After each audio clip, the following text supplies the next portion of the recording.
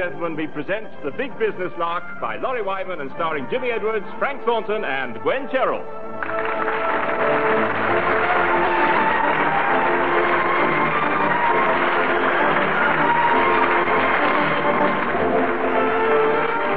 Unfortunately, many employees regard their boss as an unreasonable, money-grabbing, mean, selfish, dictatorial old bully boots. The managing director and chairman of British United Plastics, Sir Charles Boniface, isn't a bit like that, of course. He's kind, thoughtful, generous, and a mild-mannered man when he's asleep. Awake, he's an unreasonable, money-grabbing, mean, selfish, dictatorial old bully boots. Judge for yourself as he's just about to arrive at his penthouse office in the British United Plastics building on the embankment overlooking the Thames. Oh, good morning, Sir Charles. Don't be a complete twit, Edith. It's a ghastly morning. For a start, it was raining in the country. Then I got stuck in a traffic jam on the Albert Bridge. My word, if ever a monarch suffered from crack-brained architects, old Albert certainly did. First, that monstrosity of a memorial in the park, and then a bridge that wobbles up and down if you push so much as a handcart over it. Still, I suppose if you look at his wife's rotting railway station, Victoria didn't do so much better, did she, eh? Quite, Sir Charles. Yeah, quite. After that little debacle, anyway, some idiot had parked outside the entrance. So I had to plod through 14 tons of sludge to get to a lift, which stuck 3 floors down. So I had to walk up the rest in order to be told by you that it's a good morning. Sorry, sir. Bad morning, sir. That's better. That's better. Still, I must say it's comforting to see that a few people have bothered to turn up for work today. May I ask where the hell everybody was yesterday? I had the whole building to myself. Another of those confounded unofficial strikes, I suppose. Yesterday was Sunday. Sunday? Well, you should have made a note of it in my diary. I can't be expected to remember everything for myself, can I? Now, stop wasting him with my time, Edith. I've got a lot to do this morning. Yes, sir, and don't forget there's a board meeting at 12. Was there? Get rid of it. There's cricket on the telly. Sir Charles, I hardly think. I'd noticed that. You must try hard. Now then, where's my copy of the Times? Oh, British United Plastics went up another penny yesterday, sir. I don't want it for the stocks and shares, you ninny. I want to see which channel the cricket is on. Get your priorities right, Edith. Get them right. BBC One, sir. There you are, you see. You knew all the time. Good gal. The match is cancelled owing to rain. What? Edith, you've gone too far. Well, it's true, sir. It's a lot of tommy rot. I mean, footballers play in the rain, don't they? Hockey players play in the rain. Rugby players, polo players, swimmers. They were wet to start with. Don't quibble about it. If the MCC don't like getting wet, they should borrow umbrellas. Good morning, Father. No. Oh. Bad morning, Father? Granted. Albert Swampy Bridge? Rain stops play on the telly. Oh, no. I think I'll come back later. No, you won't. No, you won't. I want a word with you, Frank. When I arrived this morning, Hoskins couldn't get the rolls up to the main entrance. Do you know why? Because some stupid little twit had parked a flashy-looking sports job at the foot of the steps and blocked the way. Sort the idiot out and tell the stupid little twit if he does it again, he's fired. Certainly, Father. And that won't take any time at all. Eh? Why not? It was my flashy-looking sports job. I'm the stupid-looking little twit who wishes he'd come by train. Yes. Well, in future you do. I had a feeling I would. Edith, stop standing there looking sexy. Edith, is Mr. Frank's car on the firm? Yes, sir. Good. Tell the garage to respray it in a subdued colour this time. Respray it? What for? It's perfectly all right. Not anymore, it isn't. I instructed Hoskins to try and prove a little point with the Rolls' front bumpers. Cracking good handbrake you've got there, Frank, you know. Hoskins charged at it twice. What? Oh, your car didn't move an inch, but it's a bit shorter, you know. By about a foot, I should say. You walked. That's what you are, walked. Yes, very, very probably I am. I'm also the managing director and the chairman, aren't I? Any questions? None at all. I'd always wanted my car resprayed in a subdued colour. You're learning, son, you're learning. Now, what are you cluttering up my office for? Oh, well, it's a bit difficult in front of Edith. Nonsense, Edith is broad-minded, aren't you, Edith? You see? Face like a cart horse, but fine fetlocks. And the most splendid hindquarters. What's the trouble, Frank? Well, if you must know, it's the managerial washroom. Oh, not again. What's gone wrong with the gents this time? Your choice of decoration, Father. You know how you insisted on using our plastic flooring, foam ceiling tiles, nylon wallpaper, and polystumer wash basins? Yes, I know all about that. What about it? It looks very chic. Agreed. And anyone who goes in there is liable to have to admire it for a long, long time. Why is that? They can't get out. Not unless they're wearing rubber boots or a lightning conductor. Why the blazes not? All that nylon and plastic is building up a dirty great load of static electricity. And if you pull the chain, you'll get so many volts up your arm, you'll probably go with it.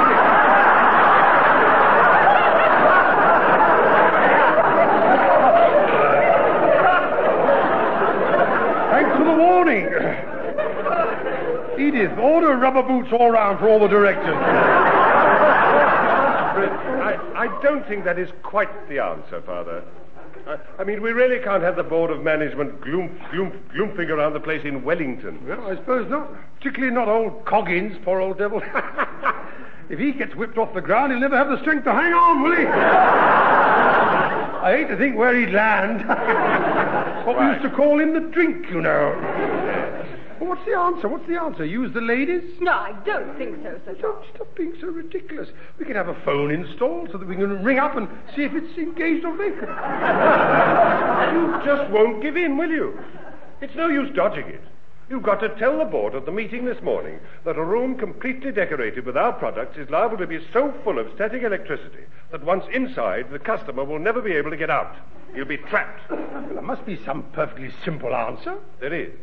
You don't get static electricity if there's water. Well, then in that case, what's gone wrong in the managerial washroom? The water is in plastic cisterns with plastic-covered chains ending in a plastic handle. All manufactured by British United Plastics, I suppose. Yes. It's a fascinating little problem, isn't it? In other words, my decorations and the company's products have produced what you might call the original hot seat. How right you are. Sir Charles, I think it's time I left the room. No, I wouldn't, Edith. He may have had the ladies redecorated. That's not what I meant. I mean, it was merely that I thought that... Give her a quick pat on the what's-its-name.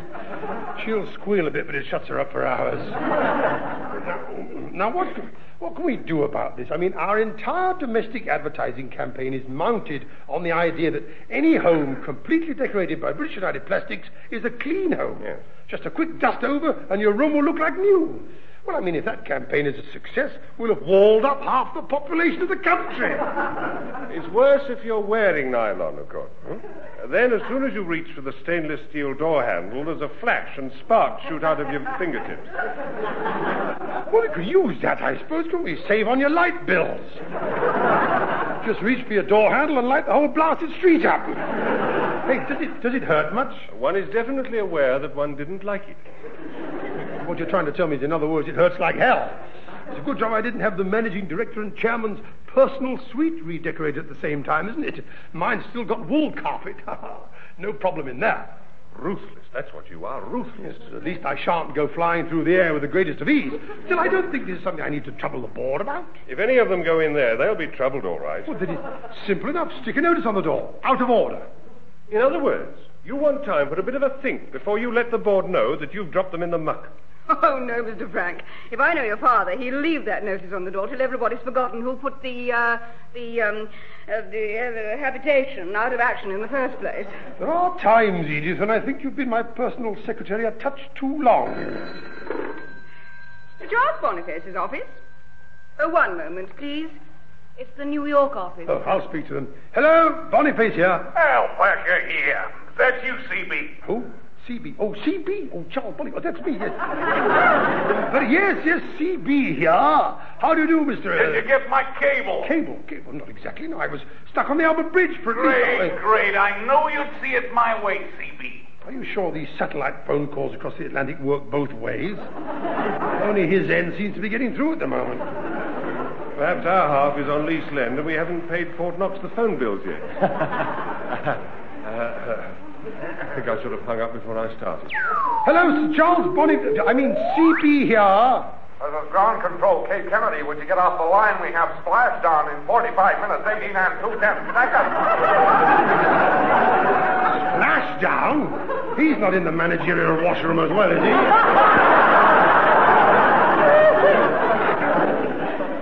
Oh, CB, oh! Hello, I thought you... Oh, hi! I thought you'd hung up on me there. Look, CB, we got big trouble. Don't bother. I'll fly out straight away. Meet me and my son at the airfield. My secretary will cable our flight number. But it's not necessary. Just at the moment it is. I'm flying to New York immediately. Goodbye. Isn't it marvelous? He's going to have the pair of us flying 3,500 miles in order to dodge having to face the board and account for an explodable loo. Nothing of the sort. Edith, book us on the next flight. Where to, Sir Charles? What a stupid fatuous question. Kalamazoo. New York. Don't argue. Get the passports. Don't forget to have that out-of-order notice hung on the you-know-what's door. Make it big print in case old Coggins is in a hurry and has forgotten his glasses. On second thoughts, make it small print.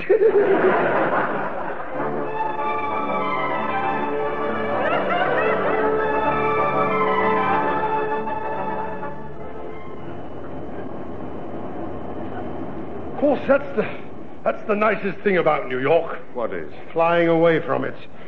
If that idiot Hal Packer was supposed to be my American cousin, I'm damn sure it was on your mother's side. I enjoyed the trip, actually. Yes, you enjoyed it. You didn't see as much of Hal Packer as I did. If he'd called me CB just once more, I'd have called him HP for his sauce. You've been sitting there working that one out. Yes, you're absolutely right. And it wasn't really worth the effort, was it? Really? Ladies and gentlemen, we are now approaching Heathrow Airport. So will you please fasten your cigarettes and extinguish your seatbelt? And Father, move the kids. Frank? Yes, Father? Fasten my seatbelt, will you? You're nearer my stomach than I am. Yes, I know what you mean. Yeah. You'll have to put that cigar out as well. What? Ruin a damn good Havana just because the driver wants to land? Certainly not. It is the rule. Then have it changed. I'm not wasting this. I don't think you've any choice. Of course I've got a choice. If they're going to be petty about it, he'll just have to drive around a bit up here until I've finished. There's a good 10 minutes smoking left, and I'm not wasting it. Just why are you so keen on this particular cigar, anyway? Because this particular cigar was free. Ah. That chap Hal Packer gave it to me. Oh, I didn't know that. Neither does he. It was in the box on his desk. Well, I saw it. I reckon that I knew how to enjoy it better than he did, so I had it. That is stealing. No, it isn't. No, I left a receipt in his box. Well, I suppose you can always smoke that. It fascinates me, you know. We fly 7,000 miles at enormous expense, and all we seem to have achieved is that you've nicked a cigar and dodged a board meeting.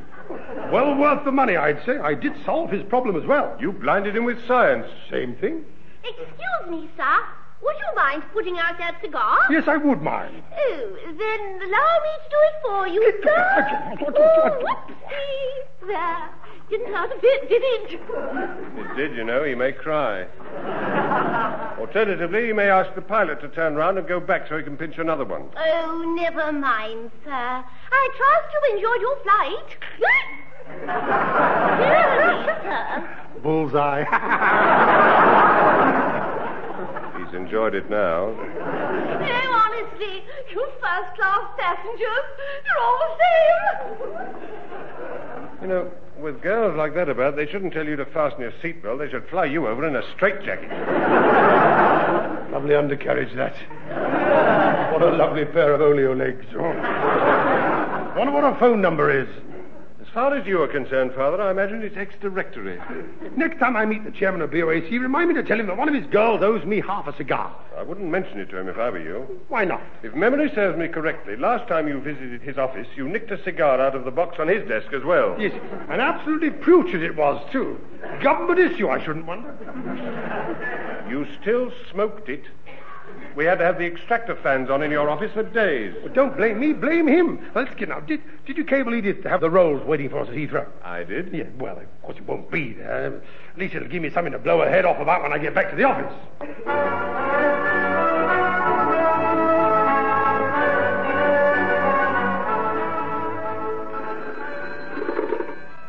Sir Charles Boniface's office?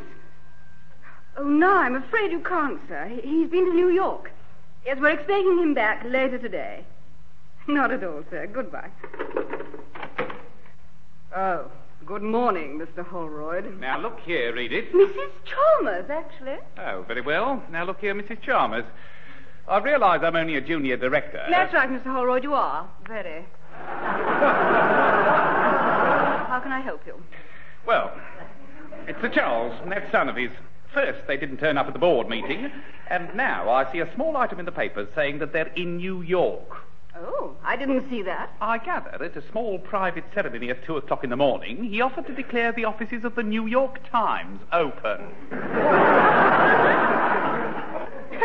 They've been open for... Oh. Oh, dear. Well, at least that sounds as if his American trip was successful. That's the point. The board should have been informed what this trip was in aid of. It was an emergency, Mr. Holroyd. I presume you mean he couldn't bear to face the board. No, I mean, look, he had a call from our New York office and he had to fly out immediately. How very convenient. Yes, wasn't it? Was there anything else, Mr. Holroyd? Yes, there was. Come in. Excuse me, Mrs. Chalmers. Mrs. Chalmers may, but I won't. You know who I am, I suppose? Oh, yes, sir. You're horrible, Holroyd. No, I mean you're Mr. Holroyd, sir, one of the directors. Precisely, and who are you?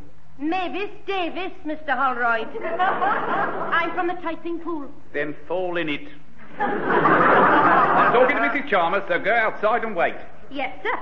And I can see what the other girls mean about you now, sir. Oh, and what is that?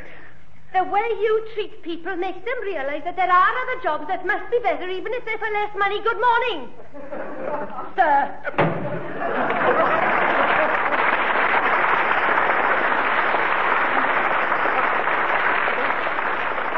Mrs. Chalmers, have that girl sacked. I doubt it was time, sir. I imagine she just gave in her notice, along with all the others you come in contact with. Any more remarks like that, Mrs. Chalmers, and I'll have a word to Sir Charles about you when he gets back. Oh, I do wish you would, Mr. Holroyd. I warn you, he may well take action. I'm relying on that, Mr. Holroyd. After all, I've been with Sir Charles for 12 years, and you've been with him for, let's see, it's all of 5 months. Now, I believe you said there was something you required. Yes, there was. I presume Sir Charles will call a fresh board meeting as soon as he gets back. I imagine so. Good. Apart from finding out what this sudden American trip was about, there's a certain domestic matter within the building that Mr. Coggins and I would like clarified. Domestic matter? Yes, yes, well, I'd rather not go into the details, Mrs. Chalmers. It's a little indelicate. Go on, Mr. Holroyd. Be brave. Well, well, if you must know, Mr. Coggins and I would like to know how much longer the managerial washroom is going to be out of order, and who it was who removed the door handles and replaced them with a piece of string. Oh, so that's what Sir Charles wanted to borrow a screwdriver for. I mean, I'll mention it to him as soon as he gets back. Do. Because there's nothing else seems to be wrong. I've told the hall porter to put some fresh door handles on straight away. Oh. I mean, we are British United Plastics, after all. If I'm entertaining someone important, it's hardly the thing to have no door handles, is it? No, quite. Although I had no idea that was where you usually entertained important people. Very droll, I'm sure. The fact remains that my fellow directors and I want a board meeting as soon as it can be arranged after Sir Charles and Mr. Frank return from their little, but very expensive, jaunt. I'm sure that's exactly what they'll want themselves, Mr. Holroyd.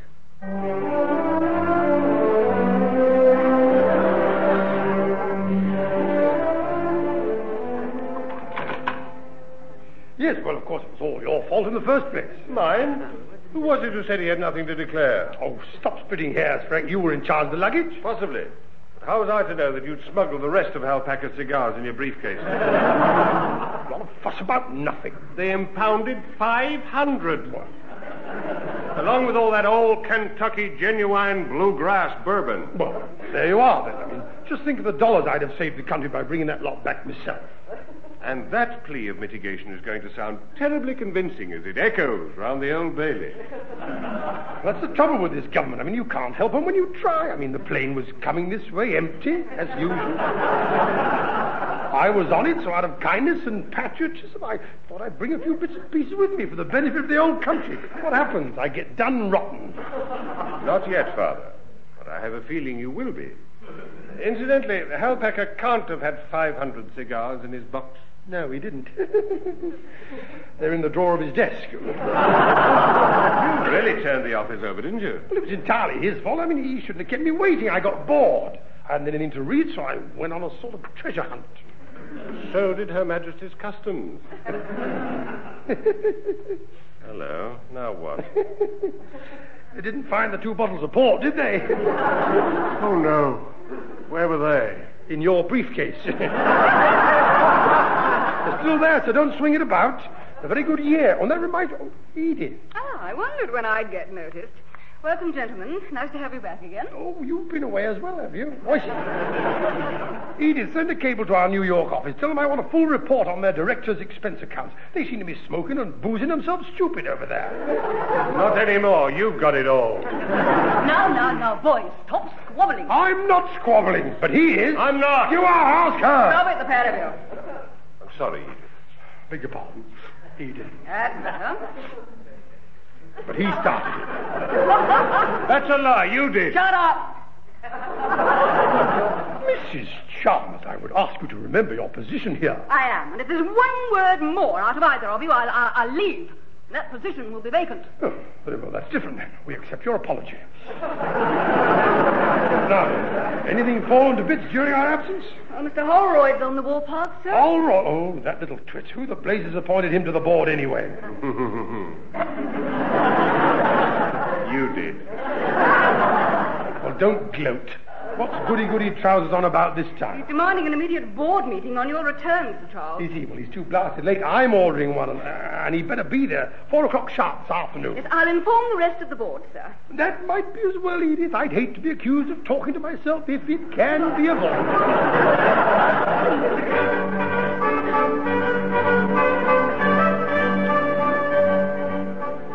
Well, one thing about it, Holroyd, the reading of the minutes of the last board meeting shouldn't take long. It wasn't held. And I, for one, intend to find out why, Mr. Benson. No, don't you start, Holroyd. You may be itching for the old man's chair, but it really isn't your size.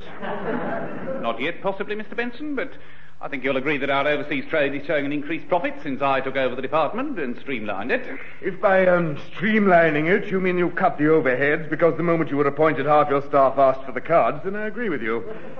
And them. At least the overseas trade department is efficient. We get things done, unlike some of the internal departments here. Look at our washroom over there, for instance. It would still have that out-of-order notice on the door if I hadn't taken action. Oh, I'm not arguing, Mr. Holroyd. In fact, I'd go further. I'd say that the washroom is precisely the department that you should be in charge of. After you, Edith. No, thank you. If it's all the same to you, Sir Charles, I prefer to walk behind you. Good. Spoil sport. Oh, gentlemen, sit down, sit down. You're making the place look crowded. Thank you very much. That's the idea. Now then, gentlemen, we shall keep this meeting informal as I have an urgent appointment at 4:30. Oh, I meant to tell you, sir, it's been cancelled. What? The umpires inspected the pitch at 3:30 and there'll be no play today. Fair weather weaklings. Send them 22 of our plastic Macs and tell them to get on with it. Now then, gentlemen, I have here in this folder... No, I haven't. I haven't even got a folder. That's odd. Who's got my folder? I have, Father. Well, how did that happen? If you remember, Father, you asked me to hold it for a minute when the lift girl made the mistake of turning her back on you for a minute. Oh, lovely elevation. Now, where was I? Oh, yes, I must apologize for cancelling the last board meeting, gentlemen, but my son and I had to fly to America. And with respect, Sir Charles, we'd like to know why. And with respect, Mr. Holroyd, you are most certainly going to find out. And with respect, Mr. Holroyd, you're not going to like it. I am, but you aren't. Now, just what is all this about? It's about you, chiefly, Mr. Holroyd. You are the director in charge of our overseas trade, I believe. Yes. Yes. And were you involved in the contract for our New York plant to supply the Zippy Cola Company with plastic stoppers for the bottles containing their foul, obnoxious fluid? Naturally. I negotiated the entire deal myself. I think you're going to regret saying that. Oh, I really do. And why should I? That contract could earn us $500,000 a year, easily. It damn nearly lost us several million overnight. What? That is why I had to fly to America, Mr. Holroyd. You approved and set up a plant to make plastic stoppers by the million that were too small. Zippy Cola is a fizzy drink, Mr. Holroyd. As soon as they put the stoppers in, they pop back out again. fun to watch, but utterly useless. I know, this is frightful. We'll have to retool the plant, and then there's a delay before we can go into production again. It's going to cost us a fortune. Thanks to Father, Mr. Holroyd, it isn't going to cost a penny. What? Name anybody else in the firm, Mr. Holroyd, who would have thought of telling the directors of the Zippy Cola Company that their glass bottles were old-fashioned and unhygienic, so they ought to market their product in plastic bottles with a slightly smaller neck. And he got away with it. Not bad for an old man, was it, Mr. Holroyd? You're fired. We can't fire a director. You wouldn't care to bet on that, would you? A motion to the meeting here assembled that Mr. Holroyd should be relieved of his duties as a director of British United Plastics forthwith, owing to ill health. Those in favour? Aye. Motion carried. That won't take long, did it?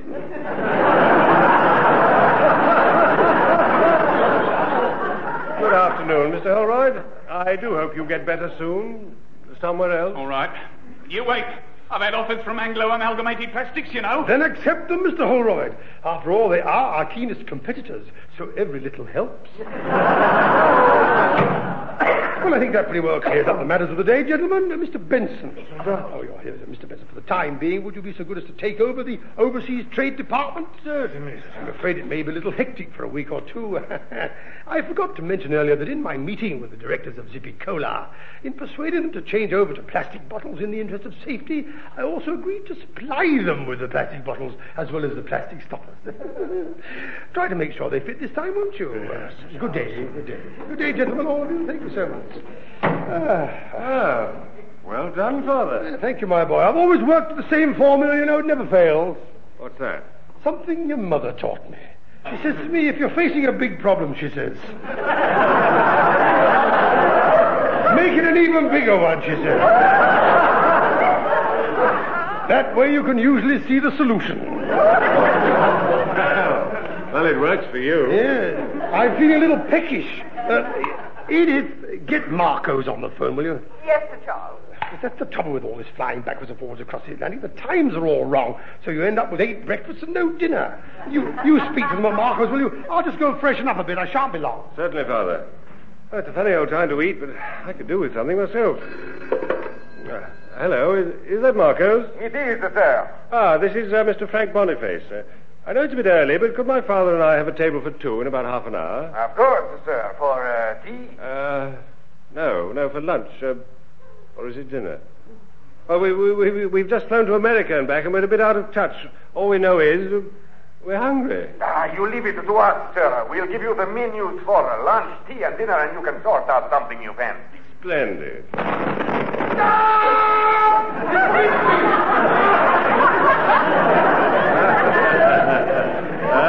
I'll see you in half an hour, Marco. I think I'm wanted. Hey, anybody out there? Frank, open the door. It's red hot. I daren't touch it. Something the matter, Father? You know perfectly well what's... I can't give it... Now, stop. Stop playing about, Frank. Get me out of here. I'm starving. Oh, come on. If I touch the handle, it's red-hot needles up my arm for a month. What stupid idiot called this static electricity? It does hurt. I'll never be able to pat Edith on her... What's her name again? Come on, it's grub time. Frank, oi, Frank. Hello, Coggins. Been in here long? Frank, stop playing silly stunts and let me out of here.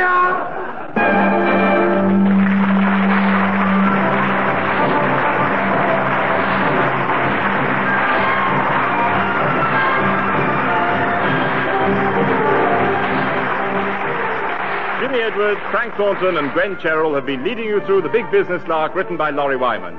Jimmy Edwards was Sir Charles Boniface, Frank Thornton was Frank Boniface, Gwen Cherrill was Edith Chalmers, Holroyd was played by Alexander John, Benson by Nigel Graham, and Navis by Elizabeth Morgan. The show was produced by Alistair Scott Johnston.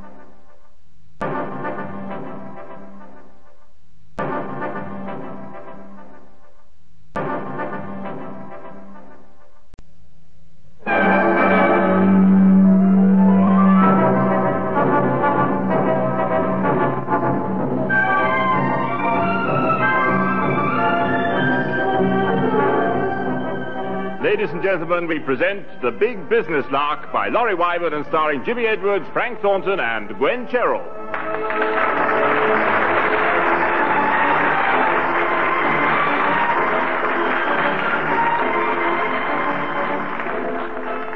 One of the advantages of being the managing director and chairman of a vast organization like British United Plastics is that you have all the marvels of modern science at your disposal to assist you in making big decisions. As you sit in your penthouse office overlooking the Thames, you have the whole world of invention at your disposal by merely lifting the phone. The only snag is that 9 times out of 10 the phone is out of order.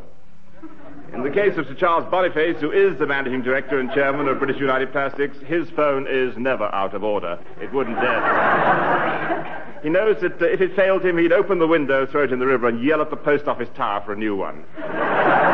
However, as even he can't throw the company's computer out of the window single-handed, he's decided to go down to the room where it's housed personally in order to find out from the operator why the thing hasn't yet supplied the information he requested from it 10 minutes ago.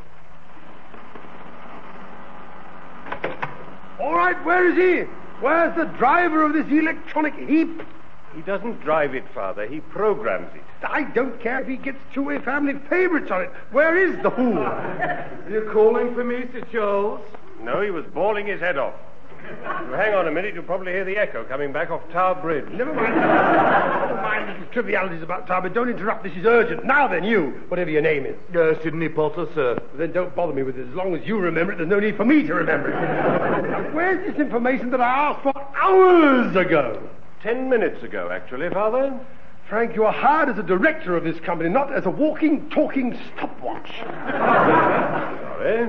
Well, I've fed the relevant information into the computer as fast as I can, Sir Charles, but I haven't had time to switch it on yet. Well, then stop mucking about. This whole thing is urgent. There's a hell of a lot at stake here. Well, yes, sir, of course. I'm in at once, sir, but only I can't, sir. Can't? Why the blazes not? Well, you're standing in front of the switchboard. Well, then they should have built it somewhere else.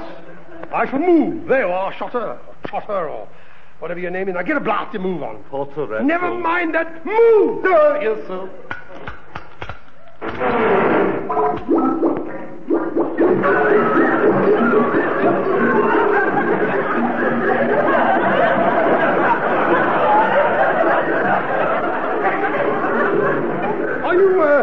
Are you sure it's feeling well?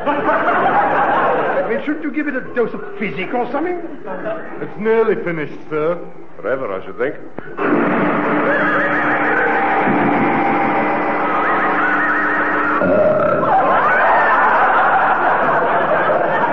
Your answer, sir? Well, it's got wind. I think Potter meant the answer to your question, Father. Oh, at last. Incidentally, what have you asked this electronic brain that is so vital and urgent? It's vital. I'm having lunch with one of the MCC selectors tomorrow. So I thought I'd get this mechanical monstrosity to tell us the best cricket players to choose for the next test match. What? It's not supposed to be used for things like that. Well, too late. It just has been. Now, where's the blasted list, Hotter? Here you are, Sir Charles. Good show. I think we should have an unbeatable team with this lot. I don't think so, somehow. Not if the first few names are anything to go by. Huh? From the top, Wally Hammond, Herbert Sutcliffe, Harold Lowell... All right. Captain Dr. W.G. Grace. Oh, brilliant! Potter, you great clotter. You and your mechanical mate have given us a team with a captain who's 121 years old. Well, I'm afraid I'm not really the sporting type, so... That's a pity, because I was just about to invite you to take a running jump. Preferably straight into that blasted electronic eyesore. Hello, Frank Boniface here. Oh, is Sir Charles still with you, Mr. Frank? I'm not too sure he's with anybody just at the moment, Edith. He's about 6 inches off the floor and steaming. Will you see if you can catch him before he goes into orbit? I'll do my best, Edith. It's your secretary for you, Father. It looks more like a telephone. Oh, I see. Oh, he's on it. I see. Yes, good. All right, Edith. What have you got your bloomers in a twist about this time? Really, Sir Charles, I must protest. I have never worn... I don't care what you wore. Come on. Out with it, woman, as they say. What's disintegrated in my absence? I was merely trying to remind you that you have an appointment in 5 minutes in your office. Oh, have I? Well, if the blasted lift breaks down again like it usually does whenever I get in, the confounded thing, I'm going to be late again, aren't I? Perhaps if you went on a diet, it might keep going, sir. Goodbye. What? How dare you? What? Hey, wait, come back. I say, saucy cat. Giles, I'll tie a knot in her typewriter ribbon one of these days. Better still, I'll spin her swivel seat round until she's 4 feet off the ground. Then I'll leave her up there. In her mini. Now, come on, Frank. We're wanted up in my office.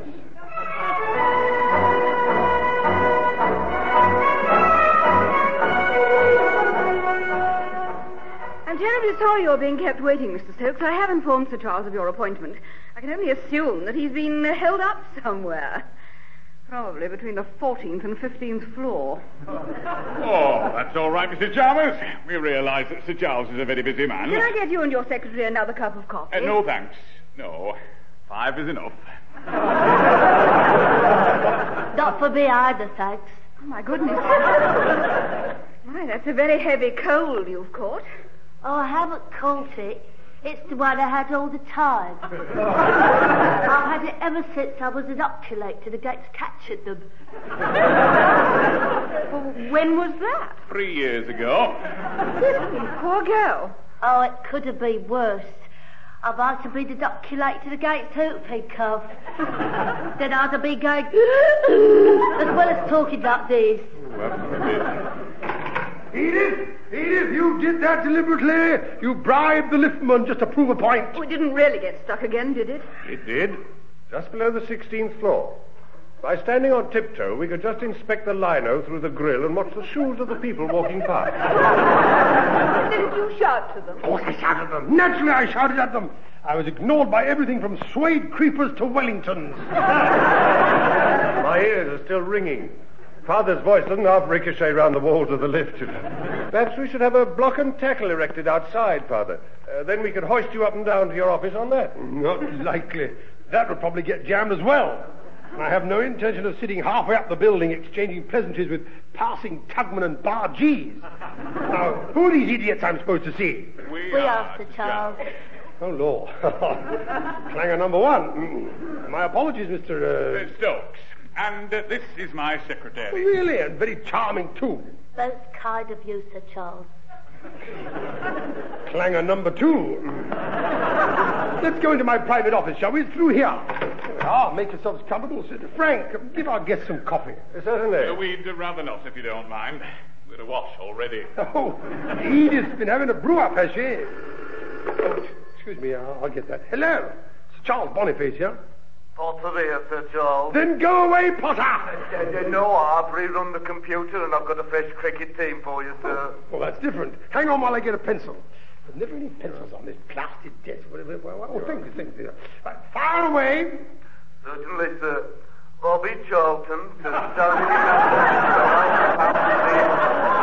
Jimmy Greaves. Potter, you're fired! So sorry about that.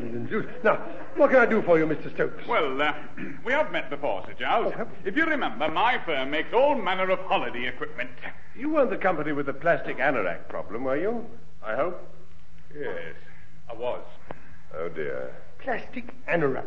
Sounds like the name of a village in Wiltshire. No. If you can remember, Father, British United Plastics supplied this gentleman's firm with the raw material to make them. Oh, did we? Well done, Stokes. Yes. What do you want now? More of the same stuff to make plastic trousers to go with them? I rather doubt it, Father.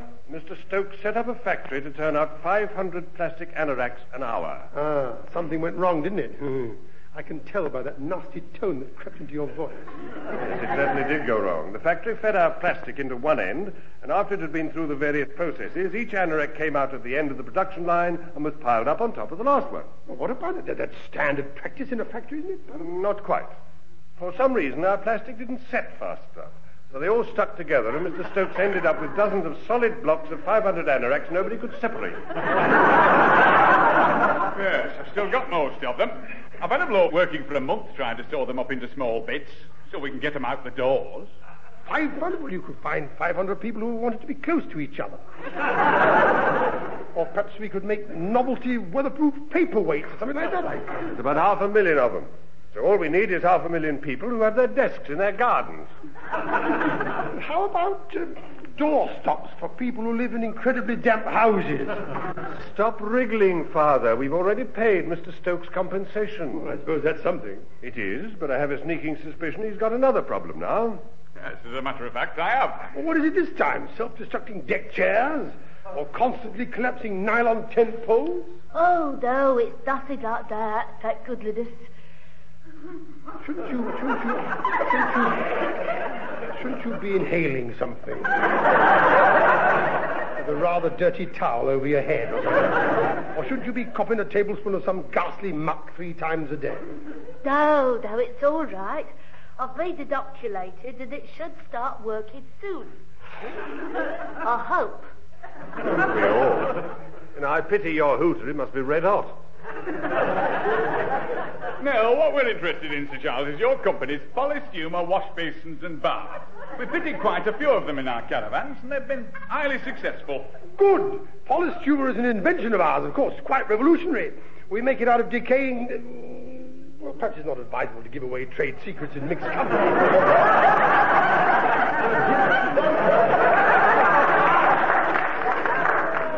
Well, it seemed to us that if a polystumer bath can be made to contain water without leaking, it should be possible to float it in water without leaking. Yes, well, forgive me if I appear to be singularly obtuse, Mr. Stokes, but just how many of your customers in the camping world make a habit of floating about in baths? It must be a jolly odd lot. Oh, no, that's not quite what I meant, Sir Charles. I was thinking more of a polystumer speedboat. Oh, like stick an outboard motor where the tap should be. No, look, it's not like that at all. Relax, Mr. Stokes, relax. I think Father is fighting a delaying action while he works out if there's any way he can pinch the idea. That's a lie! As far as I can see, there isn't anyway. Well, naturally, we're hoping that British United Plastics will come in with us on the manufacture of the prototype. Oh, short of lolly, are you? Well, I don't see why not, do you, Frank? Not yet. But when it all blows up in your face, kindly remember that it was your idea, not mine. Oh, I don't think you need worry. We're certain this project shall be an enormous success and make a fortune for everybody. Are you sure you wouldn't like a high-powered lozenge? or a quick gargle? I've got an old sock you could tie around your neck when you go to bed. Now, Mr. Stokes, this will obviously need a lot of investigation by our technical department. Oh, we have drawn up a preliminary design. Oh, that should save an hour or so. Give my son a ring in a week, and he'll let you know the result of his research and whether he's prepared to recommend to the board and myself that we should go ahead. I knew it. I knew I'd end up in the proverbial. If I lose the company so much as fourpence over this, I'll be exiled to Elba for the rest of my pup. Very probably, so see you don't.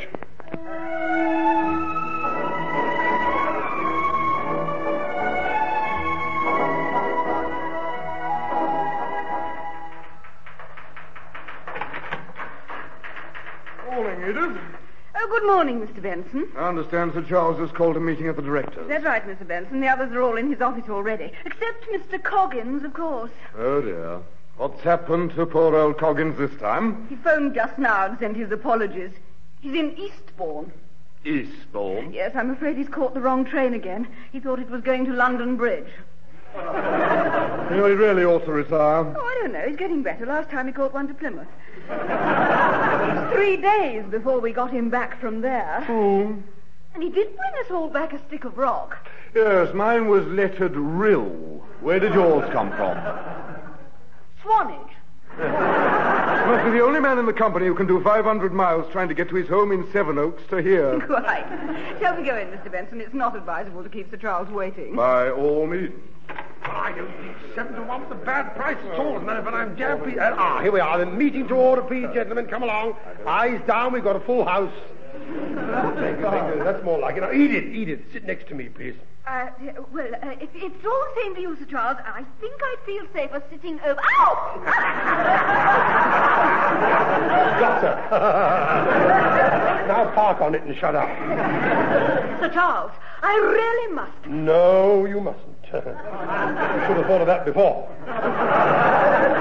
Excuse me, Father. No, and that applies to you as well. Now, gentlemen, I have asked you here this morning to discuss the new polystumer speedboat project. Carry on, Frank. Thanks very much. Well, gentlemen, in association with the Stokes Company of Comfy Campers Limited... What? Stone me. Comfy Campers Limited. If I'd known that was the name of his blasted firm, I'd have scrubbed around the whole thing. Right. Anyway, our technical department has now produced a polystumer boat shell, and they are at present fitting an outboard motor to it. When can we hope to see the blasted thing in action? I've arranged a demonstration for this afternoon, Father. This afternoon? Where? In our back garden. Eh? I've got a clearance for a trial run in the Thames outside at 3 o'clock this afternoon. Have you? I'll take 6 to 4, it belts straight down the river and knock 7 kinds of brick dust out of the Woolwich Ferry. You'd better not. Why, have you got shares in it? No, but the government have got shares in British United Plastics. Don't remind me. They keep copying Surtex off me at the same time as they're copying a divvy off the company. That's why I've invited some observers from the Ministry of Defence down to watch the trials at the same time. You what? Are you out of your tiny distorted think box? Not at all. If it works, we could pull off a big order for polystumer landing craft for the army. Oh, delusions of grandeur, polystumer landing craft. I can see it all now. If the blasted thing works, we shall be meeting the next budget on our own. If it goes wrong, we shall have to go into voluntary liquidation. With respect, Sir Charles, I think your son's shown a lot of initiative. If the trials are a success this afternoon, I think we should seriously consider making a takeover bid for Comfy Campers Limited. Over my dead body, Mr. Benson. British United Plastics is not going to be party to flogging soggy holidays to the masses. If they want to pump themselves purple over their pressure stoves and catch bits and pieces of themselves in the zips of their sleeping bags, they can. We are not going to encourage the idiots. I thought you liked the open-air life, Sir Charles. He does. Seen through the window of a luxury hotel. And preferably through the bottom of a brandy glass. Ah, I'm glad you brought that up, Frank. They're open. Meeting adjourned, gentlemen. See you down at the river for the trials at 3 o'clock. Now, where's that fool Coggin? I'm sure it's his turn to buy the wallop.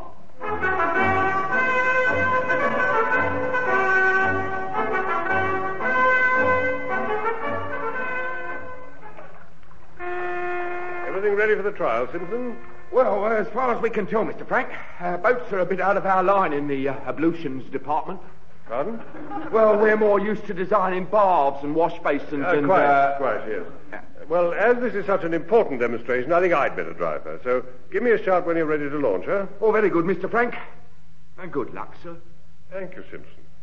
By the look of my father, I'm going to need it. I say there, Frank. How much longer are we all going to have to stand around here? We look like a bunch of overdressed beachcombers. Won't be long now, Father. I'm glad to hear it. With all the boards standing about here on the embankment, our competitors will think we've been evicted.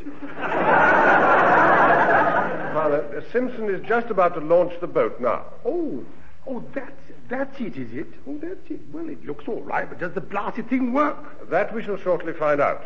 I'm just waiting for the Ministry of Defence observer to arrive. Oh, this could be him coming now, Mr. Frank. Could be. Bowler hat. Oh, look at him. Briefcase, umbrella, subdued suit, sensible shoes, and a completely vacant expression. Could be. It must be one of Harold's heroes.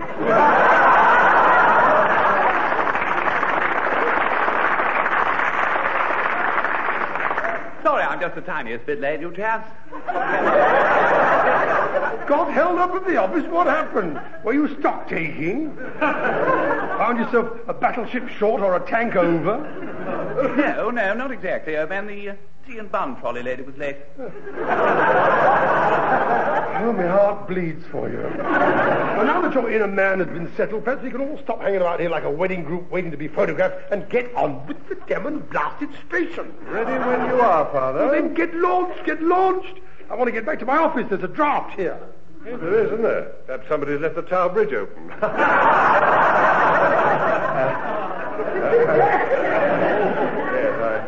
I wish they'd lowered it on me. If anything goes wrong with this demonstration, my boy, I shall lower something on you from an enormous height. Now get on with it. Certainly, Father. Lower the boat into the water, Mr. Simpson. Very good, sir. If you just get aboard first, I'll swing you over the side with the crane. Right. Carry on, Mr. Simpson. Excuse me, Mr. Charles, but towel's a rather unusual design, isn't it? Well, not to us it isn't, as a matter of fact, no. I gather that Simpson and the rest of the technical twits in his department used the mould that we use for making polystumer baths, you see, and then they adapted it. Don't be so flaming eager, Simpson. You nearly swept me several round nutty shooting then. Never mind, you blasted suit. Get on with it. Right, here we go then. Come along.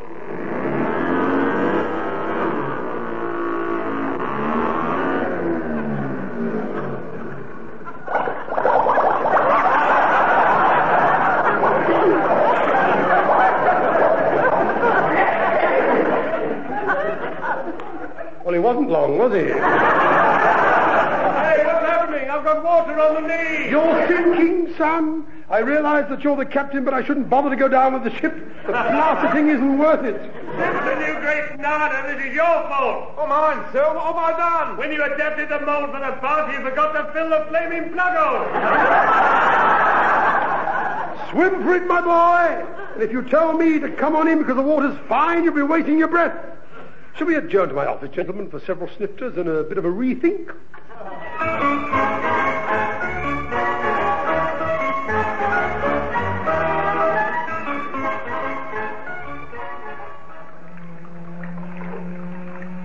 Well, here we are again, gentlemen. Same bit of river, 3 days later. Same pile of... Look the other way, Edith, will you, for a moment? Frank, come over here a minute, will you? Now then, before you go for your float-about Mark II, has that twit Simpson bunged up the plug hole this time? We'll soon know, won't I? I trust you've brought a spare suit to change into this time. I have. Yes, we can't have you standing around in front of the company's boiler in your unmentionables while your suit is drying out. Very bad for your image, especially with your figure. Oh, my figure. How who's talking? Yes, possibly, but I don't go dunking myself in a load of dirty drink, do I? My word, you were powerful when you squelched out ashore, you know. I don't know what it was you were swimming in, but you should have swum round it, not through it. If someone had had the decency to rescue me, it mightn't have been so bad. Rescue you? Rescue you? I paid for you to have swimming lessons when you were 12, didn't I? I've waited quite long enough to get my money back. Yes. I suppose if I drowned, you'd have sued my instructor. Naturally. An investment is an investment, you know. Unfortunately, he's dead. He was drowned last week. Stop messing about, Frank. Get on with the second demonstration. Well, we're waiting for Mr. Barnes from the Ministry of Defence again, Sir Charles. Oh, are we? With any luck, his tea and bun lady has run him over with a blasted trolley. I'm afraid not, Sir Charles. Here he comes. Apologies all round again, old man. I got held up. PM's changed his policy. Changed it? How the blazes can he? He never had one in the first place.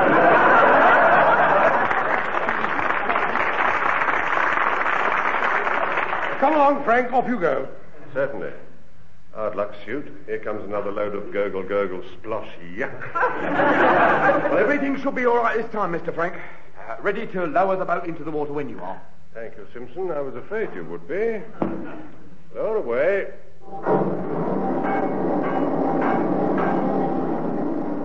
Well, gentlemen, I must apologize for the minor debacle last time, but our technical department have overcome the slight faulty design this time. I hope. Off you go, Frank. Don't be too long. There's cricket on the telly in half an hour. Ah, that's more like it.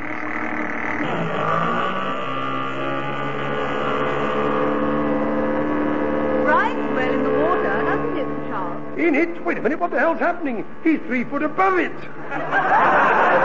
Hey, Simpson, what have you done? I'm airborne!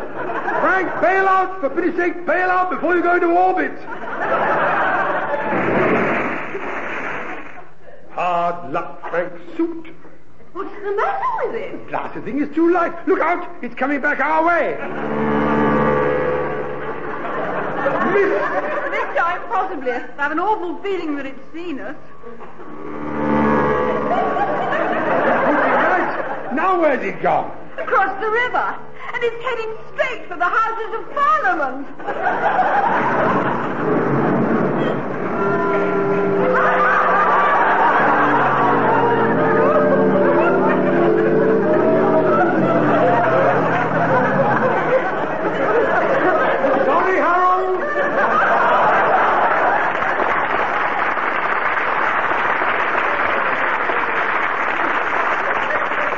Beg pardon, Barbara. I wonder how long it'll be before it settles and somebody can swat it. I don't know, but that didn't do Westminster Bridge any good at all. Sir is going to be terribly annoyed. Look out!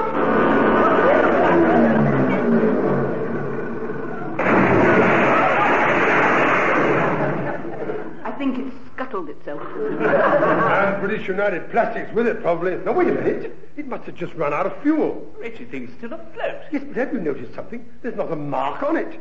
Gentlemen, I think we'd better adjourn to my office again for a few more snifters and another rethink. Hey, don't let me interrupt you, but would somebody throw me an ambulance?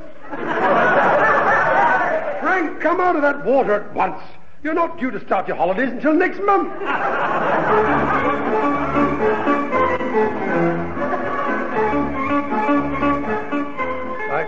Right, meeting to order, please, gentlemen. Sir Charles does the chatting. Now then, as you know, we've all examined the boat, and in spite of bashing Big Ben and walloping Westminster Bridge, there isn't a mark or a dent on it. There is on me, but I'd hate to tell you where. Oh, I've got some ointment in my handbag, Mr. Frank.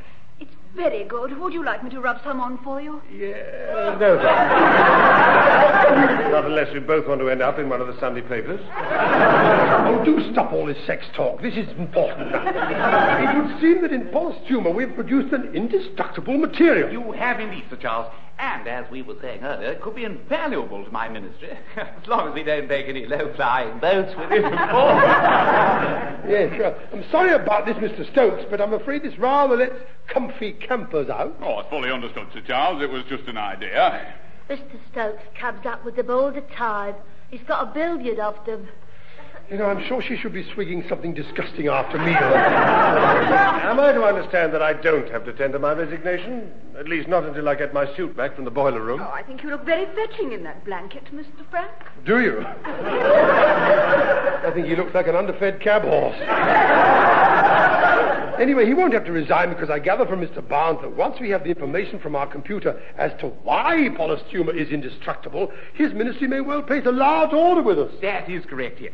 From what I've seen, polystumer could well be ideal for armoured cars, tanks, so on, particularly as it's so light. Boardroom, I'm afraid we're having a meeting at the moment, so could you ring back a little? No. It's Mr. Sidney Potter here, computers. It's about the information that Sir Charles requested. Oh, one moment, please. It's Mr. Potter of the computer room for you, sir. No, he's got the blasted thing to work at last, has he? Hello, Sir Charles Boniface here. What's the electronic answer? Can anything bend or break polystumer? Well, I wouldn't be knowing, Sir Charles. Unfortunately, your previous questions have completely filled me computer's memory bank with sportsmen. Sportsmen? What? Well, the only information I could get from it was that Fred Perry should beat Bonnie Austin in the finals at Wimbledon this year. Potter, you're fired, and this time I mean it. I've never heard so much...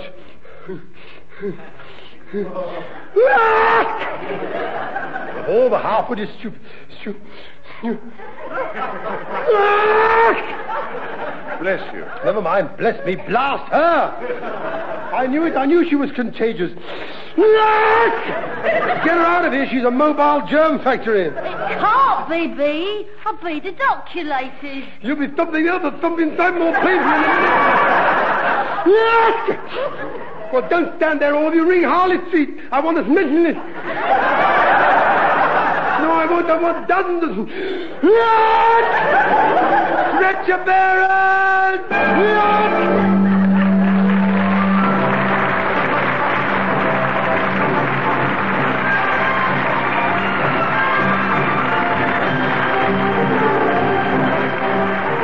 Jimmy Edwards, Frank Thornton, and Gwen Cheryl have been cruising on the river with the Big Business Lark, written by Laurie Wyman. Jimmy Edwards was Sir Charles Boniface, Frank Thornton was Frank Boniface, Gwen Cheryl was Edith Chalmers, Potter was played by Nigel Graham, Stokes by Alexander John, and Phoebe by Elizabeth Morgan. The show was produced by Alistair Scott Johnston.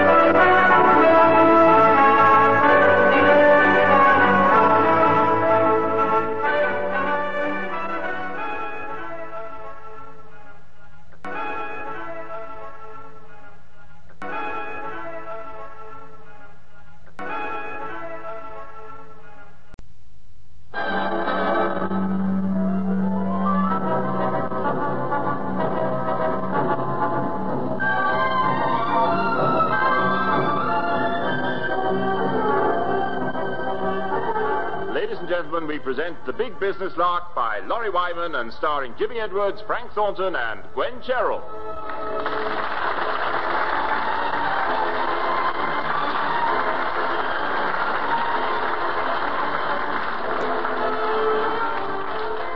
Tycoons like Sir Charles Boniface, the managing director and chairman of British United Plastics, are all very well in their way, just so long as they stick to tycooning with other tycoons. It's when they get bored and start taking an interest in the everyday running of their business empires that they become a flaming nuisance. It's never more disastrous than when the big boss starts an economy drive and has labels stuck up everywhere saying things like, switch off light when not in use.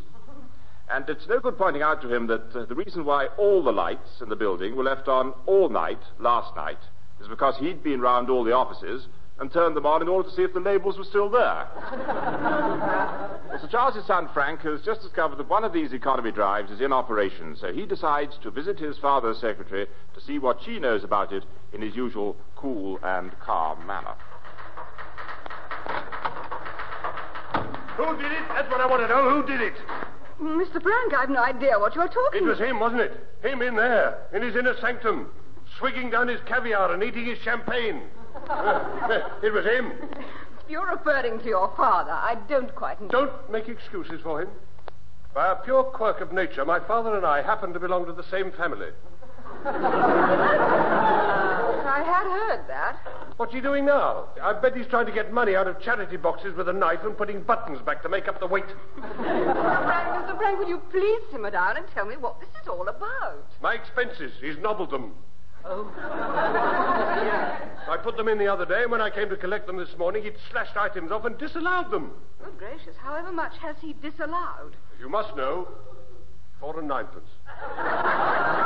Oh, well, I mean, that is going a bit for... Taxi fare to the Associated Industrial Chemicals building. When did you have to go there? I didn't. That's what hurts. He did. What's more, he borrowed the 4 and 9pence off me so he could get there. Morning all? Everything under control? No, Sir Charles. He isn't. Oh, Lord. I thought I recognized the signs. Good morning, my boy. Good morning, Goldfinger. Hello, it's serious, is it? I want my 4 and 9pence. You'll get 5 quid's worth in a minute. Edith, what is little boy Blue blowing his top about this time? Well, I gather you've disallowed some of his expense items. Open your wardrobe and have a chat with your friendly bank manager about it. I don't want an overdraft. I want my expenses. Then jolly hard luck. Far too many people have been bashing the petty cash stupid just lately. All expenses have to be approved by me in future. Why? In order to make sure that there's a bob or two left in the petty cash when I want some, of course.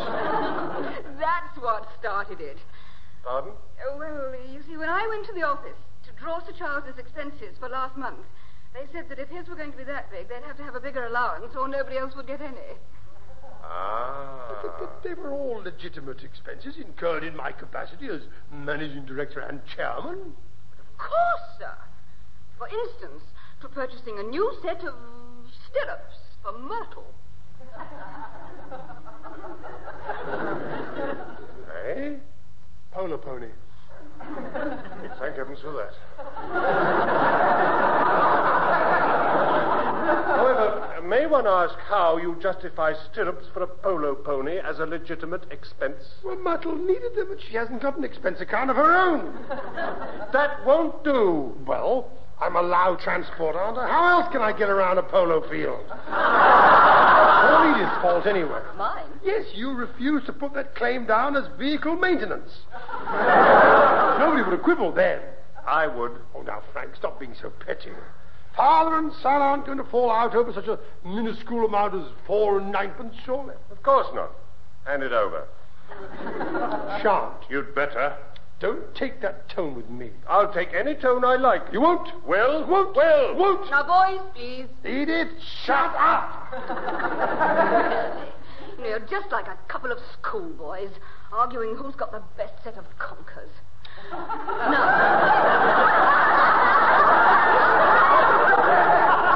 If you two are going to carry on like this, you'd better go into Sir Charles's office. I've got work to do. That won't be necessary, thank you, Edith. Until I get my 4 and 9pence, I don't think I have anything further to say to certain people. Neither have I. I hope Myrtle's stirrups rust. Take that back.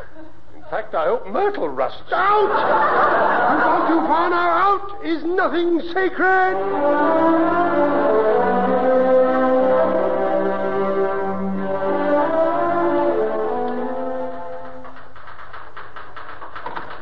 Good morning, Edith. It's not, you know, Mr. Benson. Oh, dear. The rest of the directors and I are finding this family feud extremely trying. Well, I haven't received any official complaint, Mr. Benson. Well, you should have done, actually, but poor old Mr. Coggins volunteered to send it in writing. Incidentally, have you seen his pools coupon? Yes, I have. Good. That clears that one up. Obviously, our letter of complaint is now on its way to Liverpool. Poor old Mr. Coggins. He does try. Yes, it'd be a thumping sight better off if he didn't.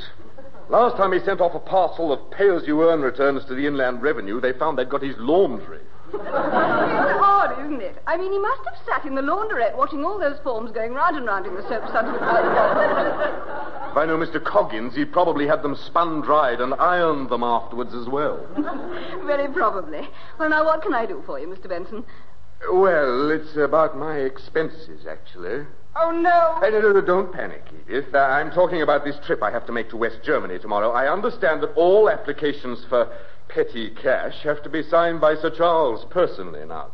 Oh, yes, I'm afraid they do. Sir Charles is in his office. You'd better go straight in. Thanks. Go away, I'm not here. No, what do I? Well, just go in all the same. Swear blind your name is Myrtle. You say so. Sorry to trouble you, Sir Charles. Not at all, Mr. Benson. Now, hurry up, because there's play school on the telly in a minute. Yes, of course. Now, would you initial this expense claim form for me? I shouldn't think so for a minute. Let's have a belligerent butcher's. See what the... Stone the plastic crows. What the hell is this lot for? Well, it does include my airfare. Airfare? Where to? The blasted moon? Well, not quite. West Germany, actually. You may remember that you asked me to attend the trade fair over there. Yes. We've British United, we've got a stand at this trade fair, haven't we? Yes, Sir Charles. We've already had several inquiries from West German firms who wish to entertain me and discuss the possibility of making our polystumer baths and wash basins under license. Splendid. Making the polystumer bath. Entertain you. Oh, yes, I'll give them that.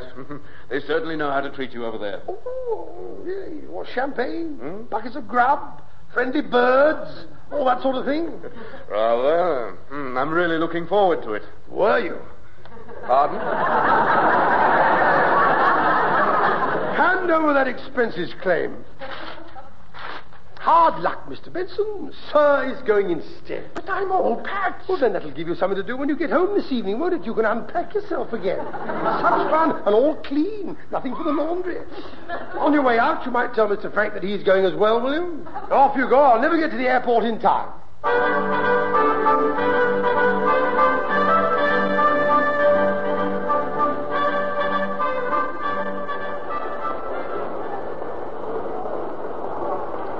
Frank, over here. Hurry up. They'll be calling our flight in a minute. Sorry about the rush. How are you? 4 and 9pence. Oh. Don't harp. Have you got the lunchtime papers? No. I would have done, but I didn't want to lose another 10pence on top of the 4 and 9pence. You do go on, don't you? Excuse me, sir. Why? What have you done? May I have your hand luggage for weighing, please, gentlemen? Certainly. Here's my briefcase. Thank you. And your cases, sir? Well, if you insist, it's a waste of time, of course. I mean, I always travel light, but weigh my cases if you must. Thank you, sir. I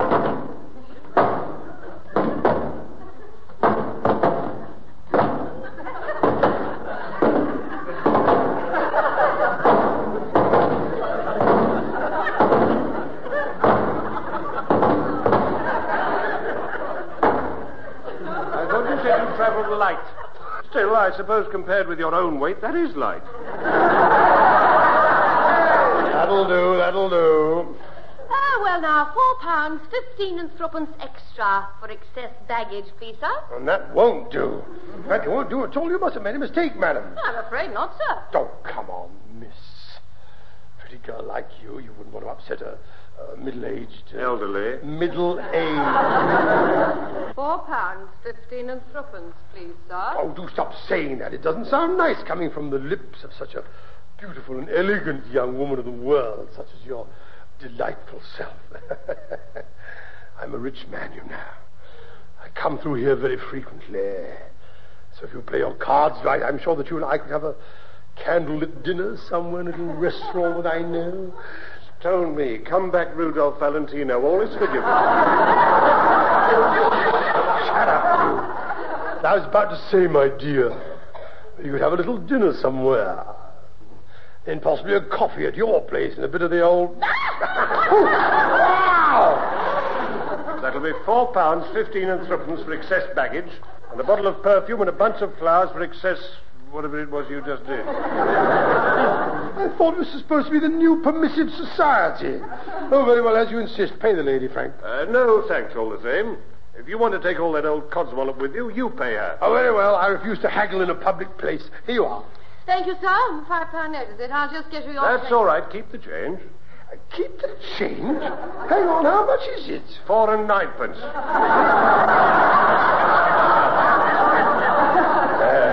Oh, incidentally, miss, now that he's paid, we shan't be needing that briefcase of mine after all. I'll pick it up on the way back.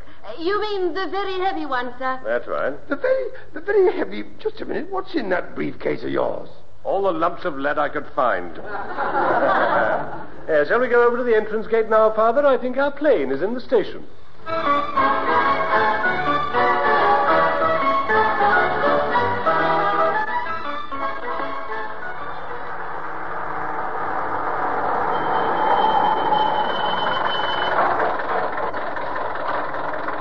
Tempelhoferhausen Hotel, mein Herrs. What's he saying? We're here. Oh, I see. Oh. What's on the clock? And if you say 4 and 9 pence, I shall probably do you a mischief and kick the cab to bits. It's 2 Deutschmarks and 50 Pfennigs, actually. Don't confuse the issue. How much is that in Harold's lolly? Well, roughly 4 and... You're determined to prove a point, aren't you? Pay the idiot. Certainly. Hand over. Oh, claim it off your expert. Here you are. I'll see you in the foyer. I want to make sure that Edith has booked our rooms. You don't speak German? Possibly I don't speak German, but I shout louder in English than most people. Now, hurry up. Yes, I think I'd better. Oh, dear. Do get out of my way, some of you. I tread on foreigners. Move over. Pooh, that garlic corn. I'm English and I'm proud of it. This the reception desk, is it? Ja, mein Herr. Guten Tag. Where's my phrase book? Oh, it's all stuck together. Oh, to hell with it. Je suis Sir Charles. No, it's the wrong lingo. Ich am Sir Charles Boniface. Oh, yeah. Don't interrupt. Otherwise, you've both had it. Ich am Sir Charles Boniface, the Herr mit der Chair of British United Plastics. Rule Britannia. That's very nice and constructive. Thank you very much. Yes, very good. You have the 2 Rumens mitten the body bathens, reserve them for ich and mine offspring. Take your purse. Oh, no. It's going to take hours. Mine handle is Sir Charles Boniface. Ich am looking for the room where my son and ich can go in. Oh, ja. Das Room is opposite mit der Attendant und der Clean Towels.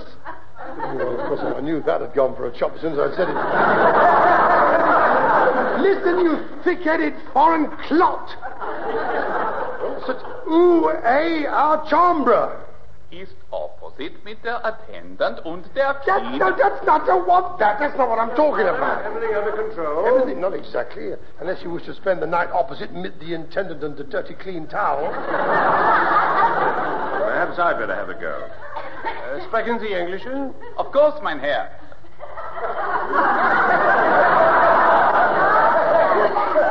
2 rooms for Sir Charles and Mr. Frank Boniface with private bathrooms. I have your reservations here, sir. Rooms 24 and 25. Your keys, sir. Dankeschön.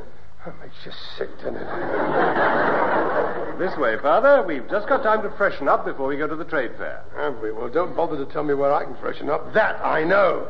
Incidentally, where are all these friendly birds that Benson was talking about?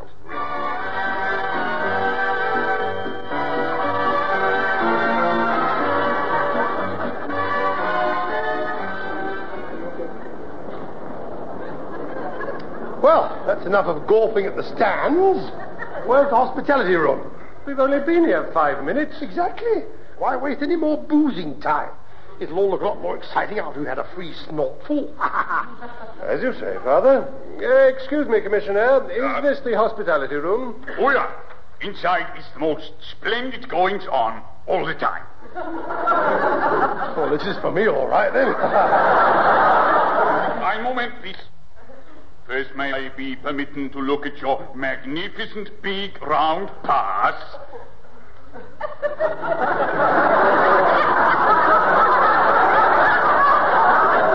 Big round what? Your exhibitor's badge. Oh, that's better. Here we are. Almost got it. Please to enter with all speed and when saying your how does he do to Herr Director in charge of the lady and gentlemen exhibitionists. Yes. And I hope you meant what I hope you meant. Well, if he meant what I hope he meant, this certainly is the room for me. We'll soon find out after you, Father. Please to come in and park it. I am Herr Director of the exhibition. Oh, congratulations. I was going to say keep your hair on. Yeah. I'm the managing director and chairman of British United Plastics. Of course. I remember now you are Sir Charles Polystuma. No, not quite actually, no. But a brave try. As no, he's Sir Charles Boniface, and he makes Polystuma. I'm his son. Charmed. And where is Lady Polystuma? It's going to stick, isn't it? He'll never get it right now. Pleased to be having a noggin on the house. Yes. Yeah. You must forgive my British chat not being so hot. But I am learning with the correspondence course, and some of the lessons got lost in the post. We gathered that, yes. However, you should come over to our country if you really want to learn the language. As you used to say in the old days, we have ways of making you talk, eh?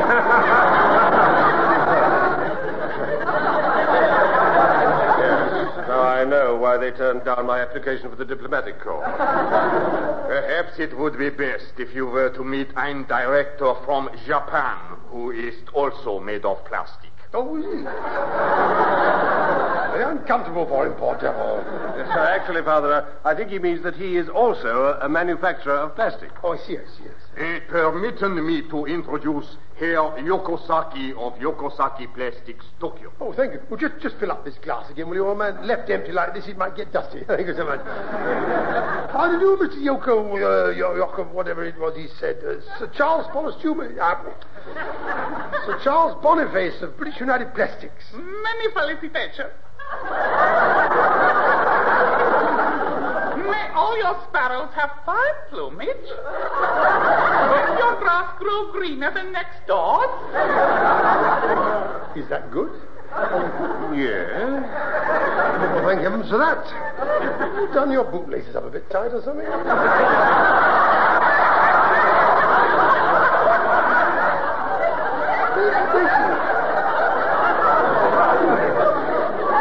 you had a chance to visit our stand here at all, Mr. Yoko? Stick it up your thing.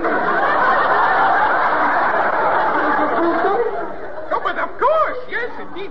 Was most impressed by your company's invention, Polystuma. Oh, really?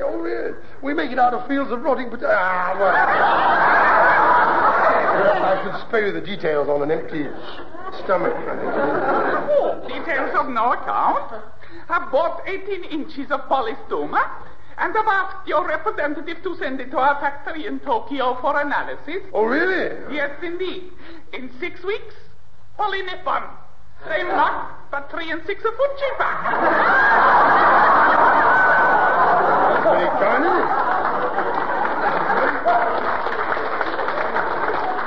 help the way these fellas smile at you while they're cutting your financial throat, eh? I don't think he's smiling at all. I think he's trying to dislodge a bit of rice out of his back teeth. How do you do, Sir Charles Polystumer? Well, I usually sort of...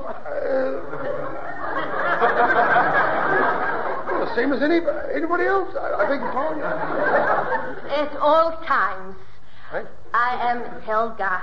It is arranged by the Herr Director that I am to be your mistress during your stay. Wacko! The mistress who will show you around the exhibition with the compliments of das Haus. Yeah. You wish to see my sights? Rather. In fact, I'd like a full conducted tour of them. This one is mine. You find your own friendly bird. Now then, you delectable piece of snog. What's a beautiful girl like you doing in a ghastly exhibition like this? Come here. How's that for Deutsche marksmanship? Go away, Rudolph Valentino. All is not forgiven.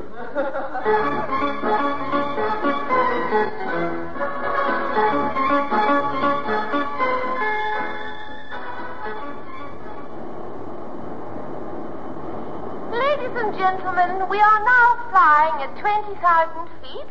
You may now unfasten your coffee as I shall shortly be serving seatbelts.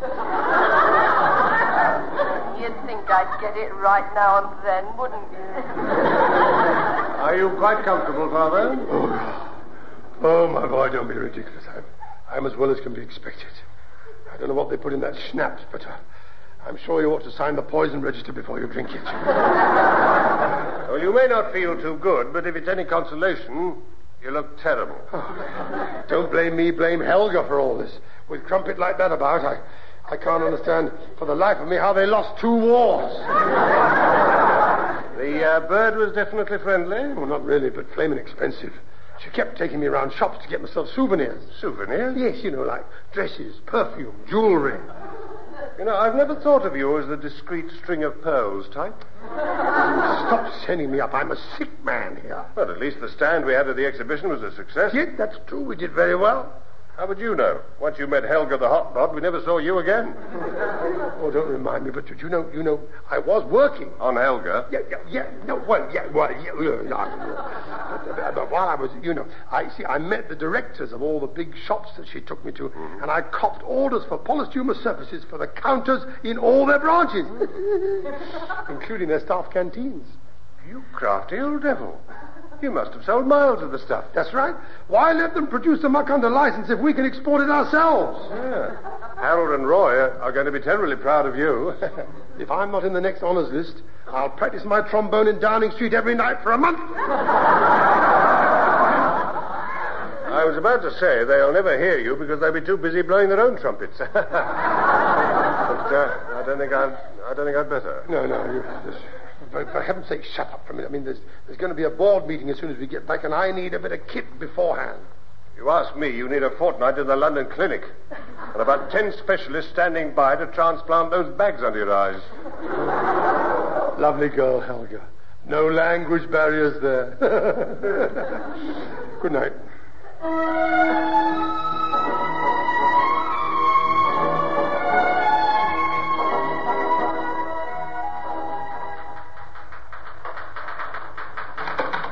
Hello, Mr. Frank. You're looking very well. Where's Sir Charles? Puffing up about a length behind. The lift stuck 2 floors down again. Sabotage. Sabotage, that's what it is. Blasted sabotage. Good gracious, Sir Charles, you do look groggy. The flight back can't have done you any good at all. It wasn't the flight that didn't do him any good, it was Helga. Shut up. Sprechen to Edith about the snogging is verboten. You picked up the language, Sir Charles. That's not all he picked up. Perhaps we'd better go and see the board, Father. Yes, they're all waiting in your office, Sir Charles. Oh, except Mr. Coggins, of course. Mr. Coggins? Oh, what's the old fool got up to now? I think I can help you there. He was at the trade fair. He was what? He wasn't supposed to be in Germany. No, I gather you just caught the wrong train from Sevenoaks, as usual. He's a daft old twit. Let's have him put down before long. Do you know he was at my place in the country all last weekend? I didn't know you'd invited him down. I didn't. Apparently, when he got into a taxi at his station, he couldn't remember his own address. He could only remember mine. Well, that sounds like him. Yeah, that's nothing. On Monday morning as he left, he thanked me for coming and told me I must visit him again soon. How did he ever manage to get back here to the office? Simple. He offered me a lift in my rolls. At least he dropped me $50 anyway. Now, let's get this blasted meeting on. Come on, Frank. After you, Edith. Thank you, Mr. Charles. Bullseye. Will I never learn? Oh, go on. You love it. Settle down, all of you. Thank you. How do you do, gentlemen? How do you do? Meeting to order. Sit up straight, hands out of pockets. Nobody lolls about when Sir Charles is chatting. That's better. May we know how the German trade fair went, Sir Charles? Splendidly, Mr. Benson, splendidly. We managed to get a full order book. So did Helga. I shan't speak to you again. Good, because I just remembered that I'm not speaking to you anyway. What? 4 and 9pence. Oh. Don't start that again. In the reports Mr. Frank sent back, Sir Charles, I gather there's some threat of the Yokosaki Company attempting to pirate our polished humor products. Oh, I doubt it, Mr. Benson. I doubt it. But he told us he'd bought some and sent it back for analysis. Well, he bought something, all right. After I left the hospitality room with our distinguished German colleague, I walked over to our stand and rearranged things a little. Oh, dear. What did you do? Well, I sort of bought 18 inches of some plastic muck off the Japanese stand and had that sent to Tokyo instead of our polished humor. With luck, they'll spend weeks in the laboratory trying to analyze their own product. They'll probably build a second factory in order to make a perfect imitation of the stuff they're making in the first factory. Yes. At half the price, yes. Blow their inscrutable luck. Now then, gentlemen, in view of these massive orders, we're going to have to nearly double our output of polished humor. Naturally, I'm a little tired after all this effort. So is Helga. That'll do. Just one more and I'll do you for another 4 and blasted 9pence. As I was saying, gentlemen, I'm a little tired from my exertions and exhausted from all this work, so I'll leave you to sort out the details. Just double our output, that's all. See you again in a day or two, gentlemen. Just a moment, Sir Charles, before we break up. Do you think we could have your check? Check? It's nearly the end of the month, and I wanted to get the books audited. Check. What check? Oh, don't you know about it? I thought Mrs. Chalmers would have informed you. Well, I haven't had the time, actually. And even if I had, I wouldn't have dared to. I think I'm going to enjoy this. I don't know what it's about, but I think I'm going to enjoy this. For heaven's sake, Benson, what are you waffling about? Your expenses, Sir Charles. The accountants were here while you were in Germany, and from what you'd claim, they have disallowed £335, 14 and 6.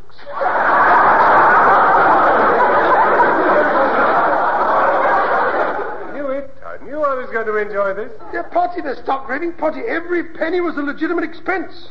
Including Myrtle stirrups? Well, that was your fault. In any case, you can't play polo without stirrups. I mean, you cut yourself in half. I mean, you might fall off and get your stick caught up in your... I'm not paying. I demand a recount. Now, come on, chaps, how about a whip round? I got a Rolls and a life of luxury to support. Give generously. All contributions gratefully received. Come along, I'll take anything.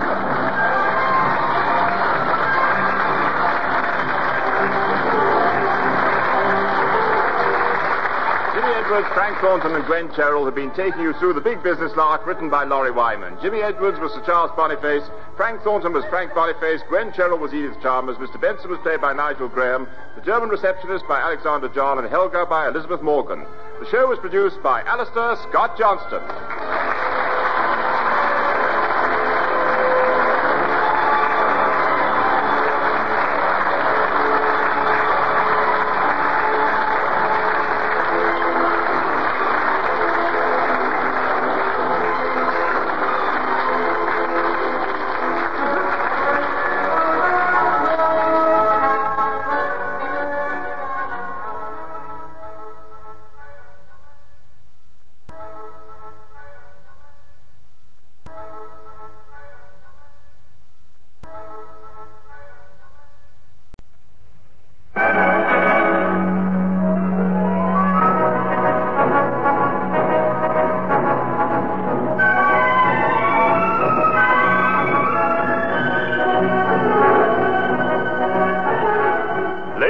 gentlemen, we present The Big Business Lark by Laurie Wyman and starring Jimmy Edwards, Frank Thornton, and Gwen Cherrill.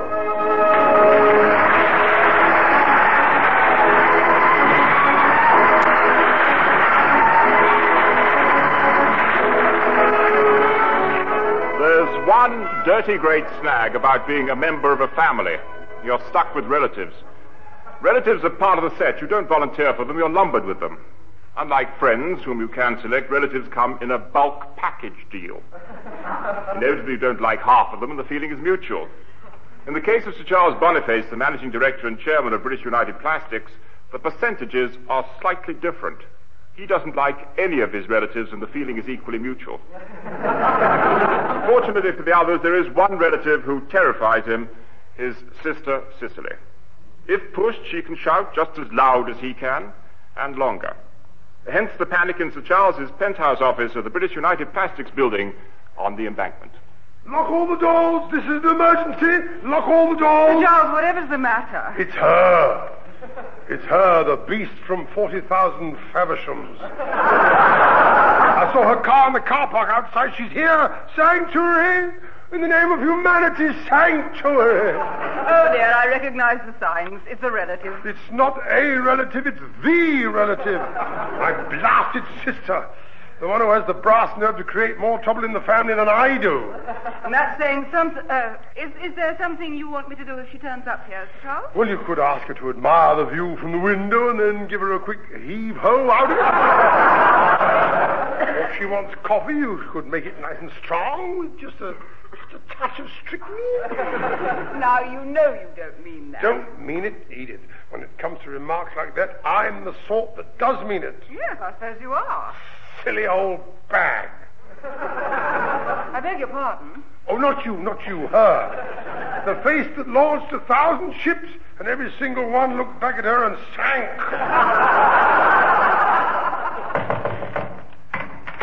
Good morning, Father. No. Oh, he's seen her car? He has. Then why isn't he hiding under his desk? He's too fat to get under it. I am still here, you know, and I haven't got cloth ears. Frank, you speak to her. No, thank you. Tell her I've been called away on an urgent thing. That would be a lie. Oh, I say, who's suddenly the complete little George Washington? I am. And I don't chop down other people's trees, either. I'll chop you down to size in a minute. Now then, Frank, my son. My baby boy. To think that only a few years ago you were only this high, and I used to bounce you up and down on my knee. Until I fell off. It wasn't my fault that you had no sense of balance, was it? We both know whose sense of balance was up the creek. I was only allowed to take the empties back. I wasn't allowed to bash the full ones. If I'd known you were going to desert your poor old father in his hour of need, I'd have bounced you harder and let you fall from an even greater height. He would have done, too. Edith, cork up. I forbid you to take sides. Now then, where we talk frank. I'm an old... Well, I'm a man who's approaching his prime. Yes, but from which direction? Now, don't snipe. One of these days, when I have to lay down my ballpoint pen, all this empire will be yours. Yes. Therefore, as a favor to to a man who's just approaching his prime, how does the idea appeal to you? Forget it. I'm not speaking to your blasted sister. Oh, the young aren't like we used to be, are they, Edith? I wouldn't know, Sir Charles. I'm considerably younger than you are. Oh, it just isn't my day, is it? If you're looking at me, Father, no, it isn't. Now, Frank, laddie, dear, lovely old chap. No. She may be my auntie, but she's your sister. You wouldn't care to play swaps, would you? Nope.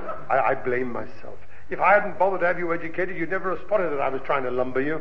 Well, I went to roading, but it was months before I spotted that you were always trying to lumber him.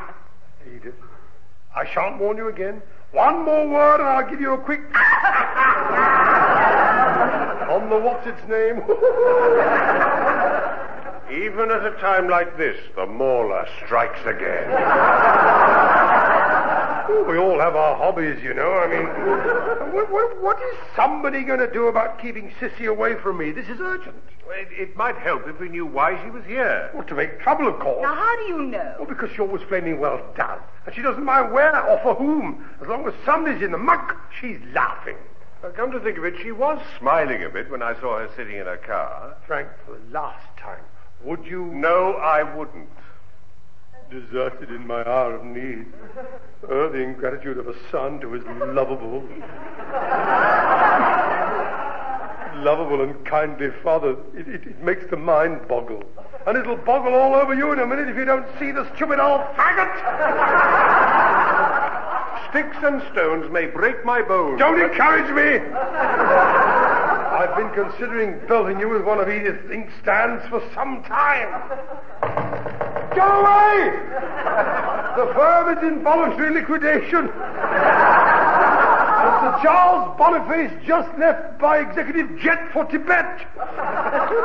He's gone to a holiday camp out there with a High Lama he happens to know. I didn't know you knew any High Lama. Shut up. I don't know that. Use your loaf, Edith. With him, goddesses and priestesses perhaps, High Lamas never.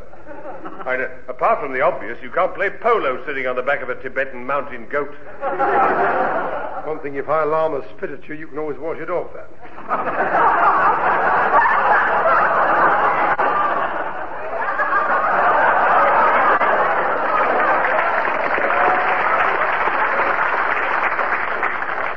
And, my boy, one more whimsical remark from you about polo, and I'll have you mucking out the stables for a month. Excuse me. Certainly, the door you want is the fourth one down the corridor. Good day, nice to have met you. Bubbles, stay right where you are. Who? Hello, Auntie. Who did you want? Him. Bubbles.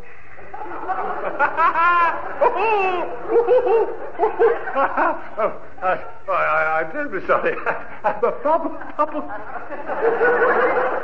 Edith, pass your inkstand. I can get in right in the mush from here. You do, and you'll cover 41 over the bunch with her table lamp. Then how about you, sir, with her pending tread? One more and I'll bash her typewriter over your head and spin it round till it writes 4 letter words on your collar. Family devotion, wonderful. Leave this to me. One more word out of either of you, and I'll phone Daddy Boniface. Daddy Boniface? He's over 80, but he still spanks people. And he hurts. And now then, Bubbles. Sorry. I want a word with you. Not just now, Sissy. I'm terribly busy this morning. If it's urgent, perhaps you could come back in about a year. Now. Very well, this way. We're going to my office. Frank, you better come as well. What as, referee? I see you're not interrupted, Sir Charles. Oh, you would. Right, park it, Sissy. Now, what's all this about? It's extremely urgent, Bubbles. Oh, I do wish you'd stop calling me that. I don't. Shut up, you. I demand to know what is going on. According to my paper this morning, the shares of British United Plastics are down a penny. Really? That all you have to say? Yeah. It's obviously severe mismanagement at boardroom level. And that's a phrase she picked up from Harold's last speech on the telly.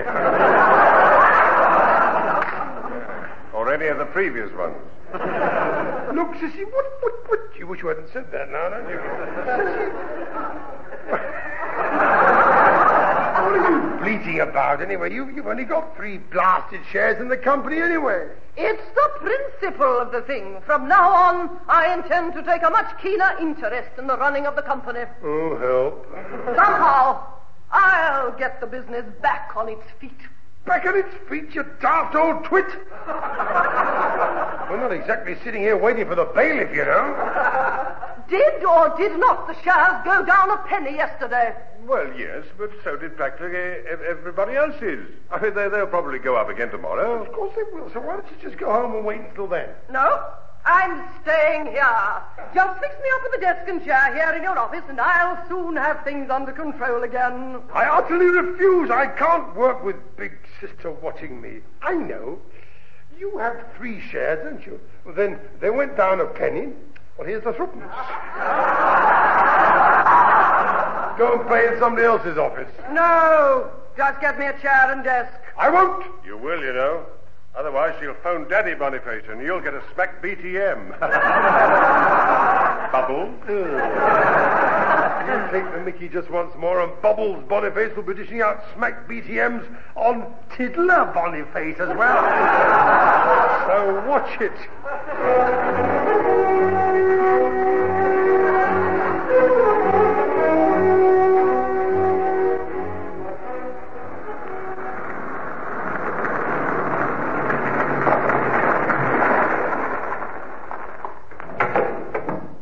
Thank you, Hoskins. Did my father give you any hint as to why he wanted you to drag me all the way down here to Boniface Towers? No, sir. He merely said I was to fly a white flag from the radiator pennant pole, or he'd open up with a shotgun. Yes, I thought I could see something glinting in the sun from his bedroom window. Well, he did reckon he was under siege, Mr. Frank. Halt! Who goes down? Friend or friend of Sissy's? Relax, Father. It's me, Tiddler Boniface. Fast, son. I'll see you downstairs in a minute. Jolly good. I've got Aunt Sissy with me. I was only kidding. I wasn't. Oh, well, back to the garage for another respray. He's fired both barrels through the bonnet so often this week it's beginning to look like a luxurious pepper pot. For a moment I thought I was going to look the same way. He nearly winged me in the won't you sit down, no thanks, I'll stand. Great friend of Sir Alex is the governor. Taught him to bag grouse a treat, he did. He nearly bagged a tiddler there. Well, something whistled past me, flippers. Well, what happens now? Well, just ring the doorbell and give the password, sir. And what is the password? Camarade? No, not exactly, sir. The password is buttered toast. Buttered toast? Was Sir Charles's own idea, sir. Bearing in mind that he's trying to keep his sister out, he didn't want anything to get in here that might possibly be mistaken as crumpet.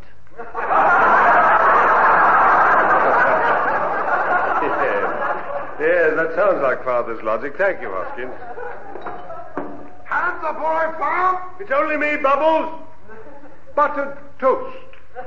Advanced buttered toast to be recognized. How can I, you old fool? The door's still shut. Oh, hang on.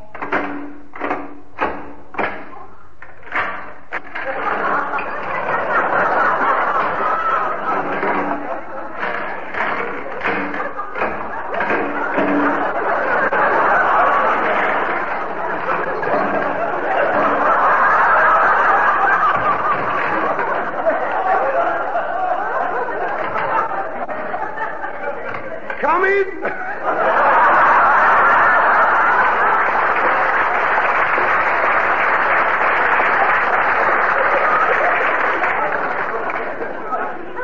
Who are you trying to keep out, Dracula? No, his daughter. Quick, inside so I can shut the door. Look, Father, I've heard of Family Feud, but this is ridiculous. Hang on while I do the chains again. Oh, no.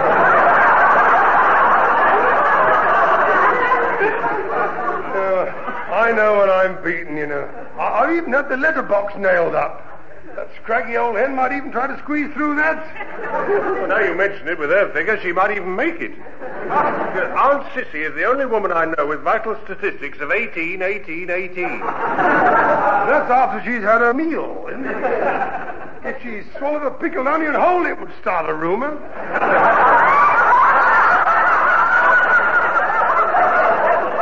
With her face, I doubt if anybody would believe it. Oh, that's true. She's got to go, she's got to go. She really's got to go. Is she still crouching behind her desk in my office, waiting to pounce? No, she's now crouching behind your desk in your office, waiting to pounce. Oh, my desk? Oh, Lord. She hasn't sent for a locksmith by any chance, has she? Locksmith? Well, there is one drawer in my desk that I sort of lock, because I keep sort of... Well, you know, it all sort of happens accidentally, you know. I mean, if you happen to find yourself in a bookshop in Soho and you... You don't like to come out without buying something, do you? I mean... You dirty old devil. No. A simple mistake. I thought it was a magazine on how to keep oneself fit. Diets and all that. And what was it called? The Body Beautiful. When I got it back and read it, I knew by page 3 what one was supposed to be keeping myself fit for. Then let us hope that Aunt Sissy doesn't bother to break into your desk drawer and see it. With her figure, it's liable to give her one hell of an inferiority complex. That's a thought. I wonder if I should send her the key. With a note saying, new readers your size start here. Anyway, she's got to go. That is a little easier said than done. She has a sort of permanent look. Oh, you don't know what it's been like, my boy. She's completely upset the office routine. So that's why you're hiding down here. What did she do? What did she do? What didn't she do? For starters, she sent back all the booze from my cocktail cabinet. Oh. It was awful. I promise you there's nothing so sad or so lonely as a cocktail cabinet full of nothing but empty glasses. Each one of them a reproach. They just sit there on their little shelves, neglected, hurt and unused and empty. You know, you'll have me in tears in a minute. What else did she do? She even wanted to sack old Coggins just because he happens to be hopelessly inefficient. I mean, I ask you, sack old Coggins. He came with the building. Along with the boiler that keeps going out. And the funny loo that flushes 3 minutes after you've pulled the thingamabob. But, Father, you've been trying to get rid of old Coggins for years. If ever he'd managed to catch the right train and get to the office, you'd have sacked him yourself. Well, that is not the point. Threatening old Coggins with the order of the boot is one thing. Actually getting rid of old Coggins is another. I mean, the place just wouldn't be the same. Who else could I frighten the living daylights out of if we got rid of old Coggins? Well, there's always me. But you don't count your family. In any case, you've got considerably more than 3 blasted shares. I hold over 400, actually. I know. If you gang up with Daddy Boniface, you could probably vote me off the board. That's a thought. Don't you dare. Remember your dear old dad. Didn't I buy you a yo-yo when you were 6? Yes. It was a second-hand one with no string on it, but you did buy me one. And you played with it even without the string, didn't you? Quite enjoyed yourself. Had a great old time. Well, what about your first bike? Who bought you that? You did. There were no brakes, it had a loose saddle, and we lived at the top of a steep hill. Not being a complete nana, I refused to ride it, but you bought it. Yes. But there you are. You see, you can't desert me now. I say, have a drink. Have a large drink. Make it a treble if you like. At 9:30 in the morning. Is that all it is? Oh, I mean, when you have to sit up all night with a shotgun, you lose all sense of time. Have 3 eggs and 20 rashers of bacon instead. You're desperate. You are. You're just the tiniest bit desperate. I know. That's why I asked you to come down here. How are we going to get Sissy out of the building so that I can come back? I mean, we've got to act quickly. We? Don't forget the yo-yo. And the bikey-wikey. Laddie. There was also a clockwork train, Daddy, with a spring that went boing because you overwhelmed it, actually. So there was. I'd almost forgot that. I'll mend it for you tomorrow. Funnily enough, I've almost lost interest in it. However, I agree with you that Aunt Sissy has got to go. She might get round to investigating my expenses any day now.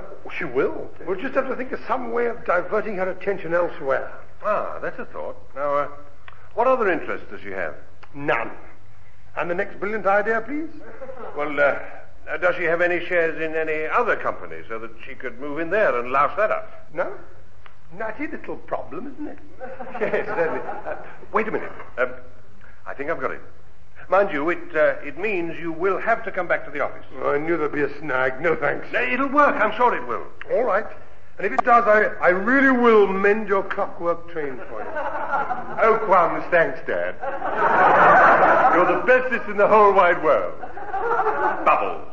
I warned you before, don't take the mickey. I've suffered more than enough already.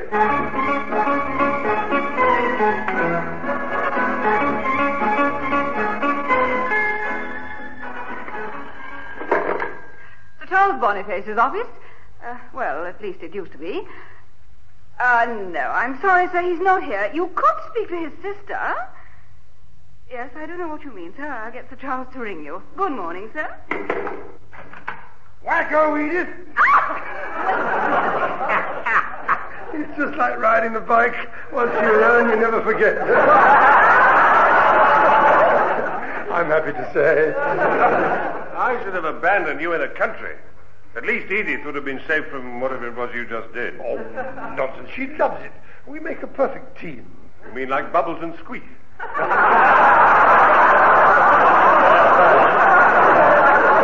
Yes, I knew I'd find a way of using that one eventually. Oh, perhaps I shouldn't have bothered. Take from me, you shouldn't.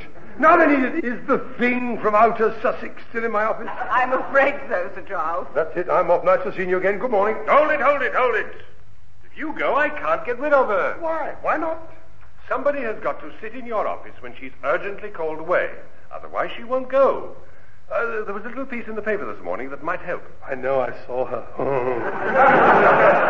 Page 3 and wearing half a bikini and a pair of cleverly placed arms. I thought that was not the page I was thinking about. Oh. I was referring to page 10, the financial page with some very useful statistics. The ones on page 3 would come in handy as well. Sir Charles, I really must protest. Why, your statistics are all right. At a rough guess, 37, 21, 36. Well, if you must know, the first one's 38. Oh, and I said 37. Oh, I do apologize. I've obviously misjudged you. You must have been on the cornflakes. My congratulations. Keep up the good work. Father, will you please concentrate for a minute? He is. I was right about the 36. We left you down in the country far too long. You could be right. Ask the farmer's daughter next door. What's all this about, page 10? The stock exchange prices. British United Plastics are up 5p after the announcement of our big new contract with American Industrial Chemicals Incorporated. Well, thank heavens for that. Sissy's tuppence is safe. Exactly.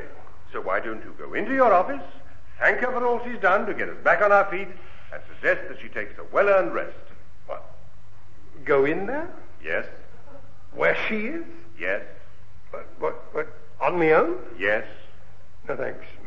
Now go on. Be a big, brave Boniface. Not so much of the big, if you don't mind. I'm on a diet. Take it from me, it doesn't show. That's the farmer's daughter's fault. All those free eggs and cheese and butter and so on. The service is rendered. Exactly. Who talked? Probably the farmer. Edith, you keep out of this. Sorry. Jealousy, that's what it is. So you want me to go in and whiz Sissy off on a holiday then? That's right. At least it'll give you a bit of time to wall yourself up in your office in case she attempts to come back again afterwards. Well, it's worth a try. Mind you, if Sissy wants to get in, it would sort of take more than the Great Wall of China to keep her out. Oh, that's a thought. What is? China. Perhaps she'd like to go to China for her holiday. We can fill her luggage with anti-communist pamphlets and tip off the Peking customs. Oh, yes. Leglet have no knowledge of all British blag. Suggest banging her in rattle for rest of our honourable path. What a beautiful thought. Well, before you enjoy it too much, you've got to persuade her to go on holiday in the first place. Right, into the Valley of Death. Let's see if we can get the unspeakable horror in the woodshed to go on its holidays.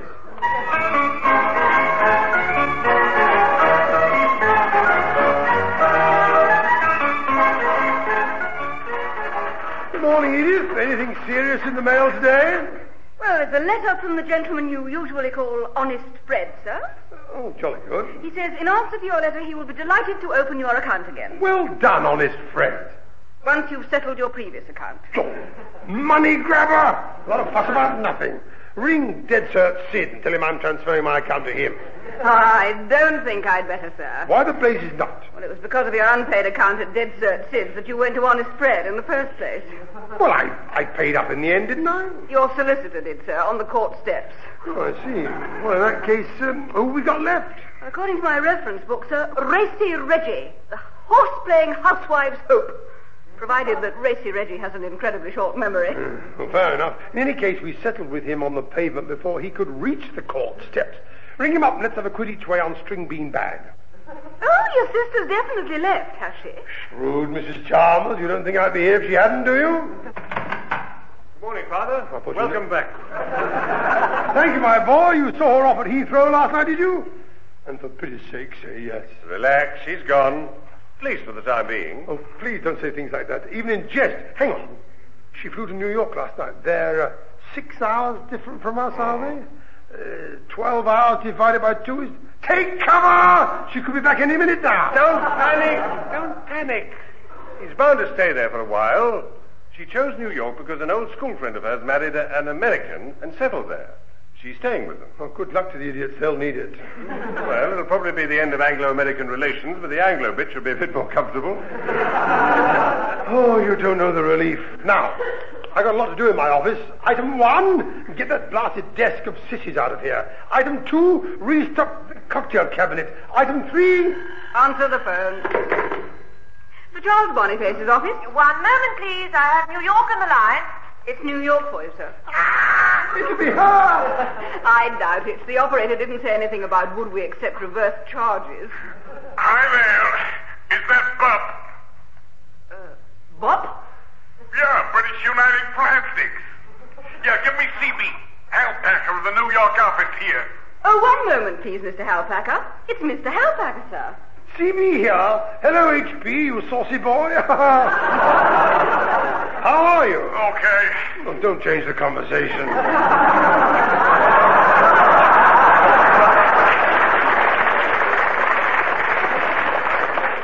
He said A1, I'd have put the phone down. What can I do for you? You gotta help me, CB. I've got to be quick because I'm having to speak from a call box. A call box? What's wrong with your office? Your sister's in it. Apparently, she was a friend of my wife when they were at school together. Sissy was? Well, I know she's staying with a friend who married an American. Oh, life can be fruity at times. Hard luck, old boy.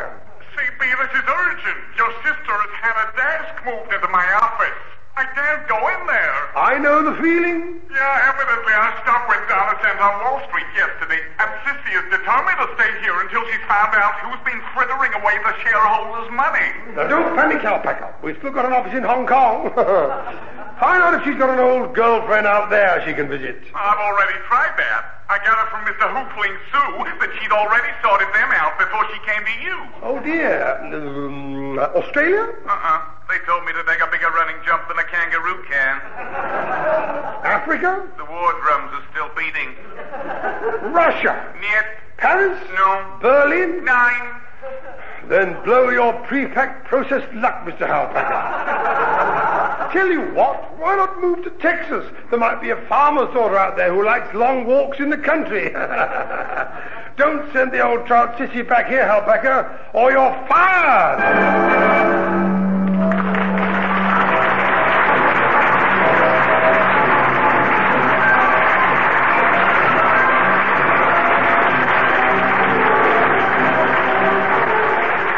Edwards, Frank Thornton and Gwen Cherrill have been Disposing of a Relative in The Big Business Lark, written by Laurie Wyman.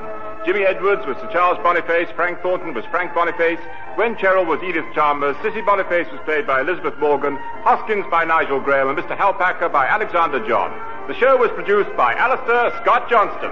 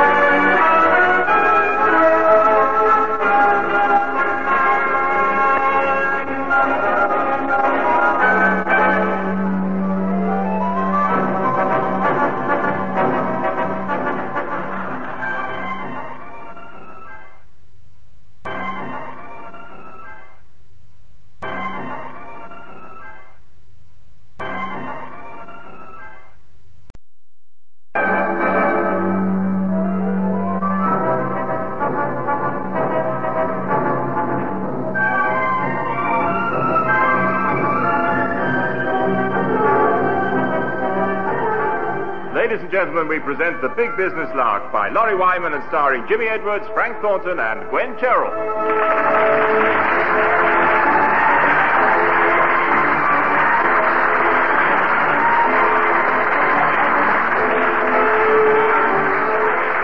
We all like something for nothing. That's why we have homes full of plastic tulips that smell of soap powder, ballpoint pens that have just enough ink in them to write half your name, and funny little gadgets that are supposed to shuck peas, peel spuds, remove dandruff, mow the lawn, sharpen knives, clear woodworm, clean paint, repair boots or punctures. All for sixpence. And a special gift voucher. We also have rooms full of books we didn't ask for, but which we could keep for 7 days and get for 5 shillings off publication price without obligation.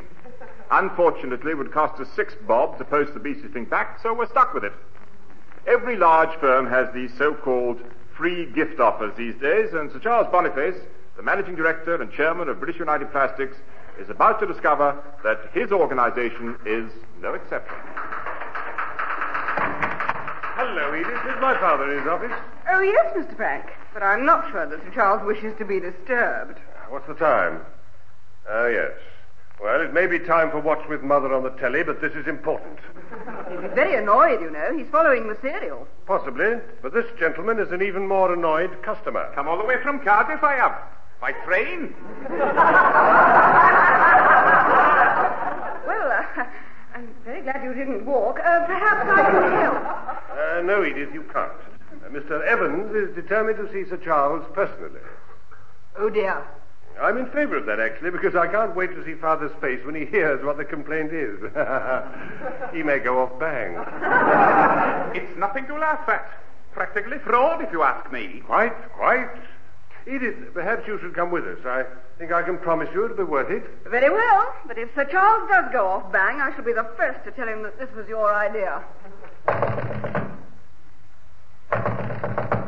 Stop doing that! I've just got the picture right, and now you're making Andy Pandy's hat go all floppy. All these floors up, and he still won't have an outdoor aerial. The indoor one came with the set. Free. Ah. I shan't warn you again. Now Teddy has got wobbly legs. And I'd hate to tell you what's happened to Loopy Loo. Father, I must see you at once. I have a customer with me. Oh, very well. Come in. After you, Edith. This way, Mr. Evans. Oh, I shall never know the end of the plot now. Who's this? David Slewell and Gareth Evans, Sir Charles. I've come here from Cardiff. Oh, really? Well, nice to have met you. Call in any time you're passing. Have a good trip back. Mr. Evans has a complaint, Father. And may Edith and I have a bit of a giggle while he tells you about it? Certainly not a complaint. We can't have complaints at British United Plastics. Now then, Mr. Evans. Don't interrupt. What's all this about? I can't get it. And it's not my wife's fault, neither.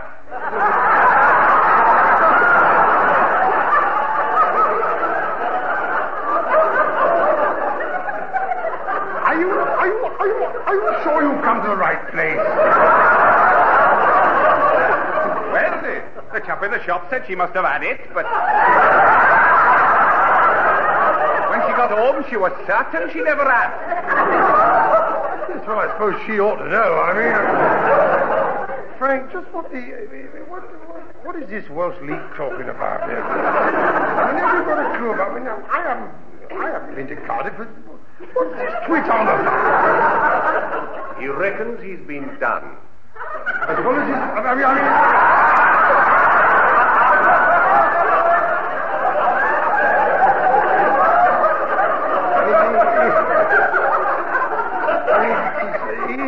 In what way? I saw your advert on the telly. Special offer with every pint of polished Doomer hard, gloss, dazzling white paint. Oh, how kind. Now, that's the one where the chap paints a door, then kicks it. The paint doesn't scratch, but his shoe falls to bits. After they filmed it, he limped for a fortnight. Oh, these actors take things so seriously. What about all this, anyway? Your advert also said there was a special offer until the end of the month. And I want to know why I haven't had it. What's more, I'm not leaving until I have. I don't think you're going to get it here. I mean, We're not making a lot of progress on this, are we? What exactly was this offer we made, Mr. Evans? I knew it. I knew somebody would ask. What the hell are you laughing about? I know what it is that he didn't get one of. I see. Well, Miss Evans, yes, you will appreciate that in running a business empire on the scale of British United Plastics, I'm not always in touch with what those twits in our advertising department get up to. I bought a pint tin of polished humour, hard gloss, dazzling white paint. Yes, well, that much I know. On special offer. It says so on the tin. I brought it with me, so there. Well, don't harp. Why not? He's Welsh, isn't he?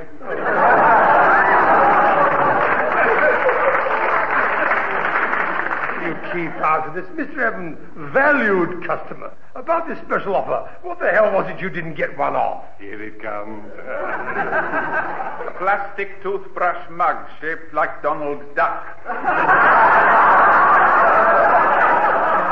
Well, he's got to be joking. I mean, all the blast away from Cardiff for a toothbrush mug shaped like Donald Duck. It also floats if you drop it in the wash basin. I know a lot of things that float if you drop them in the wash basin. I don't care if it has polished humour written on its... What do ducks have? Feathers, that's it. A bargain is a bargain. I want my duck mug now. Oh, for crying out loud. Frank, give him one. We haven't any left. What? Now, Mr. Evans has been here quite some time, and he's seen quite a few people, you know. We've all tried to find one for him, but there just isn't a duck mug anywhere. But I haven't even got one yet.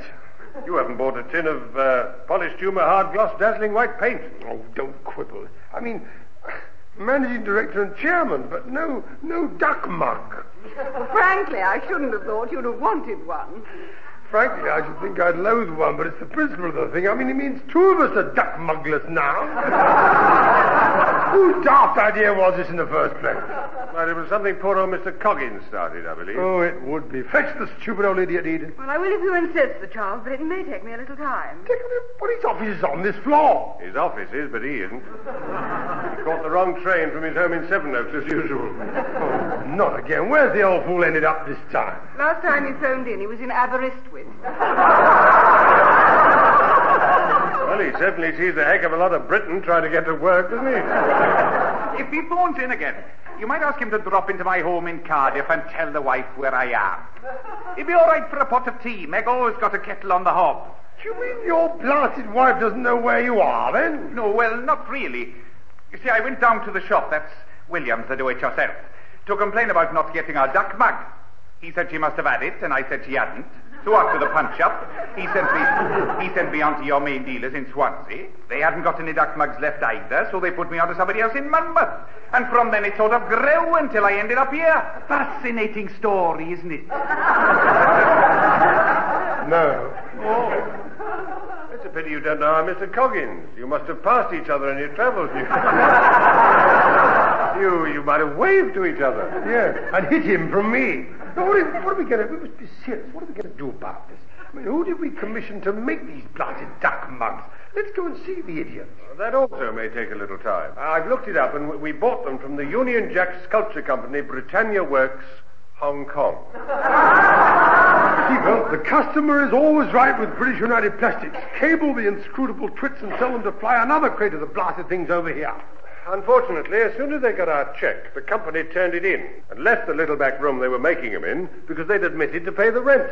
I can never win, can I? Well, there must be somebody, somewhere who can make Donald Duck toothbrush mugs. There'd better be, otherwise I'm suing. Yes, you look like a bit of a sewer, I must say. There is that chap who did the big sculpture on the front of the building, Sir Charles. What do you mean? That one with all those bumpy birds being chased by big blokes with pickaxes and old men with rampant sextants here. It is supposed to represent industry. Oh, but it is.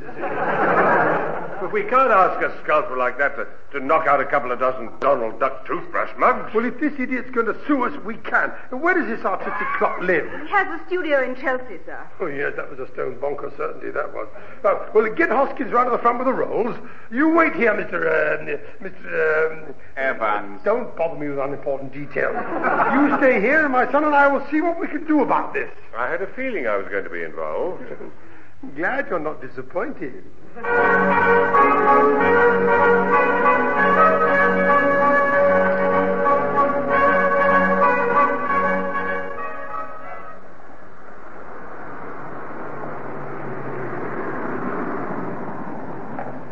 Good grief.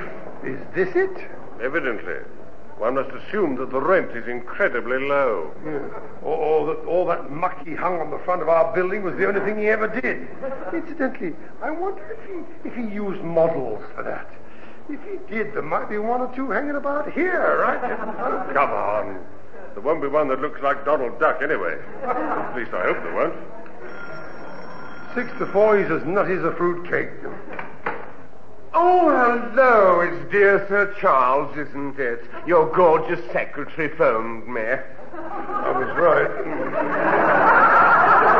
Oh, you've sorted me out one ear, you have. Do please come in. You sure the floorboard will stand his weight? That'll do. Oh, lovely.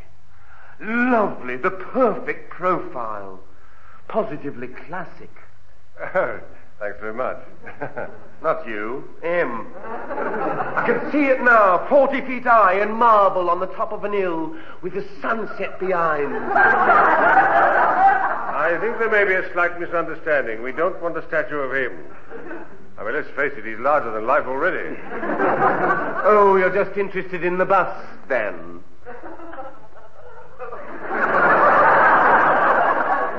Not frantically, no. Well, if ever I do join in this conversation, I'm going to be rather rude. What are you interested in, Mr. Oh, the name's Claude, actually. That was never in doubt, no. What we are interested in is whether you could bring us up to make... We rather urgently need him. That is... you tell him, Frank. Yeah, I thought it would be me eventually. Tell me, Claude, how do you feel about making us 1 or 2 toothbrush mugs that look like Donald Duck? It's a joke. Unfortunately, it isn't. We need the blasted thing. Then forget it. I didn't spend 6 months at the Modern College of Art to bash out toothbrush mugs. Oh, you were there 6 months, were you? Having viewed the monstrosity that you stuck halfway up our wall, you surprised me. I should have thought it was more like a fortnight. Well, I was there for 3 years, actually, but the rest of the time I was on strike with the other students. That would account for it, yes. Right then, Claude, what pose do you want me to... Oh, I'm ever so sorry. I thought you was ready for me. Well, he never will be, but I am. Down, boy. Remember your blood pressure. Remember your own. Mine's thinking for itself. Gladys, put on your dressing gown at once. Pardon? He didn't say a word. Oh, well, shall we carry on then? By all means. Shut up. You must forgive my father, madam. What for? Nothing so far, but give me time. You know, if we'd been giving away toothbrush mugs shaped like her, I'd have bought a tin of polished tuber paint. On second thought, I'd have bought gallons of it. Wouldn't we all? I've never seen a better finish. Gladys, for the last time, put your dressing gown on. Sorry, I was forgetting. So was I, but you've reminded me. I would ask you to remember that Gladys is a model. Oh, is she? Then take it from me, the scale is full size. Now then, my dear, I have a number of important connections in the art world, you know. I know Van Gogh terribly well. And also, I'm a very rich man. A little place I know where we could have a candlelit dinner while we discussed your... Here we go. Lautrec is on the too loose again. Just one more cut like that and I'll cut you down to size. Do you think we could forget Gladys for a minute and get back to duck mugs? Oh, well, if you insist. In a nutshell, it's a question of whether... Claude. That's so kind, yes. Whether or not Claude is prepared to make these dreadful Donald Duck mugs in order to save us from being done rotten by Evans the Yak Box. Well, I don't see how we can get done rotten. It's hardly our fault that his blasted shop has run out of duck mugs. I'm not so sure. Under the Misrepresentation Sale of Goods Act, it is an offence to supply goods that are not exactly as advertised. Yes, but the paint is exactly what we say it is. The tin also says that he will receive a Donald Duck toothbrush mug, and up to now he hasn't. I'm no lawyer, but I reckon that Evans, the non-stop chat, has got a case. Oh, Lord, that settles it. Court, get sculpting. I am terribly sorry, Sir Charles, but it really isn't my kind of work. Well, if you want to bung up another ghastly monstrosity on the back of our building like the one you bunged up on the front, it is. Oh, well, that is different. And if he depicted industry on the front, what's he going to depict on the back? Bone-flipping idleness? Who cares as long as Gladys is in it? If she doesn't bring in some passing trade, nothing will. Especially if she's portrayed the way she is at the... Gladys, for pity's sake, will you put on your dreadful dressing gown? Pardon me for breathing, I'm sure. Possibly. Not quite so heavily. I'm not as young as I was, so the excitement isn't good for me. Do you have birds like her around all the time, do you? Hardly. I merely happen to be sculpting a rather better Venus de Milo than the original bloke did, that's all. Oh, unmodest with it. Well, do you think you could stop being a genius long enough to make us a few duck mugs? Just for me. Oh, well, if you put it like that, all right, then. What do you want them in, marble? Oh, not flaming likely. Plaster of Paris will do unless there's something cheaper. And we want them by yesterday. Don't worry. I shall spend as little time on the beastly things as I can. So excuse me. Claude Shinjanokapel, the well-known sculptor, speaking. Blimey. With a name like that, you'd think he'd have a gold telephone, wouldn't you? Yeah, but after this week, you'll be able to say he's the well-known sculptor and duck mug maker to the nobility. Do you mind? I'm trying to answer the phone. Hello, sorry about that. Is who where? Oh, yes, he is just a tick. It's your secretary for you. Oh, is it really? Thank you so much, Gordon. Hello, Sir Charles Boniface here. It's Edith speaking, Sir Charles. Will you be coming back to the office? Of course not. I'm going to the south of France for 3 months or so, then for a 6-month cruise in the blasted Baltic. If I'm not too bored, I may spend another year or so cheering up my huskies at the North Pole. Of course I'm coming back to the blasted office, you ninny. I meant fairly soon, actually. Well, we're leaving now. Why? Well, something's cropped up, Sir Charles, that you should attend to. It has here as well. Gladys,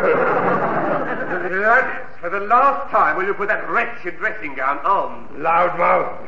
I beg your pardon? Not you, you cunt. Now, what's fallen to bits of stuff? Well, I don't think I'd better discuss it over the phone, Sir Charles. It'll keep until you get back. Oh, incidentally, old Mr. Coggins phoned in from Luton this time. Luton? Well, I suppose the daft old fool is getting nearer. Oh, yes. He said he found the hovercraft trip to Calais terribly exciting. You know, he ought to have a luggage label with our address on it tied as lapel, and he ought to be put in charge of the guard every morning. Back in 10 minutes, Edith.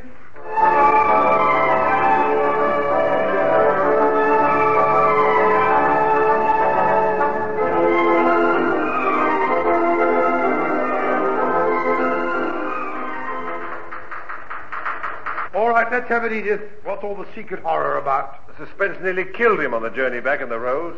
He stubbed out a cigar on Hoskins' ear twice. Don't exaggerate. I only flicked hot ash in it. In any case, it was entirely Hoskins' fault. Well, how do you make that out? Well, he shouldn't have ears that look like ashtrays. I mean, Edith, what is all the fuss about? It's Mr. Benson, sir. He wants to see you. He's waiting in your office.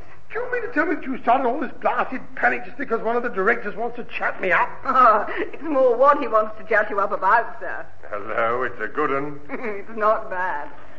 See, let's find out what further disasters happened that somebody else is suddenly going to be responsible for. Oh, by the way, what happened to our cheesed-off Cardiff customer? Oh, I sent him down to the canteen, sir, for the 8th time. He phoned his wife to tell her where he was. I bet that went well. He did, actually. She hadn't missed him. Oh, do come in, Frank. Benson is sitting in the drop. Sorry. Hello, Mr. Benson. How's the Overseas Trade Department? Worried, Mr. Frank, worried. There's been a severe accountancy problem which has had me working night and day to solve. However, I finally tracked it down. What the hell went wrong? My department's accounts were suddenly £5,000 short. I don't know. Somebody been bashing the stamp tin money? It was no laughing matter, Mr. Frank. As you know, it's my department's job to sell our products abroad. Oh, there's a surprise. Of course it blasted well is. Now, what about it? Well, I was merely trying to point out, Sir Charles, that my department is supposed to sell things to foreign parts and not buy them. I would therefore like to know why I've been stuck with paying a bill for £5,000 to the Union Jack Sculpture Company, Britannia Works, Hong Kong. But that's got nothing to do with your department. I mean, it should have come out of the advertising and promotion of sales department. Still, that's all you can expect. Coggins in charge, I suppose. You can see what he's done, can't you? Hong Kong isn't in England, so he's passed the account on to the Overseas Trade Department. The only thing that baffles me is how the old twit knew that Hong Kong isn't in England. Well, of course, in his efforts to get to the office, he's seen most of England. I suppose he just couldn't remember passing a British rail station called Hong Kong. Excuse me for butting in, because I need to be a nuisance. Oh, yes, take it from me, Mr. Evans. You are. What is it? Well, I just wondered if there was any more news about my duck mug. Everything is under control, Mr. Evans. We're having one made specially. Yes, so whiz off back to Wales, Mr. Evans. And we'll have the blasted thing delivered under armed guard to your ghastly home. Oh, damn, Meggs will be pleased. Yakida all round, I'm sure. Well, is that all, Mr. Benson? Not quite. Naturally, when I found what the £5,000 was for, I passed the account back to Mr. Coggins' department to get an internal credit that will put my books straight. Naturally. Yeah, so that started something else. I had a feeling it might have done. Yes. They said it belonged to Home Sales because it was a free gift offer to sell Polystuma hard gloss dazzling white paint. Home Sales have agreed to debit their accounts with the £5,000. But that's presented them with a bit of a problem.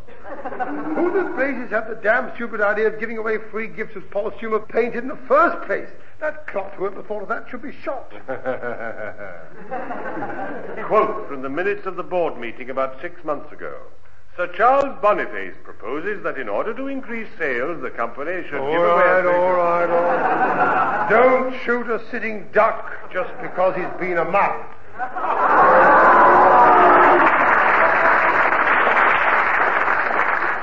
You spent hours working that one out. Well, I just thought it might drop into the conversation at some time. Drop in? It fell through the bottom of it. If I might be permitted to continue... Oh, I didn't think you were still here, Mr. Benson. Why don't you continue? Yes, sorry. Yes. Home Sales hadn't allowed for this £5,000 for the free gifts. And in costing the whole thing, it now works out that for every pint tin of Polystuma hard gloss dazzling white paint we've sold... we've lost 4p a quart. I think I'd like to go out into the woods somewhere where it's quiet and peaceful and kick 5,000 bluebells, 800 buttercups, and 6,000 daisies to bits. Bluebells aren't in bloom at this time. And if my size 12s get half a chance, they never will be. Now what? It's Miss Bottomley on the phone for you, sir. I gather it's urgent, sir. Oh, all right, put the fool on. Right away, sir. Hello, it's Charles Boniface here. Hello, gorgeous. It's me. You forgot to tell me where we was going for this here candlelit dinner. I beg your pardon. Will you remember? I'm Gladys. Clothes model. Oh, the one without the dressing gown and with the big... How nice of you to call. I can be ready any time you like. Claude's finished with me now. He's abandoned the Venus to what's it. He's decided to do Adam in bronze instead. That doesn't surprise me in the least. So here, where we're going for this nosh then? What a pretty turn of phrase. Hang on a minute. Right on, Mr. Benson. Thank you, Frank. If there's nothing else, I'll see you later in the week. This is an urgent personal matter. Close the door on your way out, would you? Mr. Benson? Yes, Mr. Frank? I think we just left. Come on. Wacko. Now then, Gladys, my dear, what I had in mind was this. No, perhaps I'd better not rush my fences. How would it be if the Rolls picked you up about...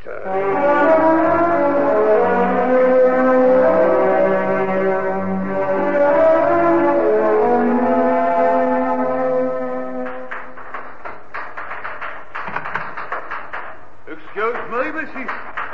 Where do you want it? I beg beg your pardon? Well, it's for him, isn't it? And I brought it up in the lift, haven't I? But I don't know where you want it, do I? So I'm asking, aren't I? But I don't know what you're talking about, do I? I mean, you brought what up in the lift? That there packing case. 8 foot high it is, isn't it? Marked for Sir Charles personal, isn't it? Nearly done myself a mischief lifting the perisher, haven't I? Well, then I wouldn't know, would I? Do wish you'd stop that. One moment, I'll ask Sir Charles where he wants it. Just wait here. Oh, go away wherever you are. I just got the picture right. Standing in the blasted doorway like that, you've given me a wobbly sooty. Very uncomfortable. Stanley, the lift man, is here with a packing case, and he wants to know where you want it put, doesn't he? He what? Oh, I'm terribly sorry. It must be infectious. He has a packing case for you, sir. Ah, lovely. That'll be me wallop. 8 foot high?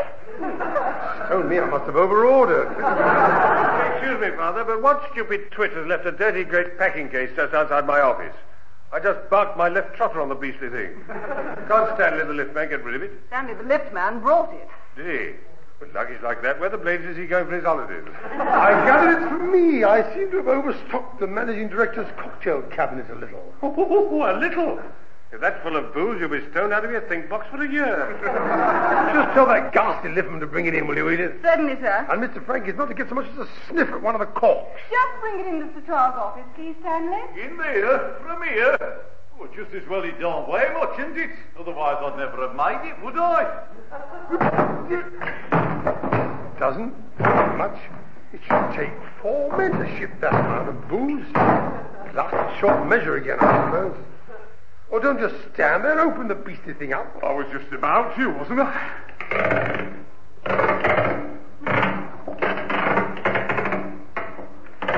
I wonder why it is that they always ask a question every time they answer one. I don't know, do I? Oh, shut up.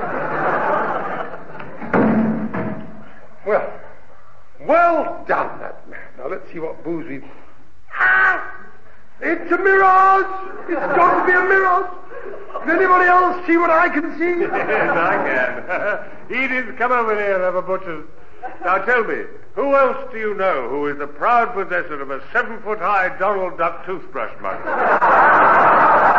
Send it back, it's got to go. Blasted idiot, just isn't used to working on anything that can't be hung halfway up a blasted wall. There's about another 10 more crates like this downstairs, sir. I can only get one in the lift at a time. Look out, through those buttercups and daisies, he's on his way. Sir Charles Boniface's crate. Oh, one moment, please. It's a Mrs. Meg Evans for you, sir. Oh, no, still looking for that dreadful husband of hers, I suppose. Hello, he's not here, madam. We sent him back. Goods. Oh, David Garrett Llewellyn got back a couple of days ago, sir. He thoroughly enjoyed his trip, he did. Saw you at canteen and everything lots of times. Oh, that's rich living for you. What can I do for you, madam? If it's about your blasted duck mug, it'll be on its way to you just as soon as I can borrow a tank transporter to deliver it. No, Bart, there's no need to bother. Williams, the do-it-yourself, was right all the time, see? When I got my shopping bag out again. What do you think I found in the bottom of it?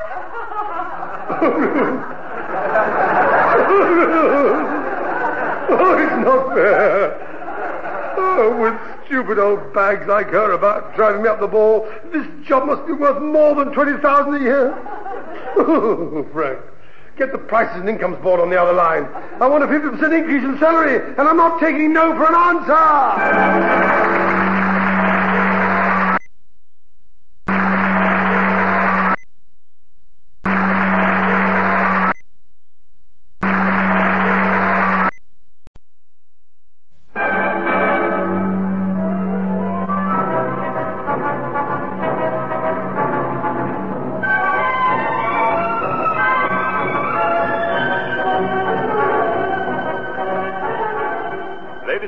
We present The Big Business Lark by Laurie Wyman and starring Jimmy Edwards, Frank Thornton, and Gwen Sherrill.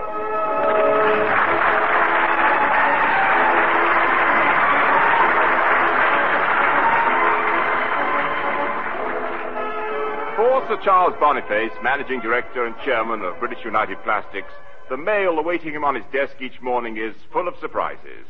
none of which he likes. He has two methods of dealing with his correspondence, buying it in the waste paper basket or get some other idiot to answer it. And this way he can maintain his proud boast that he can deal with it all in 5 minutes. However, every now and then an envelope appears which intrigues him, and it receives the honor of his personal attention. There's one of those waiting for him this morning. Come in. Good morning, Sir Charles. How are you? Oh, that's odd. Where are you? Got you.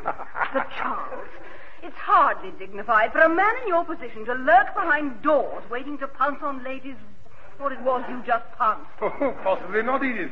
But if I sit behind my desk, I can't reach your pounce upon. Not what I meant. Supposing somebody else had come in.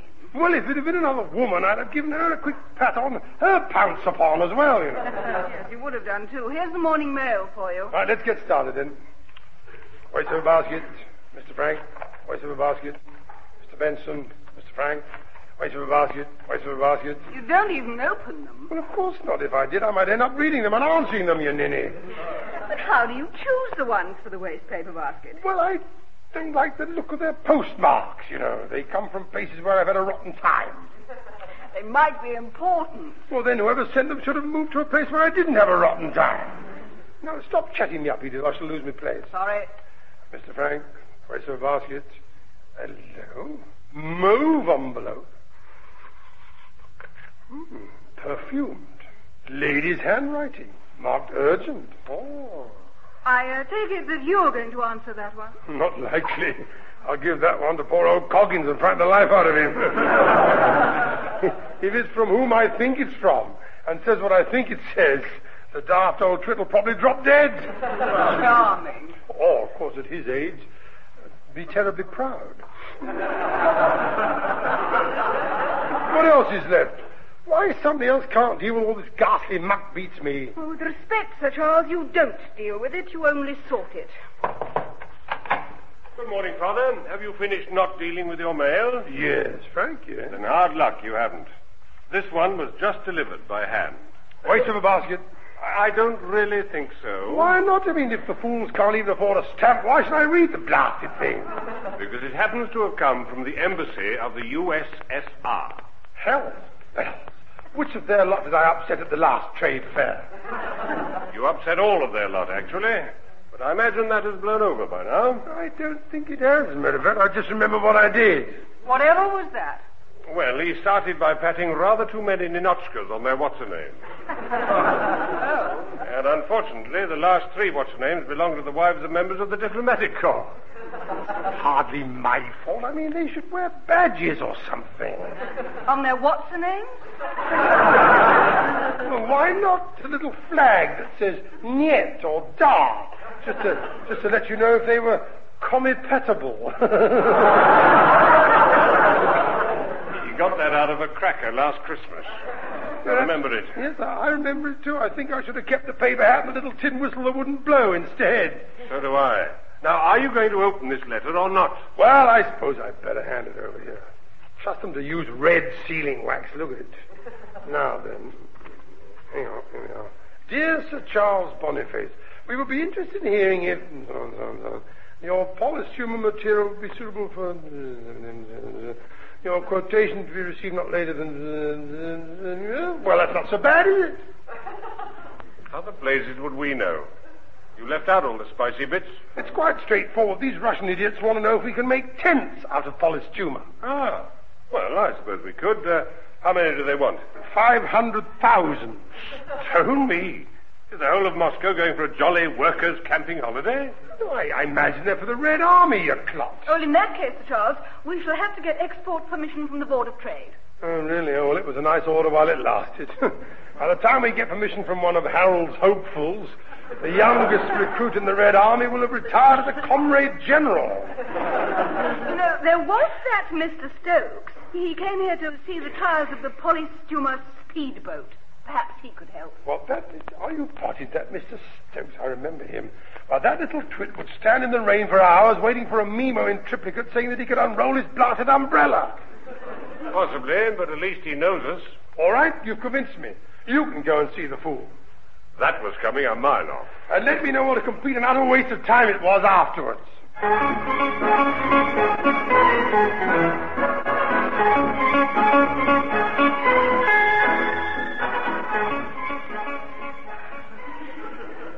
I don't think Mr. Stokes will keep you much longer, Mr. Boniface. I suppose I couldn't help at all, could I? I'm absolutely positive you could. But not here. I see. Are you by any chance a relation of Sir Charles Boniface? I'm his son.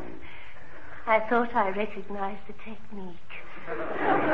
Just so long as you haven't got your father's other funny little habit, it will... Once a Boniface, always a Boniface. Must be hereditary. They ought to give your family tablets or something. We prefer the complaint to the cure. How long will Mr. Stokes be away? He'll be back any minute. Now, don't panic. Bonifaces are like lightning. They rarely strike in the same spot twice. I just wondered where our junior guardian of the nation's trade had sloped off to this time. I'm not at liberty to discuss that. Oh. Top secret, is it? I'm afraid so. Sorry, Mr. Boniface. Couldn't be helped. Queue for the tea trolley lady gets longer every day. Care for a bun? From the look of it, no thank you. I think you're right. Debbie, file it under internal sales rejects. Pardon? Waste bin. Now then, what's all this old guff about some deal with rough kids? They may want us to supply them with 500,000 polished humor tents. We presume they must be for the Red Army, of course. Oh, tricky. Military equipment and all that. I may have to consult the big fella on this one. What, Harold? Hardly. Well, the big fella can't be Barbara, surely. Although I don't know. No, I meant my immediate boss, actually. There's just a chance he might agree because of the American bid. American bid? What American bid? Oh, we don't miss everything that's going on here, you know. Quite a bit. But not everything. Just a minute. What American bid are you talking about? Oh, didn't you know? American chemical industries are bidding for these tents as well. What? But surely the American government wouldn't supply the Russians with military equipment? Oh, they've declassified them, old man. They put them under the heading of prefabricated housing. And that's not on the list of banned exports, of course. You got the picture. Leave it with me, old man, and I'll see if our lot will agree to the same fiddle. Nice to see you again.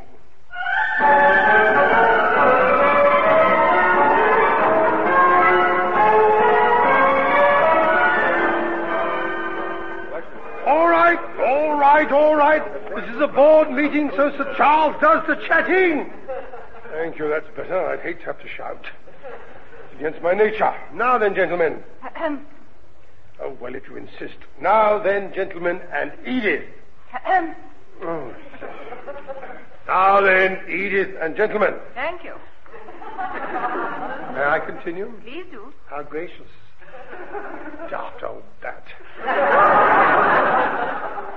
Now then, gentlemen, Edith and gentlemen, I have called this board meeting to discuss, now you see what you've done, you cantankerous old dimwit. I've forgotten what the hell we're here for now. To discuss the situation of the Russian inquiry for polished humor tents and the American offer for the same order. That's it, turned blasted efficient on me now that we got your own way. Typical of women, isn't it? Gorgeous on the outside and nothing going on inside. Sir Charles, did the Russians specify they wanted these tents made of polished humor? Yes, Mr. Benson, they did. Then, as polished humor is a British United Plastics patent, how can American Chemical Industries, Inc. be tendering for the work? An interesting point, Mr. Benson. I intend to get to the bottom of it, even if it takes me till opening time. There speaks a desperate man. Shut up, you. I very much fear that it looks to me, gentlemen... Oh, Lord. I wish you didn't have to be here to take notes. It looks to me, Edith and gentlemen... Thank you. Not at all. It looks to me, and gentlemen... Now, instead of standing on your protocol, perhaps you'll sit on it. Don't you worry, I will. As I was saying, all of you, it looks to me as if British United Plastics are suffering from a nasty attack of sabotage. I'd go further. It could be treason. And the first person to say, ours not a treason, why, gets it right in the mush. Or elsewhere. Father, you're not seriously suggesting that one of us, the board of directors, could possibly have sold out to a competitor, surely? Certainly not. I'm merely saying that somebody here must have done it. I know bloody well it wasn't me. And you have the brass nerve to accuse politicians of double talk. In any case, you're completely wrong. The Americans are quoting for these tents in a material of their own. It's called, Go on. I have a feeling this is going to be positively peachy. It's not bad. It's called, plastic stuff. Nasty stuff. Oh, Columbus shouldn't have bothered. Only those pre-packed, pre-frozen, pre-digested, pre-boneheaded twits could have thought up a ghastly name like that. Nasty stuff. Oh, I don't know. Very descriptive. It means it's plastic. And it's stuff. Well, thank you for that contribution. One more comment like that, Edith, and I'll give you another pat on your protocol. Mr. Frank, does this plastic stuff resemble polystyrene at all? Offhand, I'd say only completely. I told you, somebody here has nicked our formula. Oh, that's not possible, Sir Charles. Not possible? Looking around at you lot, I'd say it's flaming well likely. Oh, but American Chemical Industries Inc. wouldn't dare. We'd only have to check with the patent office, and if they have infringed our patent, we could sue them for everything they've got. What a damn good idea. Let's. Now. I've already tried that one. Unfortunately, plastic stuff differs very slightly from polystyrene. In what way? It's different. If we sued them for infringing our patent, we'd lose everything we've got. That's delightful. I fail to see why you're being so blasted smug about it, Frank. And if we don't sort this mess out, the board are all for the chop with the shareholders. We are the shareholders. Yeah, and I hold most of the shares. So take it from me, you're all for the chop. Now, isn't that odd? I always thought that the last to leave the sinking ship was the captain. Not until he's knocked 7 kinds of brick dust out of the rats who are trying to leave first. What's the present situation with the Board of Trade, Sir Charles? Could we supply the Russians with these tents anyway? That I can tell you, Mr. Benson, yes. We can. Well, that's something. It is. According to Her Majesty's government, it's quite in order for us to supply 500,000 polyblasted stuma tents to the Red Army because they've now been classified as agricultural outhouses. That simply must have come from the big fella. The big fella? Well, that's what Stokes called him, actually. You don't mean him. The one who's dropped us all in the agricultural outhouse. Hello, Mr. Stokes, immediate good morning, sir. I trust you had a good journey and what a lovely day, sir, and here's your coffee and dilapidated bun, sir. Oh, him? Well, I don't know how you pulled it off, but for once we got an answer from the idiots and in our favor. I gather, Father, that statistically speaking, the board feels the trade would be advantageous. Yes, I'll bet they do. All we've got to do now is compete with practically our own product. Yes, and I still want to know who blew the gap. Somebody in the boardroom must have told American Chemical Industries, Inc. how to make polystyrene. We're the only people who know all the ingredients. Mind you, there are a few of them that most of us would prefer to forget, particularly the 4 tons of rotting... Quite. We all know what it's made of, thank you. And so do those blasted Americans right now. Right, we quote for those tents in the usual way. At the same time, I'm going to get some idiot to find out which of you's got a sideline in industrial espionage. Oh, help. 007 strikes again. One more and he will. That'll make it 008. Oh, meeting adjourned, but nobody leave the building and give your passports to the lift man.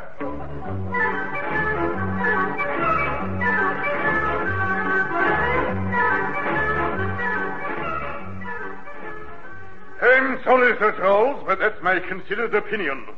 You must be mistaken. Have a care, Mr. Parsons, have a care.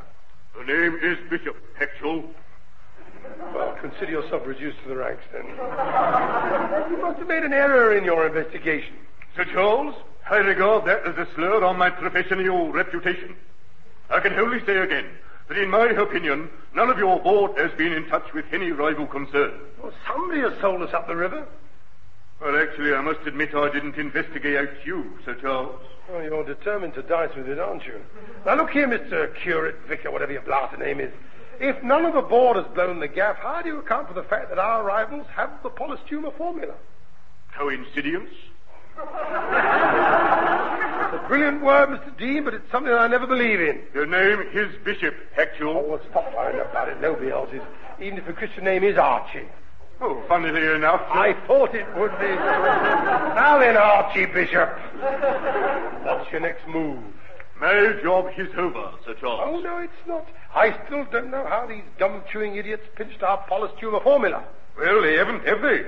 Plastic stuff isn't quite the same thing. Near enough. They've only changed it sufficiently to dodge being clobbered for infringing our patent. Well, then I don't really see what else they can do. Oh, do me nut for a start. It can't just be a fluke. Somebody in this organization must have given the polystumer formula to American Chemical Industries, Inc. Well, the only other possibility is a past employee. Excuse me, Sir Charles. Peekaboo. You can come in, Edith. I'm not behind the door this time. I'm behind my desk. Come in, come in. Thank goodness. But watch your pounce upon on the way out. What's gone for a chop this time? Well, Mr. Holroyd's on the phone, sir. Holroyd? Holroyd? That rings a tiny tinkle. Yes, he used to be on the board, sir, until you sacked him about a month ago. Then he joined American Chemical Industries, Inc. I think I want to crawl into a quiet corner somewhere and write rude words on the wainscot in indelible ink. Just a moment, Sir Charles. You've got no evidence that it was Mr. Holroyd who gave away your company's formula. Oh, yes, I have. I've met the nasty, oily, slimy little twit. Are you going to speak to him, Sir Charles? I certainly am, but not on the telephone. It might melt. Tell the revolting little mess to come round here and see me this afternoon. And if he hasn't got an answer, I'll have him plastic stuffed with polystumer.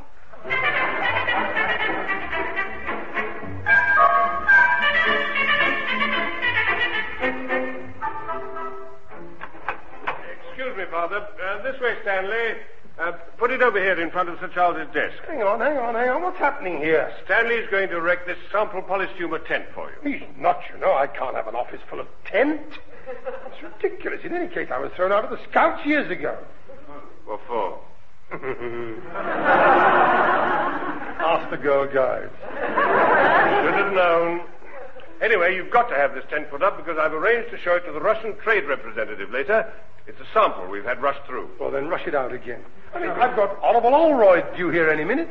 Now, look here, you two. I don't want to be difficult, do I? But this flipping tent's heavy, isn't it? Do I put the perisher up or don't I? Yes. No. Put the beastly thing up, Stanley. What, on me own? Yes. Frankly, I rather doubt if Sir Charles is in the mood to give you a hand. Odd, isn't it? I can remember when I was under the impression that I was the managing director and chairman and that my decisions were final. Excuse me, Sir Charles. Move over or you'll get a tent peg through your trotters. Has anybody got an hammer? He's gone potty. He can't drive tent pegs into my polished parquet. I wasn't going to, was I? Just a few holes in your carpet should be enough to hold the thing up temporarily. Frank, if you have any love for your dear old dad, get this raving lunatic out of here. It's all right, Father. Never mind the guy rope, Stanley. Just put the tent pole up and that'll do. Suit yourself. But it'll look all floppy, won't it? Of course it will. Take it away and burn it. No. It took me a long time to persuade the Russian trade jet to come here to see it, so up she goes, Stanley. And no more arguments. Very good, Mr. Frank. Don't stop. Look at the blasted thing. It's enormous. You could hold a dance in it. Nobody's going to take me seriously with a thing like that stuck up in my office. Oh, excuse me, Sir Charles. Hello. You going on your holidays? Couldn't you have found a prettier spot? I see. It's started. It's just for a demonstration, Edith. Demonstration? Good heavens. Whatever is he going to get up to in there? I am probably going to kick Stanley to bits. Now, what do you want, Edith? Mr. Holroyd's here with his secretary, sir. Oh, Lord, when he sees this lot, he'll have hysterics. And for once, I shan't blame him. Hop it, Stanley. And show the others in, please, Edith. See if you can squeeze them in, will be nearer the mark. Certainly, sir. This way, please. Thank you very much, Mrs. Chuck. Good heavens. Olympia. All right, Holroyd, don't blame me. It was Frank's stupid idea. Really? Well, of course, I know we all need a holiday, but couldn't you have found a prettier place? That's going to be the funny one for the day, isn't it? Everybody is going to say it. And I'm going to get madder and madder and madder and madder until I tear the beastly thing to shreds with my bare hands. You can't tear polished humour. Then I'll put my spurs on. Sit down, Holroyd. Very kind, Sir Charles, but in case you had noticed, all the chairs seem to be inside the tent. Oh, dear, it never stops, does it? Perch on the edge of my desk or something. Thanks. I'd like to introduce you to my secretary, Miss Hertzheimer. Hi. Who is? I haven't had a drink of... Oh, I see. How do you do? Now, isn't that quaint? How do you do? It's just so English. Gee, you're the greatest. You're the greatest. Not this morning, I'm not, I assure you. This damn tent thing here, I feel like a redcoat at some ghastly holiday camp. Well, red face, definitely. That'll do. Now, look here, Holroyd, as I understand it, your company has also found some more...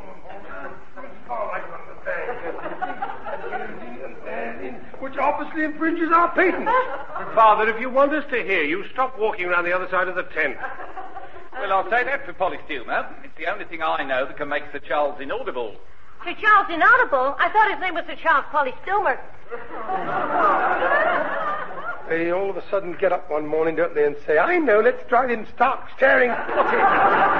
Let's fill his office full of tent and raving idiots. If I may say so, Sir Charles. No, you may not, Mr. Holroyd. I haven't finished having my lump of chat yet. I want to know how you explain the fact that American Chemical Industries, Inc. have produced plastic stuff which is practically a copy of our polished humour, bearing in mind that you were once a member of our board of directors. That's what I like, the subtle approach. Sir Charles, you dismissed me from the board of British United Plastics. There are some days when I make the right decision. Be that as it may, my loyalty is now with my present employers.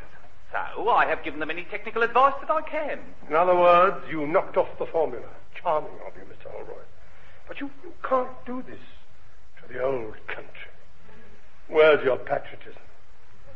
Does the Union Jack mean nothing to you at all? What about poor old Harold? And Jim? Barbara? Forget Uncle Sam, dismiss him from your mind. Let us have the contract with the Russians for these ghastly tents. If you think of nothing else, think of George Brown's pension. You can't let the mother country down now. For £10,000 a year in perks, I can. Oh, how mercenary can you get? All right, that's it. The gloves are off. It's a fight to the death, and may British United Plastics and me win. If I may say so, Mr. Holroyd, I don't know how at this point, but I have a feeling I know who will win. I wouldn't be so sure, Mr. Frank. Being an American company, our expenses are not limited, and I took the Russian trade representative out to lunch today, gave him a car for his wife. I'm fairly confident that we shall win the order. Well, we could have given him a bite, couldn't we? Sandwiches and a bit of eel pie. We don't deal that way, Oliver Holroyd. You may sneer. In your case, easily. But I think this is where you are going to regret sacking me from the board, Sir Charles. Once they've seen our plastic-stuffed tent and realised how much cheaper it is than yours, we shall get the contract. I wonder when the next Apollo mission is. Perhaps you could persuade them to leave him on the moon instead of a flag.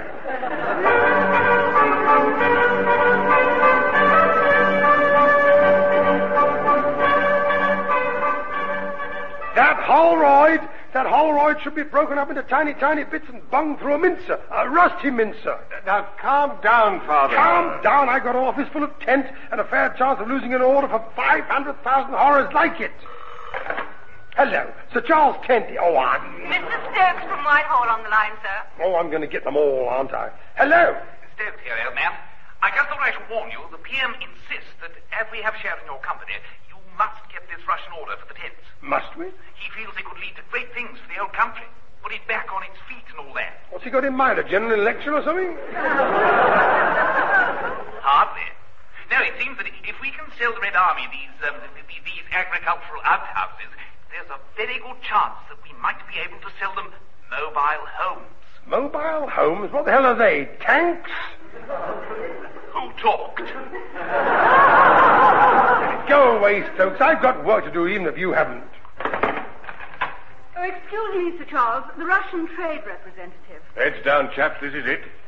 Show him in, Edith. Show him in. Perhaps if we unzip the tent flap, there might be a bit more room. This way, please, sir. Comrade, or something. Most kind. Greetings from the people's glorious workers.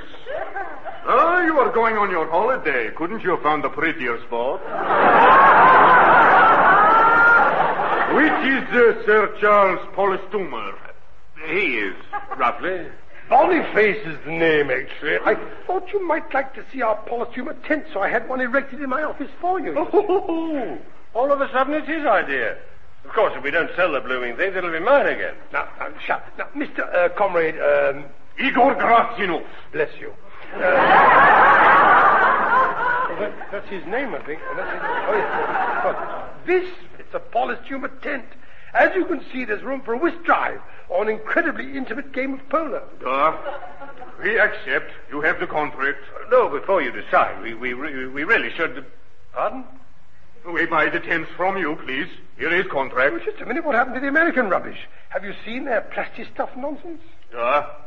Completely useless for our requirements. Not that we're complaining, but we understood that their tents were similar and a lot cheaper. Possibly, but no use to us. Mr. Hallrood has told us that with their formula they cannot make plastic stuff in red. Oh, clang. Why not? As you have had the sense to make yours in red, we award you the contract. Long live Lenin. Good luck. Well, you know best. Excuse me a moment, will you, Comrade Igor, what the rest of the sneeze was? Have you told American Chemical Industries, Inc. of your decision? Yep. Wacko, I'm going to enjoy this. Edith, get the managing director of American Chemical Industries, Inc. I want a bit of a giggle. Very good, sir. Here is the contract, Comrade Sir Charles. You put your handle here. Oh, I do I? There you are. Thank you very much, Mr. Gesundheit. Thank you. Hello, is that you, J.G.? This is Sir Charles Boniface. Just to let you know that we have the contract for these Russian tents that your Mr. Holroyd was trying to negotiate. Very kind, thank you. Now you know why we sacked the horrible little twit. Goodbye. Oh, I did enjoy that. Now then, Igor, stuff it up your thingamabob. I am now going to demonstrate to you, you understand me, how these tents work.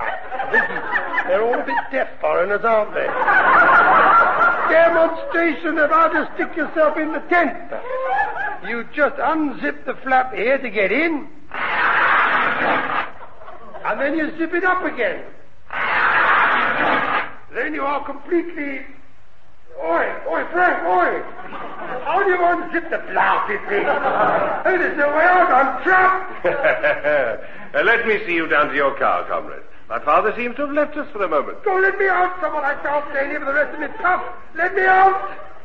Hello, Coggins, what are you doing in here? Anybody out there? This is an emergency!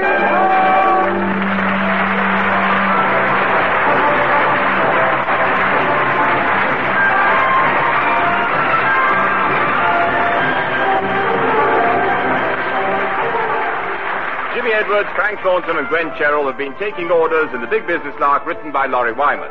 Jimmy Edwards was Sir Charles Boniface, Frank Thornton was Frank Boniface, Gwen Cherrill was Edith Chalmers, Mr. Stokes was played by Alexander John, Debbie, his secretary, by Elizabeth Morgan, and Igor by Nigel Graham. The show was produced by Alistair Scott Johnston.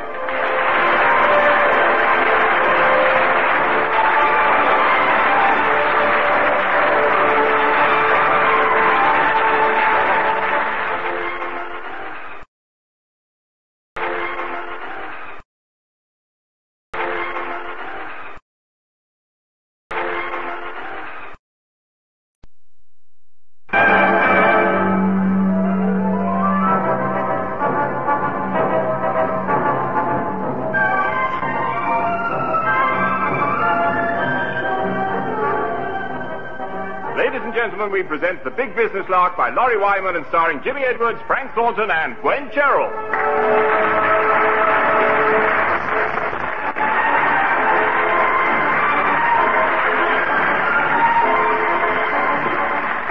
A Apart from its managing director and chairman, Sir Charles Boniface, a business like British United Plastics has many other unpredictable problems. Unfortunately, when it's up to a man like Sir Charles to solve them, these problems rapidly become disasters.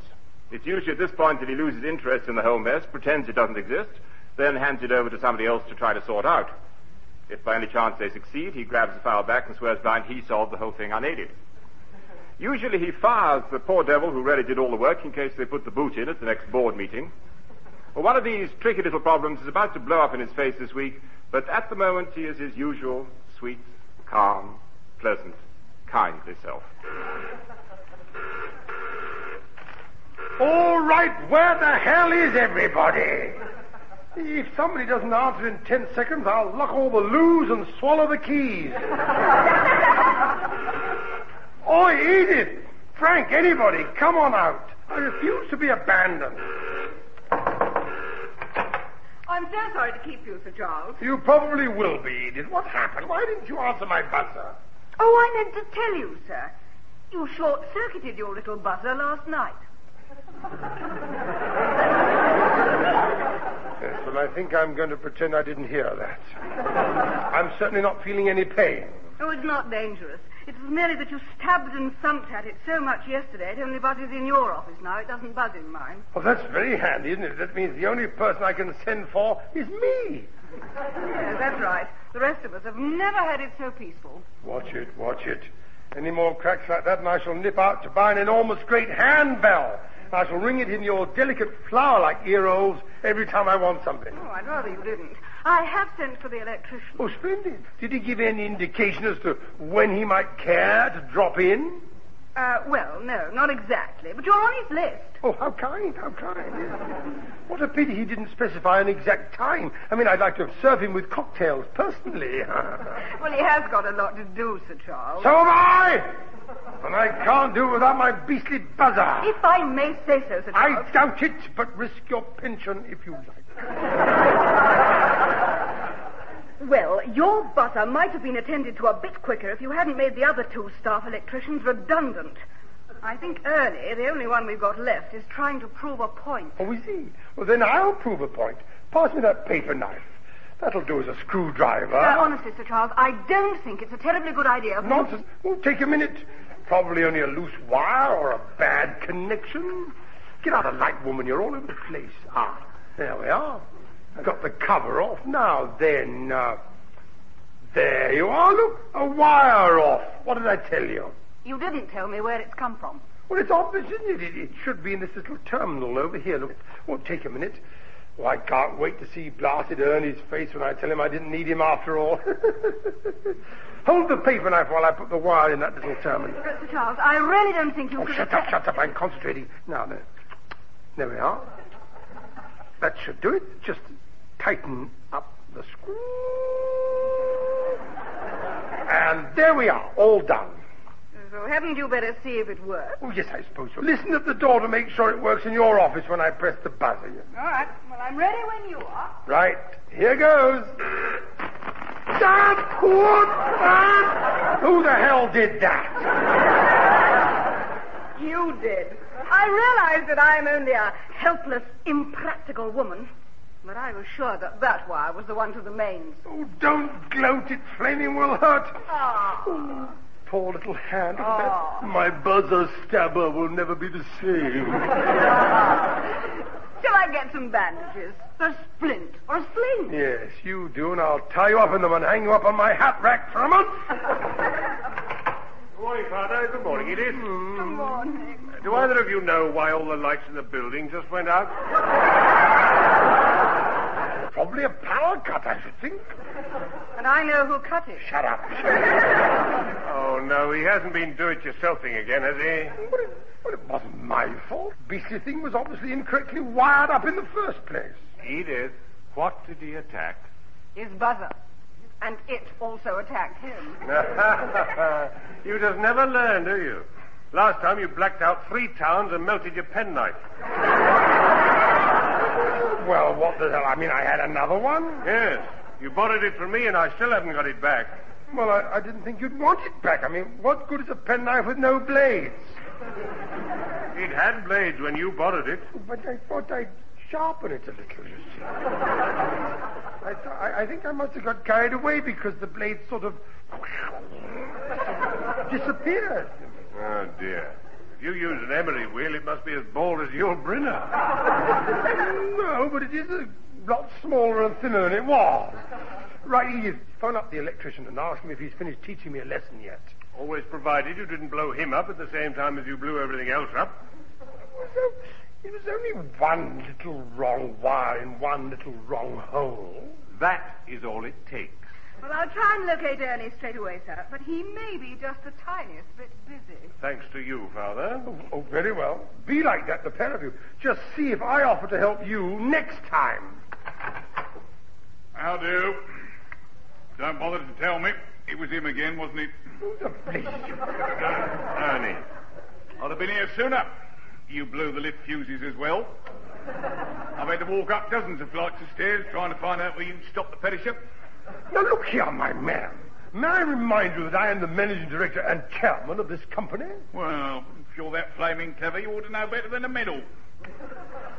Curse of my trade, you enthusiastic amateurs. 2 yards of flicks, a plug and a light bulb, and you'll think you're Michael Faraday. What did you touch? Well, nothing much, but my buzzer wouldn't buzz. We did ring for you, Ernie, but you weren't in your wherever it is we keep you. Exactly. All I did was to reconnect a loose wire. You what? I reconnected a wire in the... Oh, well, that's it then, innit? I take it you do have a union card, brother? Certainly not. I'm also delighted to inform you that not only am I not your brother, I'm not even a distant relative. Now make my buzzer buzz and then buzz off yourself. Oh, no, you've had that. I'll have to convene with Transport House on this one. Oh, now, steady on, Ernie. You know Father doesn't understand about union matters. That I do. What's more, so do my two mates. What he sacked? Made redundant is the correct phrase, actually. Well, it was still half an hour before they got another job, wasn't it, mate? I trust the several years' redundancy pay compensated for their tremendous loss of wages. Well, it helped a bit. About 200 quid each, and it helped a bit. The mind boggles at how they must have suffered. Why didn't they apply for unemployment benefits for the half hour as well? Well, probably because the office was shut. Now we can all stop waffling, please, and get my buzzing back buzzing. Sorry. No. For the time being, I'm black in this office. Would it help if I pointed out that the buzzer doesn't belong to the firm? It's Father's personal property. That's right. The one the company supplied wasn't loud enough for him. It was for me, but not for him. It's different. I suppose I could repair it for you privately. I'd have to send you a bill. I trust you'll have no objection to doing this private job for me in the company's time. No, of course not. It's all in the family, as you might say. No, once and for all, I deny any relationship with you, utterly and completely. Just make my buzzer buzz and buzz. Oh. Don't you want an estimate? Esty what? Don't call me mate. Estimate. Oh, no, I don't want an estimate. No, pity. Estimates is extra. Oh, it never stops, does it? Hello, the phone's still working. At least you didn't blow that up as well. Sir Charles Boniface's office. Board of Trade here. Mr. Stokes' office. He was wondering if Sir Charles and his son could come here straight away. I think Sir Charles can. And by the sound of your voice, I'm dead certain Mr. Frank will. Oh, good. It's about that order to supply the Russians with polystuma tints. So perhaps they could bring details of the relevant position to them. Certainly. 1 moment, please. I'll just check that they are available. By all means. Oh, I wish I had a voice like that. It must be worth at least 4 free dinners a week. I'm still here, Mrs. Charles. May we be permitted to know what is going on, please? I'm sorry, sir. Mr. Stokes wants to know if you and Mr. Frank could see him at his office straight away. It's to do with the Russian polystuma tent order. Oh, I knew it. I knew that one was going to drop us in the proverbial. All right, we'll be there in about 1/4 hour.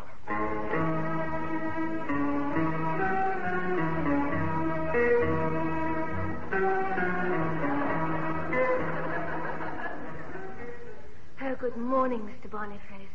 Mr. Stokes is ready to see you. Is Sir Charles with you? He's right behind me. Bullseye. Next time I'm around, I should keep your little swivel seat on your little swivel seat. Don't you worry, I will. Mr. Frank, go straight in, please. Mr. Stokes is expecting you. Oh, thank you. Good morning, chaps. I believe you know the Russian trade representative, old Igor here. Greetings from glorious people's workers to decadent capitalist top dog and son. Oh, how kind. Such a pretty sentiment. What seems to be the trouble, Mr. Stokes? Your polystumer tents, old man. Old Igor here wants to know why you haven't delivered them. We must have done by, 500,000, wasn't it? Up to now we have nothing. What's he saying? Roughly translated, we've got the contract, but we haven't delivered so much as a tent peg. That's the style, old man. Any thoughts at all? The PM's terribly concerned. Is he? Been reading the opinion polls again, has he? No. I mean about this Russian order, old man. It puts me and the big fella in the cart, in a way. Niet the matter. Where are blooming tents? Something seems to have gone wrong. I know I ordered them to be made by our Cardiff factory. Oh, splendid. Forgive me for asking, old man, but one knows how these things can happen. I suppose you did arrange for them to be shipped to Russia. Oh, that's my department, old man. And I did. They should have arrived a week ago. Niet nothing turned up. Only empty, bloated, capitalistic old boats at glorious people's superior and magnificent port. Lord, I wonder where they've gone. Somebody somewhere is the happy and surprised owner of 500,000 polystumer tents. Well, of course, I knew this would happen. I should have attended to the whole thing myself. I should have obeyed my instincts. If you want a job done properly... Get somebody else to do it, then you can blame them if it turns nasty on you. Exactly. Frank, you're supposed to be on my side. Obviously, Mr. Igor, whatever your glorious people's name is. No, Grasino. Oh, bless you. A lot of foreigners get one of those in our climate. Of course, we're all right. We have them all the time. Now, obviously, there's been some sort of slip-up somewhere. Duh. You and your company have dropped the conker. The word is clangor, actually. Yeah, well, whatever it's called, you dropped dirty great big one. It does sum up the situation pretty well. I just can't understand. I personally made sure that our Cardiff factory was geared to full concentration on this order. You what? Well, I reorganized the whole factory. I cut out all the non-production staff and engaged factory workers just to make sure that this order was manufactured on time. Oh, dear. Now what have you done? I told you. I just got rid of a few dozen clerks in order to take on more men for the factory floor, increase productivity and all that rubbish. Sir Charles, please remember where you are. Beg pardon, Harold. Sorry, Barbara. Just a slip of the tongue. And I think we'd better get down to Cardiff and see what other slips of the tongue have caused this mess. Duh. If polystumer tents not delivered to Russia in 2 months, contract will be cancelled. Nice to have met us together, wasn't it not? Yeah, what the hell is he talking about? I think he was saying that we just left. Oh. For Cardiff. Not likely. I'm going back to the office for my visa and Welsh phrase book first. And what else? To see if there's some idiot that I can send down there instead of me, just in case I have dropped a conker. That's my bad.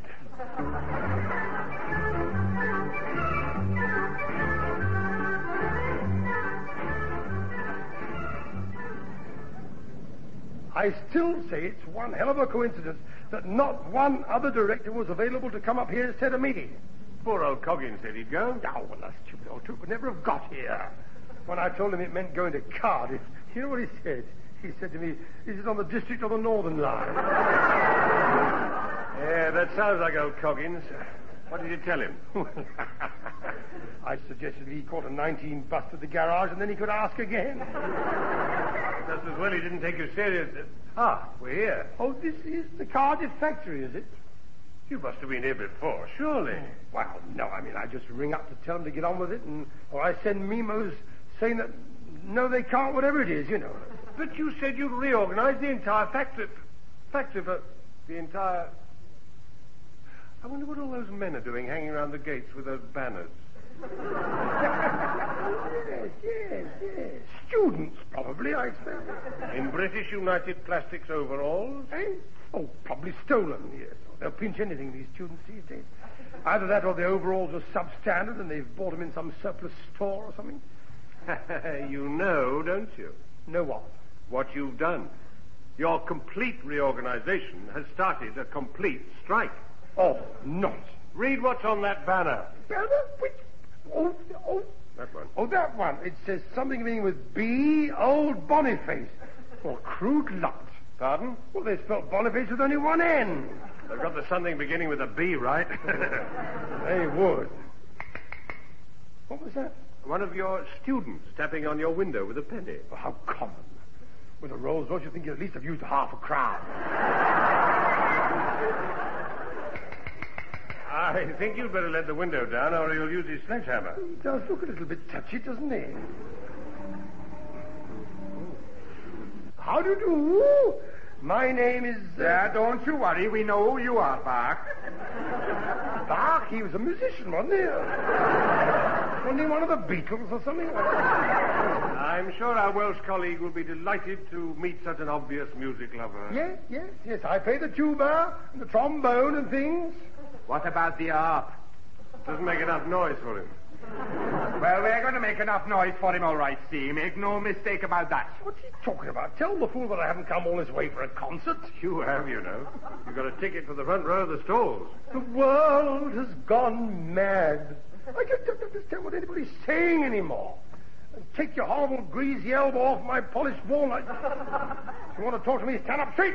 If I do that, I'll be looking over the roof of your car. Good, then I can wang you one in the bread basket with my shooting stick. Pass that shooting stick over, Frank. I think I'll use the sitter-downer end. At least to start with. And a spokesman said that negotiations for the settlement of the British United Plastics strike at their Cardiff factory were going as well as could be expected, considering the managing director and chairman was there. That'll do. Now, what are all those idiots doing outside the gates of the factory? I mean, they make it look so untidy. Well, they're on strike, of course. They have been for a month. Strike? What, Frank? I hadn't heard a word about it. Well, this is ludicrous. An entire blasted factory shut down and head office knew nothing about it. Why didn't you inform us? We did. Sent you notice, all legal and proper. Oh, it'll be that old fool Coggins again, I'll bet you. Daft old twit will be sitting on it.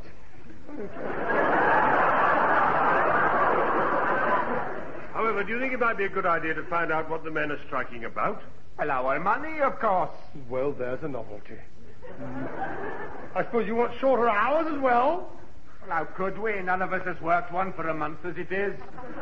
He's got a point. Oh, shut up. Let's get into the factory and sort this out with the shop steward or whoever it is. I mean, with this order for the Russians in the balance, I intend to find what idiot started this tomfool strike. I intend to deal with the cut. We must get into production again at once.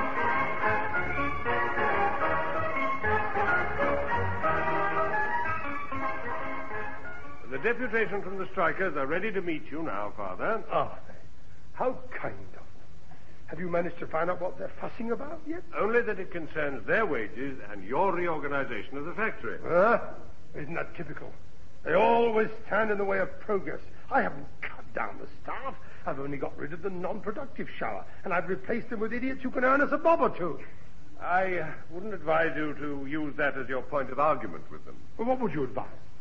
Something like, the total output of financial reward remains constant but redistributed through different units in the interest of further productivity and mutual gain.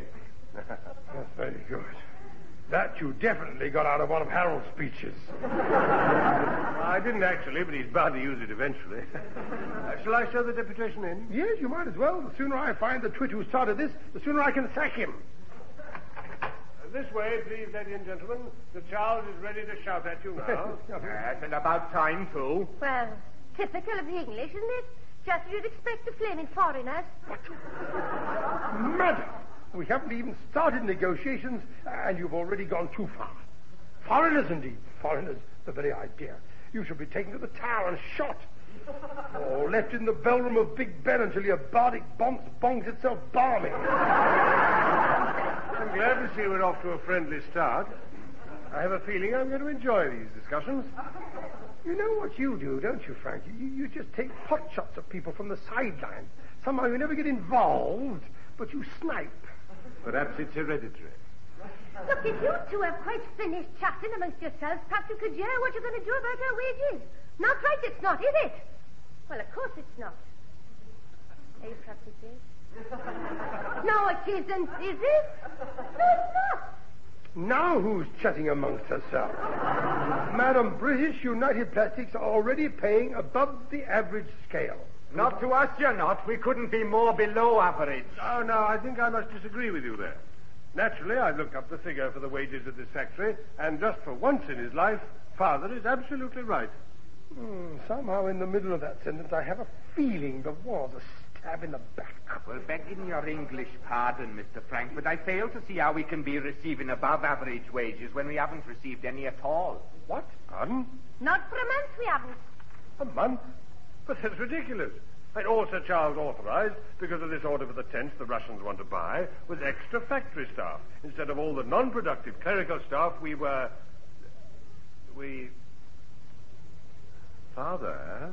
Well, just which non-productive staff did you get rid of in your purge? Well, how should I know? I mean, I've never met the idiots. I mean, does it matter? I think it may. Madam, may I ask why you were on strike in the simplest terms? Because we don't intend to work for nothing, of course. I knew it. Would somebody mind telling me what the hell is going on? All the non-productive staff you sacked were in the accounts and wages department. There's nobody here to pay the factory staff. That's why they're on strike. It's got to be a joke. I just wanted to get rid of all those steaming idiots who send me loads of old rubbish every time the post comes through. All that muck in triplicate about broken windows and worn-out broom handles and funny something or others that won't flush, you know. All the normal clerical staff are still here. Oh, they blasted well would be. Yes, and they're on strike with us. Well, why didn't somebody have the decency to write to me in London and tell me what had gone wrong so that I could sort it out? It's not much to ask, is it? It is when there's nobody to write to you because they're either on strike or you sacked them. Or they're on strike because you sacked them. Or because you sacked them, they're on strike. Or because they're on strike, they... I wish I'd never started to answer the question. Don't we all? Now, look here. All we want to know is do we get our wages or don't we? But of course. Don't get so exacerbated. Of course you do. This is merely an interdepartmental error. Now, I shall be staying here overnight at one of the very, very best hotels.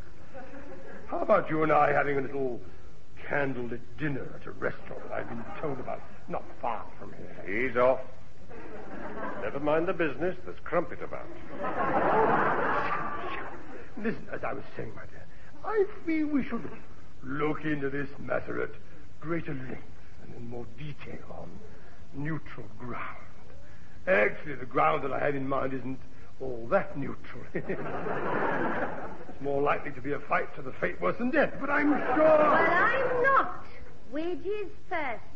Nog after, see? Oh, I do indeed, yes. And in any case, no thanks. What? The way she looked. I'm a rich man and you're an attractive girl. She's also my wife. There are certain days in one's life when one just shouldn't get up. Yeah. Just so long as you don't stay in bed while you try to mend your electric blanket. Oh, you're so smug!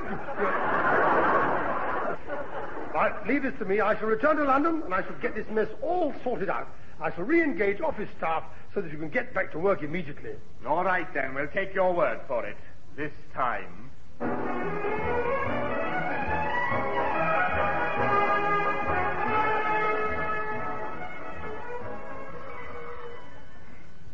Oh, you answer it, Frank. It might be a horrible horror. And I've only just got over the last one. Hello, Frank Boniface speaking. Oh, Stokes Bott here, old man. Who? Bot. Board of Trade, yes. Yes, of course. What can I do for you, Mr. Stokes? I just wanted to send my congratulas to your father for settling the strike in Cardiff. No, it was nothing. After all, he was in on the ground floor. What do you mean? He started it. Thanks for calling, Mr. Stokes. No, not at all. PM's delighted to hear that the jolly old polystumer tents are in full production again. Well, that's understandable. At least it means something is. I say, steady on, old man. Cherry pie? Cherry pie? And just for good measure, toodle pip. That was another one that I'm glad I missed, wasn't it? Yeah. You know, there are times when I think I ought to sit in the country and just become a figurehead, you know. I doubt if you've got the correct vital statistics for it. Don't be personal. The overall weights, lumps and bumps are all there, but they're wrongly distributed. I shan't warn you again. I mean, who ever heard of a buxom figurehead with measurements 37, 48, 59? I mean, it's ridiculous. Ow! Oh, that hurt. Yeah. Good. Any more remarks about Sir's chubbiness and I'll start up a barrage. Now, where the blazes is Edith? Oh, it bit me. You've been messing about with it again. No, I haven't. I only unscrewed the cover to see which terminal Ernie had put the lead in to make it work. Oh, excuse me, sir, but do you know why all the lights in the building have gone out? Yes, he does. He took the lid off his buzzer and must have disturbed the wires. Oh, of course, I should have known. Give me that paper knife at once. I'm taking it away until you learn to behave. Now, Edith. At once. It was him again, wasn't it? Bit of luck I was on the floor this time. All I did was just take the top off it. Oh, no, you didn't, mate. You already nearly blew the top off the building. I don't understand you. Why? Who installed the blooming thing? Well, if you must know, I sort of... it was a perfectly simple operation. I should have guessed. We all should. Right. Where's the fuse box? The fuse box? Well, it's sort of over there. But at the time, I didn't have any fuse wire, so I sort of improvised and... Oh, hello. I don't know who you are, but you say me by the bell. You're who? And you're where? Then do us all a favor and stay there. Who was that? That was that daft old twit Coggins. Phoning from a telephone box outside the number 19 bus garage. Apparently he's asked all the bus conductors and all the drivers, but none of them could tell him the way to Cardiff. Well, we know it all now, don't we? Hey, pardon? This fuse box. That's what baffled me before. I couldn't understand how you could black out the old flaming building with one nasty little buzzer. Your father is a big man, Ernie. He's capable of blacking out bigger buildings than this.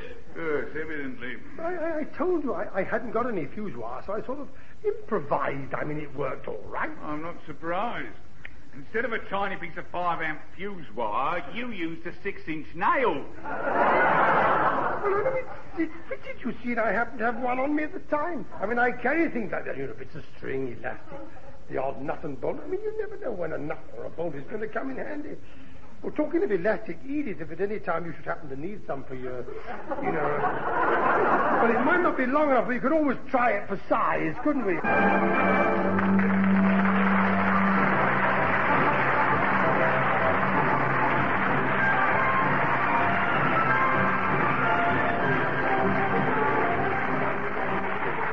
Jimmy Edwards, Frank Thornton and Gwen Cheryl have been strike-breaking in The Big Business Lark, written by Laurie Wyman. Jimmy Edwards was Sir Charles Boniface, Frank Thornton was Frank Boniface, Gwen Cheryl was Edith Chalmers, Mr. Stokes was Alexander John, and the two Welsh strikers were played by Elizabeth Morgan and Nigel Graham. The show was produced by Alistair Scott Johnston.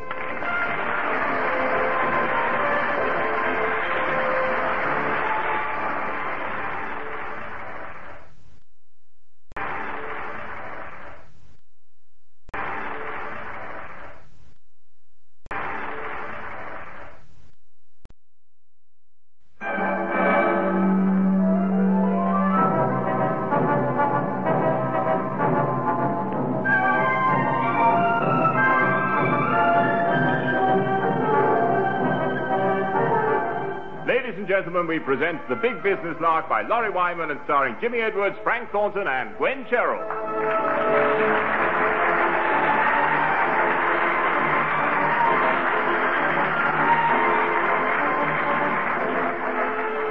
It's at social gatherings that people like Sir Charles Boniface, the managing director and chairman of British United Plastics, excel themselves. They're the built-in disaster at any party, wedding, or function. The snag is that they will try to be nice to people by talking to them.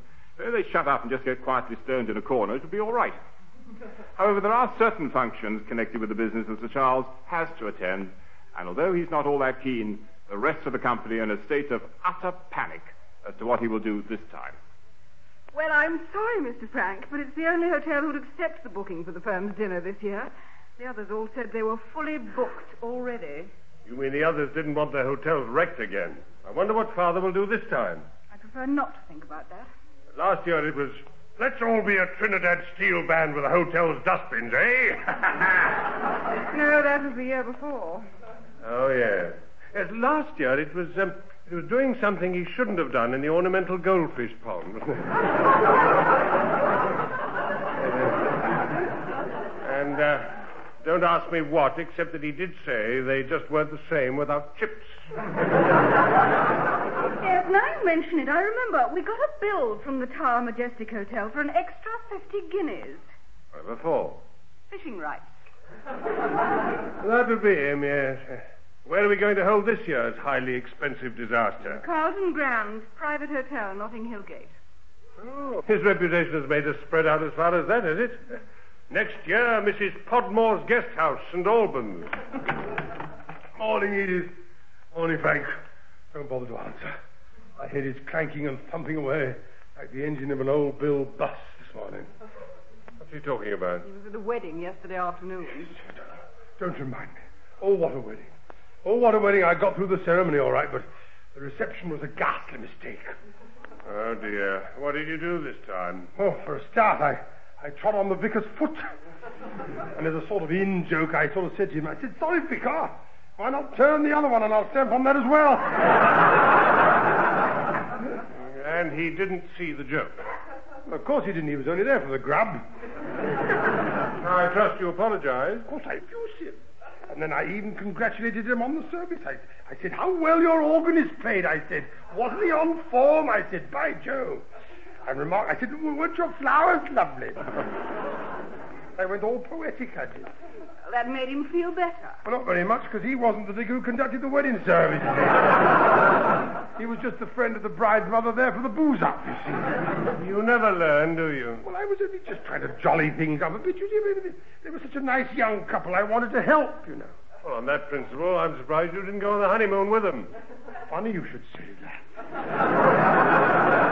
I very nearly did. I accidentally got into their roles instead of mine.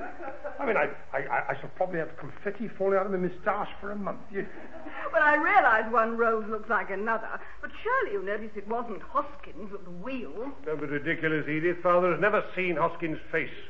He only recognises the back of his head. It's true. Yes, it's true. I must take a look at him from the radiator end one day. Perhaps you could have a photograph taken of him. Now, anything requiring my urgent attention this morning? Yes. I need your approval of the seating arrangements, Sir Charles. Ow! Consider them approved.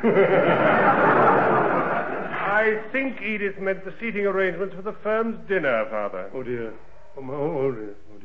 Has that monster come round again, has it? I'm afraid so. I suppose you could plead ill health? He will the next day. That'll do. Just so long as these seating arrangements haven't put that old fool Coggins next to me, everything will be all right. I shouldn't have thought it mattered. He always arrives about an hour late. I don't. That's just the point. Just as I'm bashing through my bomb surprise, he comes tearing in and starts swallowing through his soup, like a channel swimmer trying to reach the other side. Well, perhaps we should tell him it's a luncheon this time, and he might get there on time. Good thinking. Incidentally, just occurred to me, where's it being held this year? The Carlton Grand Hotel, Notting Hill Gate, sir. Oh. Was it? Hello, now what? Well, that's where the wedding reception was held yesterday. Oh, dear. Yes, I mean, apart from everything else, all that business with the vicar, I had a little bit of a chat with some idiot about the ghastly food and the Disgusting state of the place. I said to him, why don't we both write to the AA and the RSC, get this hotel struck off? And did he agree? No, he was the proprietor. You certainly sought them out for yourself, didn't you? We'll never find another hotel that can accept our booking at this late hour. It is next week, you know, Sir Charles. Then they'll just have to cancel somebody else's arrangement. It's all quite simple. The awful thing is, he means it. Well, I can see I shall have to take the whole thing over and organize it myself, as usual. You do, and I'm not coming. Well, that's nice. That's nice. That's what I like about this office. The blind faith and loyalty. Now, give me that seating pan and I'll get started.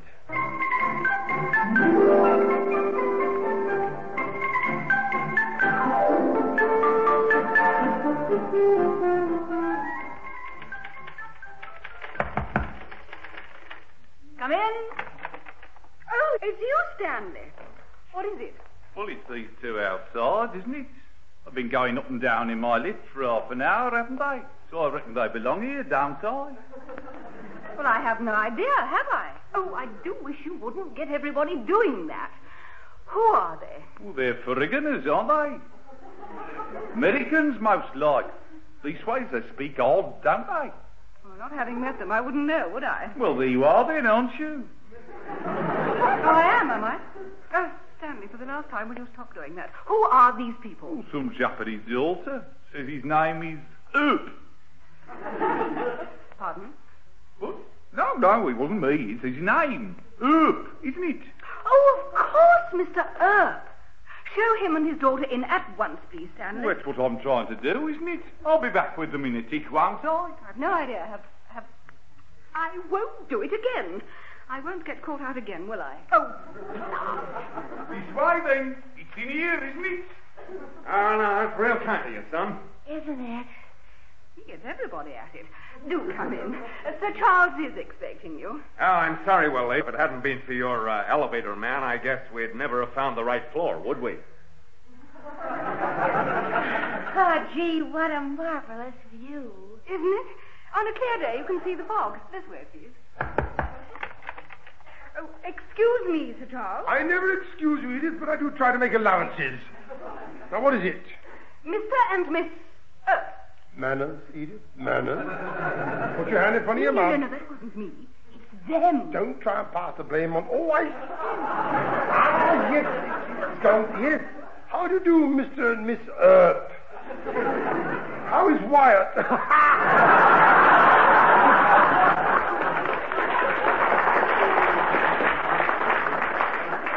Oh, she's just fine. Just hang on a minute. I see you've got my lines crossed somewhere. Wyatt is my wife's middle name. Oh, really? What's her first name? Jessie James? No, I'm Jessie. Oh, dear. They even take the trouble to fly the Atlantic to send me up. But most people call me Birdie. Yes, I can see why. Excuse me, Father. I'm sorry to interrupt. Hello. I'm not sorry to interrupt at all. It must be some sort of primeval instinct. He always comes in my office when there's crumpet about. Frankly, I should say it's hereditary. If you'll excuse me, Sir Charles, I'll get back to my work. Can't stand the competition, eh? Well, off you go. Oh, I think I must have upset you. I've never known a day when you didn't. My name is Frank Boniface, by the way. Hi. This is Birdie, and I'm Mr. Earp. Pardon? We've been through all that. Now, this gentleman is the director of American Novelty Toys and Fun Things Incorporated. Come again? Yeah, I know. I didn't believe it myself the first time, but that is who he is. Congratulations, I suppose. We're over here to look around. Really? I should have thought with a shape like that you'd already been in. Perhaps you'd like me to take you to a few places that aren't in the guidebooks because they're off the beaten track. Yes, he means the woods. Well, gee, that would be great. You just can't save some people, can you? Now, Mr. What can British United Plastics do for you? Well, now, you see, we've just been to Stratford-upon-Avon. That's where your William Shakespeare was born, you know. Oh, thank you very much. Yes. That had filtered through to me, actually. Yes. Good. Well, now, you see, I have this great idea. You mean you've bought it and you're going to have it shipped back there? No, not exactly. I did go around the estate agents, but none of them had it on their books. At what? Anne Hathaway's cottage. Anne Hathaway was the lady's name, actually. Yes, she was Willie's birdie. Oh, that reminds me. Miss Earp, if you're not doing anything this evening, perhaps we could have a meal somewhere alone. Ah, gee, I've never been to an English wimpy bar. Well, that's not exactly what I had in mind. Yeah, we know what you had in mind. Does it make you sick snogging in the firm's time? Mr. Earp, if you'll pardon the expression, what is this great idea you had? I mean, we know what Frank's idea is, but what's yours? Well, you see, I want to know if your company could supply mine in the States with blow-up reproductions of Annie Hathaway's cottage made in polystyrene. I think I'd like to sit down for a minute. Just think of it. Every American could have his own Anne Hathaway cottage on his back lawn. But I am thinking about it. That's why I want to sit down for a bit. Of course, Frankie. Anytime.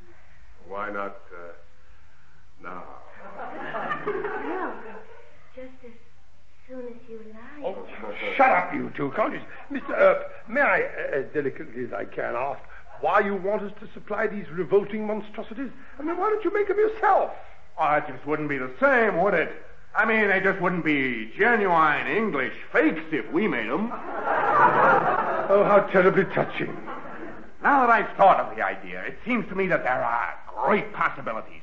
With your polystumer, we could have blown-up Buckingham Palaces, blown-up Tower of Londons, even number 10 Downing Street. It's actually the last one people have been contemplating blowing up for the last few years.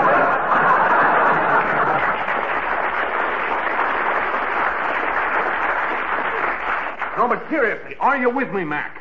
I haven't seen your raincoat at all. I mean, do you dig the scene? Dig the scene? Well, I haven't got my spade. I'm not in the mood, but help me, Frank.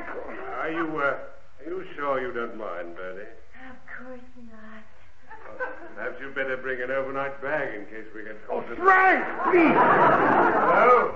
Spoil sport. Never mind that snogging session. Come and tell me what this steaming idiot, what his valued customer is talking about. Well, I must admit I was only listening out of one ear. And we all know what you were listening to out of the other one, but go on. Well, I gathered that Mr. Earp... Pardon? Well, don't you start. You should be used to it. I gather that Mr. Earp wants us to make blown-up models of old English monuments in polystumer. That's my boy. One eye on the available trumpet and the other one on the chance to make a bob or two at the same time. Yeah, just think of it. In every American garden, there could be a little bit of genuine plastic England. Just a minute. It's such a beautiful thought, I may cry. I mean, Mr. Earp, every American garden, just how many of these how many of these perfect reproductions had you in mind? Well, I figured we could start off with a couple of thousand Annie Hathaway cottages and see how they sell. And if all goes well, we could do about 2,000 a month. I mean, the idea is beginning to appeal to me now more and more. It's such a lovely sentiment, such a lovely thought between nations, such a lovely lot of lolly. Gee, could you really do it? Well, I realize at his age it's unlikely. Frank,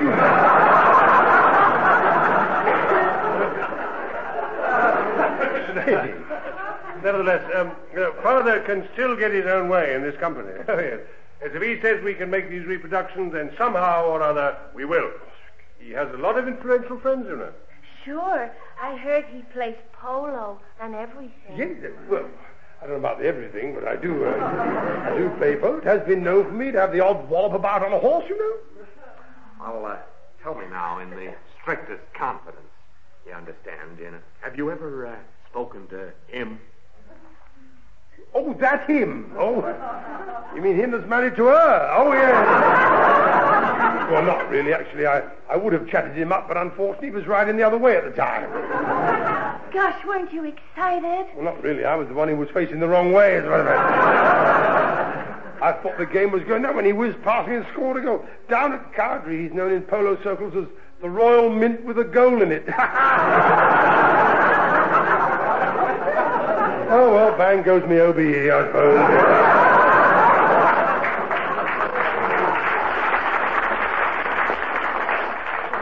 You know, he's been dying to get that one into the conversation for weeks. And my bet is that next time he plays polo, he'll be trying to get it out of the conversation. Oh, yes, you're probably right. You never ask me back to his place for a pint now, will you? I wonder if they have a wallet there. Mr. I'll get my technical department to look into the possibilities of making polystumer blow-up replicas straight away. How long are you over here for? 6 weeks and 2 days. Oh, I see. It didn't take you long to get your cards marked, did it, eh? I wonder why you got your diary out. I see you're free on... Yeah. Now, British United Plastics are holding their annual firm's dinner next week. In view of this order, we'd be delighted if you could attend. Why, sure. Where is it? Well, that isn't entirely settled. Several restaurants are quoting me for the privilege, obviously. Hello, he still doesn't know where he's going to be. Nonsense. I've just not had time to make up my mind which offer to accept, that's all. Well, while you're pondering, I think Birdie and I better make sure we get some grub at a little place I know in the East End where all the in crowd go. Oh, really? Do I know it at all? No, that's why I can still go there. Don't snipe. The in crowd go there. Mm-hmm. Sort of a big sort of a place, is it? Sort of nice decor and all that? No. Doing well, is it? I mean, would they be grateful for a little extra business put their way? You know what I mean? No. I mean, one likes to support private enterprise. I just thought I might consider switching my present arrangements and offering them the chance. No. They don't want to cater for the firm's dinner. And you haven't got anywhere else, and you're getting flaming desperate, aren't you? Of course I'm not. In any case, I don't care to discuss the matter. That settles it. You are desperate. Oh, gee, Frank, you got me worried now. This Pickwick Arms in Poplar is okay, isn't it? That's done it. You've told him the name of the place now. You go straight down there, pick a fight, and I'll be barred for the rest of my puff. Oh, don't be ridiculous. That's a charm. Just a minute. Shan't keep you long. What's he writing down? The Pickwick Arms Poplar. The place where after today all the out crowd will go.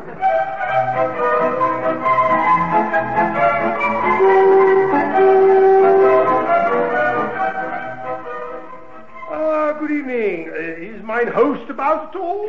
Aye? What you on about, mate? Well, this is the Pickwick Arms, isn't it? Oh, me. We got one here who can't even read.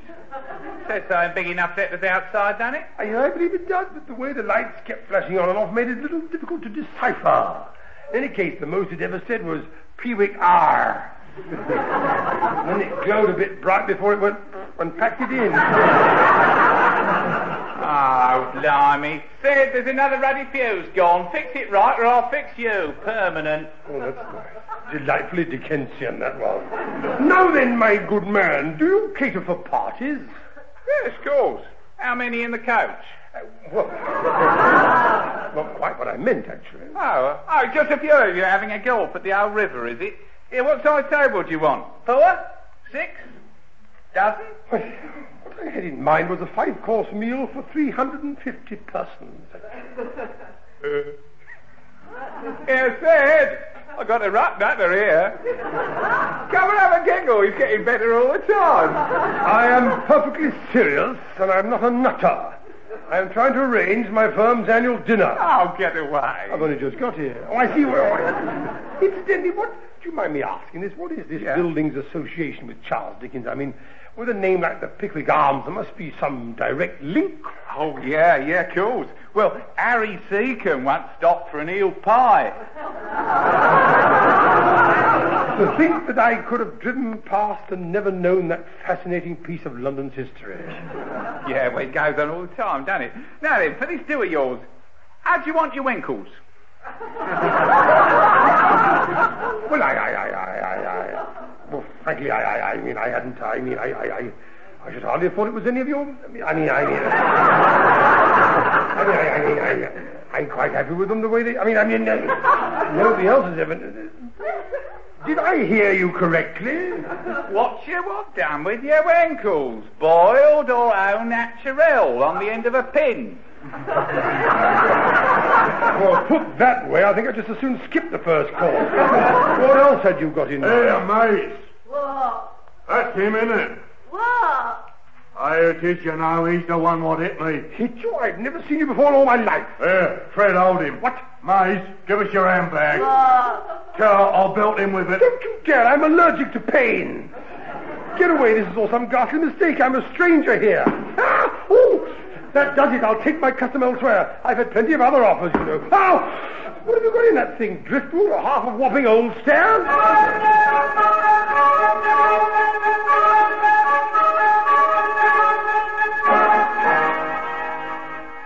Honourable greetings to Honourable Chubby Self. Good evening. You must forgive my somewhat dusty appearance. When they threw me out of the last place, I landed butter side down, you know. So?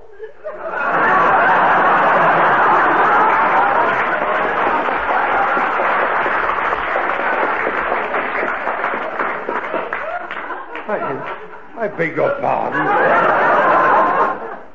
So? Oh, well, if that's your attitude, there's nothing more to be said. Thank you so much. I was just trying to put a little trade your way. If you don't want to flog 350 chop sueys to a cash customer, all I can say is prawn balls in sweet sauce to you. Most kind. Oh, I think I've just solved the mysterious secret of the East. They're not inscrutable, they're just blasted dim. Here, Gladys. That's him, isn't it? He's the one what hit me. Oh, Lord. Look out, suit. Here I go again. Give us your handbag, Gladys. Don't bother, it's all a mistake, but I know the routine. I'll throw myself out this time. Excuse me, nice to meet you. Good night.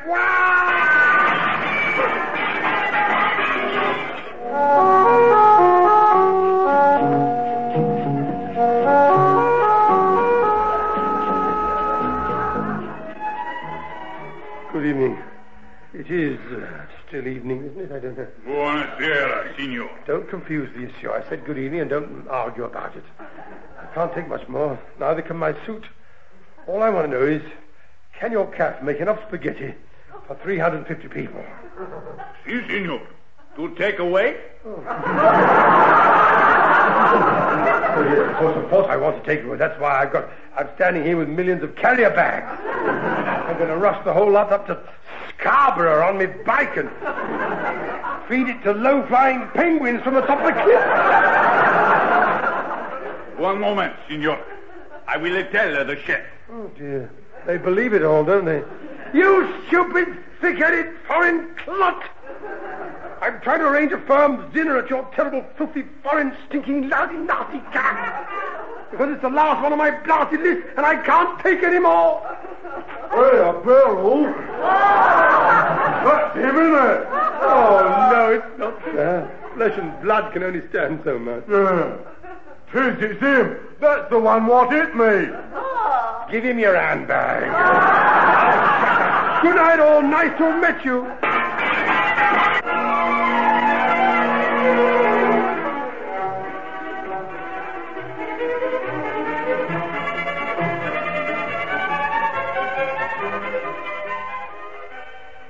Good evening, madam. Good evening, sir. Welcome to the Carlton Grand Hotel.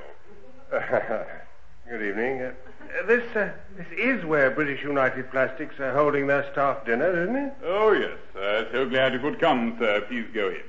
We're always pleased to see Sir Charles Boniface and his guests at the Carlton Grand, sir. Curiouser than curious, sir. Well, don't look at me, Mr. Frank. I'm as much in the dark as you are. Well, this was the hotel where Father got into so much trouble at that wedding, surely. It was? It's very odd. When Father drops a clanger, people don't usually forget this quickly. 10 years, perhaps, but not 10 days. Ah, there you both are at last. Come on in. Grab a drink. Everything going beautifully. Lovely place, isn't it? He's been up to something. He's got that look on his face. He's also got the look that says he isn't going to tell us until he's good and ready. That's right. Oh, there you are, Mr. Pardon. Nice to see you here. Hi! Not yet, but he probably will be later. Oh, good. Good evening, Birdie. Oh, it's nice to see you again, Frankie, baby. Yes, isn't it? Terribly. Perhaps it's her accent that does it. Now, let's face it. Whatever does it, it isn't her accent. Thanks for that real swell evening, Frankie. Anytime. Oh, Lord, they're off again. I guess I'll just never forget the Pickwick Arms. Oh, neither will I. Incidentally, Father, did you know that Harry Seacombe once stopped there for an eel pie? Yes, he did tell me that, and if my experience is anything to go by, he probably also stopped there for a punch up the bracket. Now, let's stop chattering. Edith, may I have this dance? Oh, I'd be honored, Sir Charles. Wait a minute. What the hell has gone wrong? Nobody can dance to that muck. Father, who did you ask to supply the music? Well, that daft old twit Coggins. I thought he'd give him something to do for once. He said he knew a swinging combo, whatever that means. It means it's his night. Look who's at the piano. What? Coggins, you daft old twit, get off that stage immediately. You damage that piano and I'll wrap it round your balmy old bonce. It's no good. You'll never stop him now. He's got the message. Yeah, he'll get another one in the morning like Coggins, you're fired. Come on, let's all go in the cocktail lounge away from that ghastly row. Father, I know I'm going to hate myself for asking this, but I have got to know. Just how is it that you were able to hold the dinner here at the Carlton Grand after all? Yes, and why are all the staff so polite to you? Well, I'm glad you're showing such interest. I merely cleared up that slight misunderstanding between myself and the management, that's all. How? Well, I just merely bought the blasted place, that's all. What? He's potty. He's stark raving clean out of his think box potty. He'll do anything to get his own way. If you can't get round it, buy it. But it was such a bargain, only £80,000. Just for a dinner? That's ridiculous, even if it includes the tip.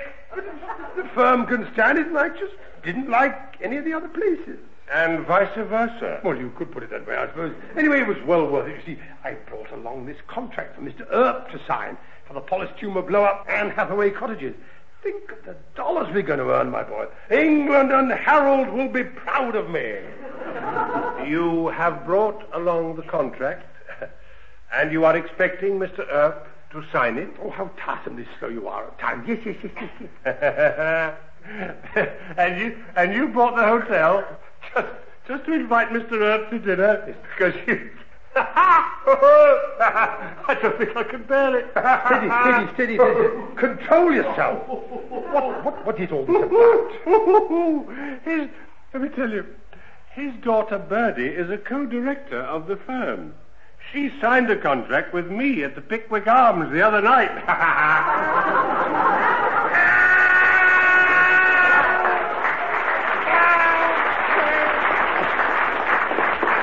I've been lumbered 80,000 straight down the drain. The other directors will have my guts for garters. Well, Mr. Frank did send you a copy of the contract, Sir Charles. I put it on your desk. What a shame you haven't been in for a couple of days. He was busy buying hotels. It's got to go. Where's Earp? He can buy it. And he has my full permission to blow it up. No, I got a better idea. Coggins, you daft old twit, where are you? Get your checkbook out. You just bought a hotel for £90,000. Oi, Coggins, stop hiding under that piano. Come out and fight like a man.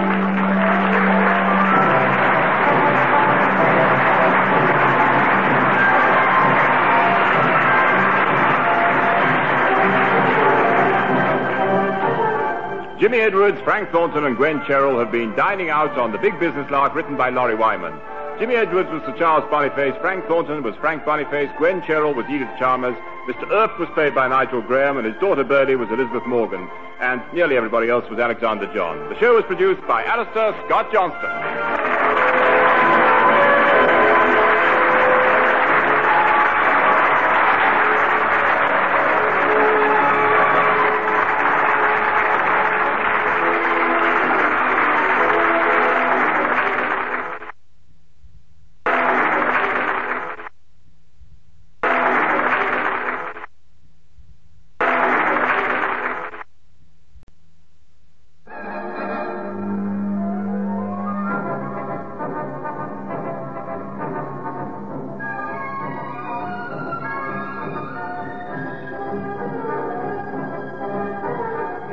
ladies and gentlemen, we present The Big Business Lark by Laurie Wyman and starring Jimmy Edwards, Frank Thornton, and Gwen Cherrill.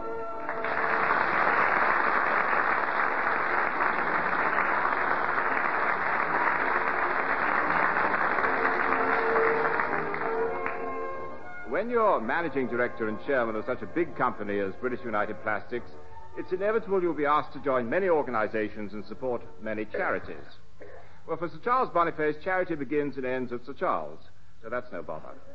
Organizations are a different matter, as they may bring money into the company through prestige. That is why Sir Charles is hoping to receive a high honor at the annual general meeting of his Trade Association's Lodge.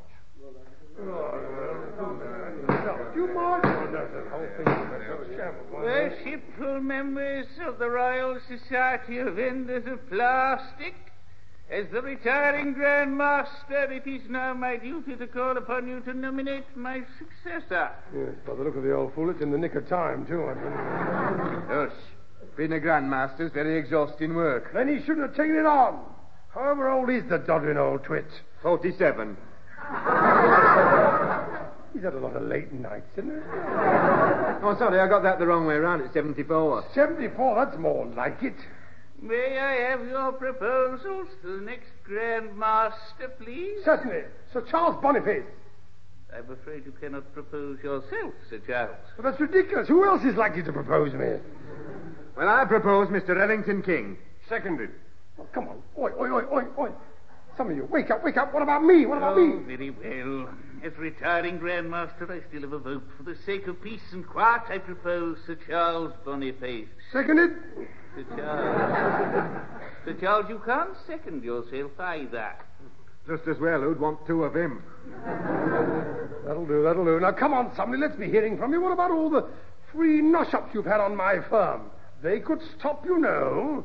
If I don't get seconded, not so much as a cheese roll for any of you. Oh, well, if we must. Seconded. Oh, rat. The only reason I proposed him is because I was sure nobody would second him. That's charming, isn't it? Right, then, that's it, then. When do I take the oath and get my badge of office? With luck, Sir Charles, never. May I remind you that there are now 2 nominations, so the Grand Council will take a secret ballot, and the results will be announced next week. Ballot? Secret ballot? Secret? I don't like the sound of that at all. There could be a terrible miscarriage of justice. Well, how? Well, I might lose. Well, there is always that hope. Mr. Pearson, weren't we going to meet for lunch at my club next week? Weren't we going to meet at that club where they serve that excellent claret that you enjoyed so much? What a shame you won't be able to attend after all. Message received. I'll vote for you. Right, that's one novel. Now for the rest. Fellows of the Royal Society of Vendors of Plastic, we shall close the proceedings by singing the Lodge chant to the ceremonial belt and garters. Stone the plastic crows. I do wish you didn't have to do that. It makes my bonds go boing for weeks. Will you all stand and sing after me? 1, 2. P-L-A-S-T-I-C, stick it up a jumper, whoopee!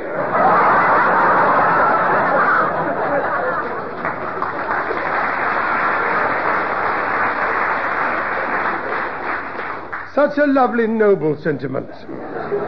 Meeting closed. We assemble next week to learn who is to be your new Grand Master. Collect your ballot forms as you leave. And don't anybody fill the blasted things in until they've seen me.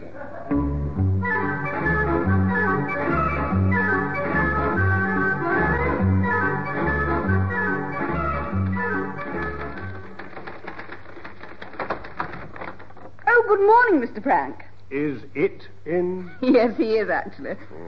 And what sort of mood is it in? Welcome, my boy. I wondered if you could help me or get out of me blasted office. I'm trying to watch Play School on the telly. He's in an incredibly good mood this morning. Is he? I wonder who he's sacked. Well, I'm sorry, Edith, but I'll soon put a stop to his gaiety. Oh, don't. Please don't. These slightly peaceful days are so rare. One knows they can't last very long, but every minute is precious. I'm sorry, Edith, but this is serious. I've got to see him at once, and it's going to cost money. So catch me on the way out. Go away! I don't know who you are, but I don't want any. And even if I did, I never bang at the door. It's me, Father. How can it be? I'm your father. Oh, I see. Yes. Come in, Frank, and shut up. I'm watching the telly and learning how to make a gollywog out of 4 cornflakes boxes, some of Daddy's pipe cleaners, and an ounce of Mummy's wool. Oh, what? How many times have I told you don't slam the door? It'll take me hours to get the picture right again now. But I don't want to be upset today, so if it's something nasty, come back next week. What is so special about today? Oh, nothing very much. Merely that after several phone calls reminding members of good times they have spent at the company's expense, I think you are now looking and gazing upon the next Grand Master of the Royal Society of the Vendors of Plastic. The what? Well, I just said it. I'm not going to say it all again. It's a great honor. Think of the business prestige. I am. The Royal Society of Vendors of Plastic, eh? That means you'll be able to have all your visiting cards printed Sir Charles Boniface, RSVP. Highly whimsical, I'm sure. Yes. Father, why don't you get yourself elected to the Royal Society of Plastic Consumer Advisors as well? Then you could be Sir Charles Boniface, RSVP, and RSPCA. That's rather good, isn't it? And what about another lovely one? I'm sure you've got another one. There are times when I wish I'd had a daughter. So shut up. I'm sorry. But, I mean, what is all this Grandmaster Codswallop, this distinguished honor involved? It is exceedingly distinguished, the whole thing. First of all, I have to get myself initiated. Get yourself what? You heard what I said. I want to know what is so important about being an RSVP Grandmaster. Well, it's so obvious, isn't it? I mean, think of the prestige it will bring to you British United Plastics in the trade. The orders for our products will simply multiply. Not only that, at the meetings I shall get a hell of a lot of information about what our competitors are up to and be able to spike their guns. They'll never know who sabotaged them. Knowing your subtle approach, my bet is that they will. Possibly, but as Grandmaster, there is damn all they can do about it. Tell me more about your initiation. I have a feeling it's going to be a bit of a giggle. Well, I shouldn't tell you really, because it's all very secret, you see. What happens is, after a fanfare of trumpets, I enter the Grand Hall carrying my bell of office, my book containing the original oath of the first Grand Master, and me candle with a plastic wick. That will need 3 hands. No, because the bell is round my neck, you see. This I would love to see. What are you wearing? An ermine robe and plastic knee breeches? No. The theme is humility, so all I wear is a sort of a shift of loose sackcloth. Styled by Hardy Amos, of course. And are you really going to walk about in public like that? Well, the Grand Master does not walk, you see. He's carried in, sitting cross-legged on a gigantic silver platter, supported by 8 loyal bearers with their little plastic scepters rampant and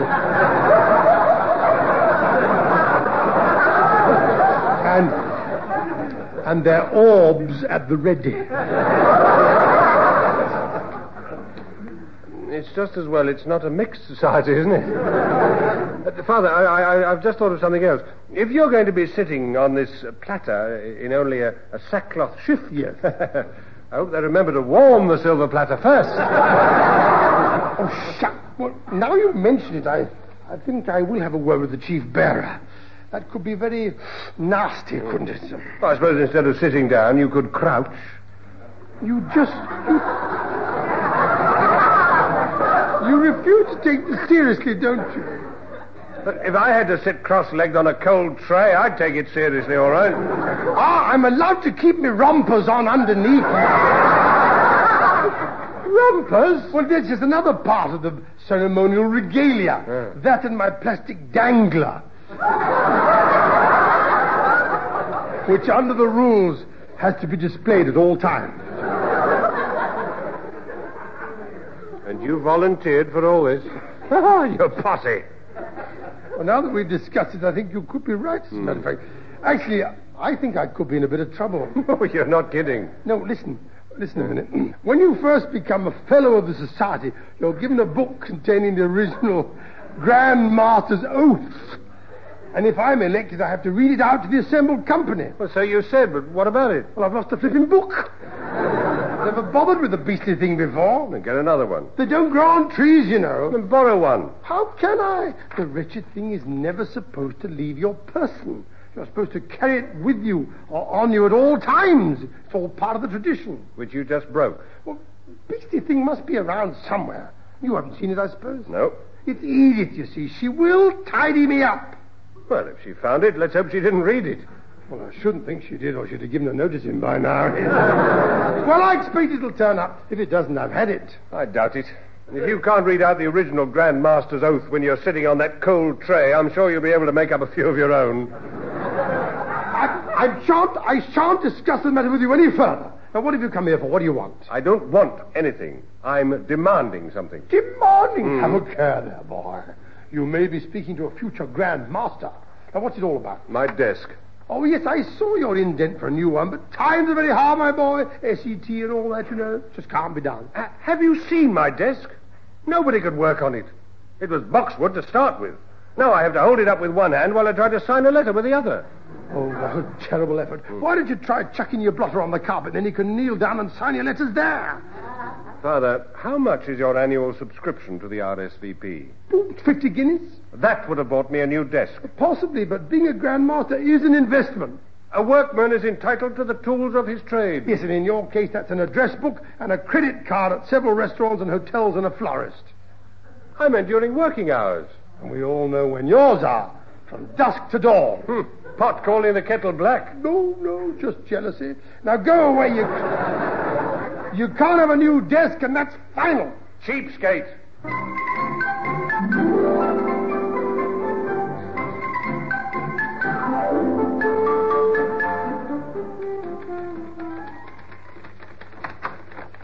Oh, good morning, Mr. Prack. Is it in? Yes, he is, actually. And what sort of mood is it in? Terrible. He sacked 3 people, and he hasn't patted me on my what's-her-name all morning. Hard luck. What's upset him this time? Well, I'm not sure. He just keeps opening his office door and saying, Edith, for pity's sake, where is it? Well, he's got one of his own. I mean, it's the door next to... Oh, I see. Yes, he's lost something else. Yes, apparently. Yes. He's in a shocking state. It's some book or another he can't find. Ah, yes. His great-great-great-grandmaster's book of oaths. Hasn't he found it yet? Edith! Are you sure you don't know where I put it? I'm sure you were the last one who had it. Perhaps you'd like me to come back later. Frank, in here. I need your help. This is urgent. Evidently. See you later, Edith. I gather you still haven't found your book, Father? That's not the worse than that. Far worse.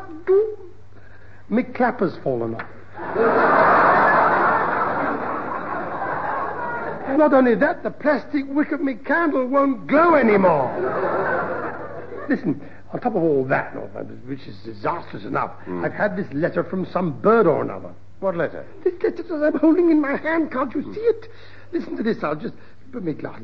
Dear Sir Charles, I'm sure I need hardly remind you of the little wartime experience we shared together. Hang on. Who is this girl? Well, how the hell should I know? There's me wartime address book. Take your pick. I see.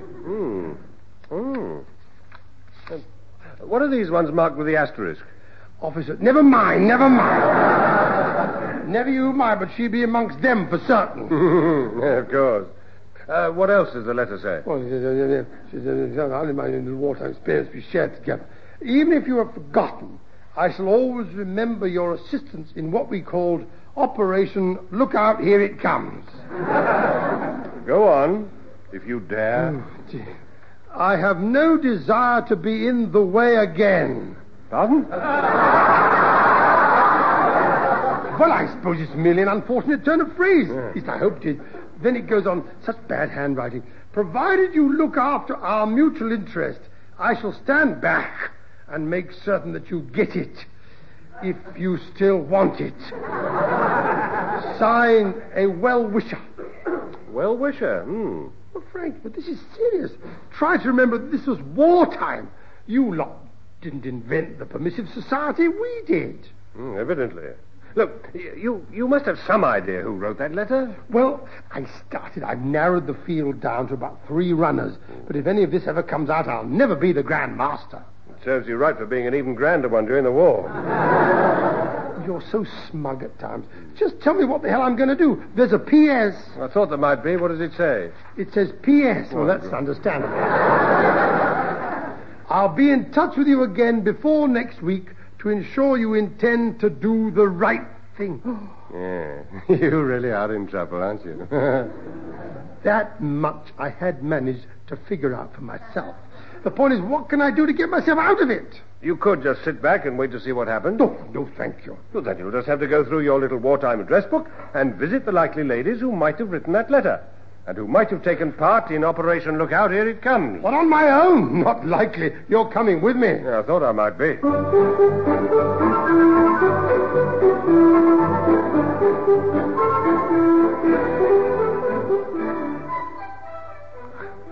Are you sure this is the right address? Why? It's still got a Vote for Wilson poster in the window. I guess.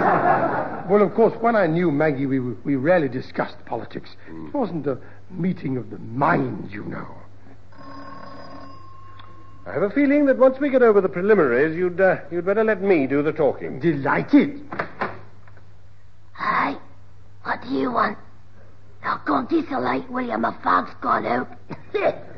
Oh, now, if it's about the rent, or the gas bill, or the light bill, or the water rate, my husband's checks and up. Oh, dear, I'm sure she never spoke like that in 1940. It would have kept me awake all night, wouldn't it?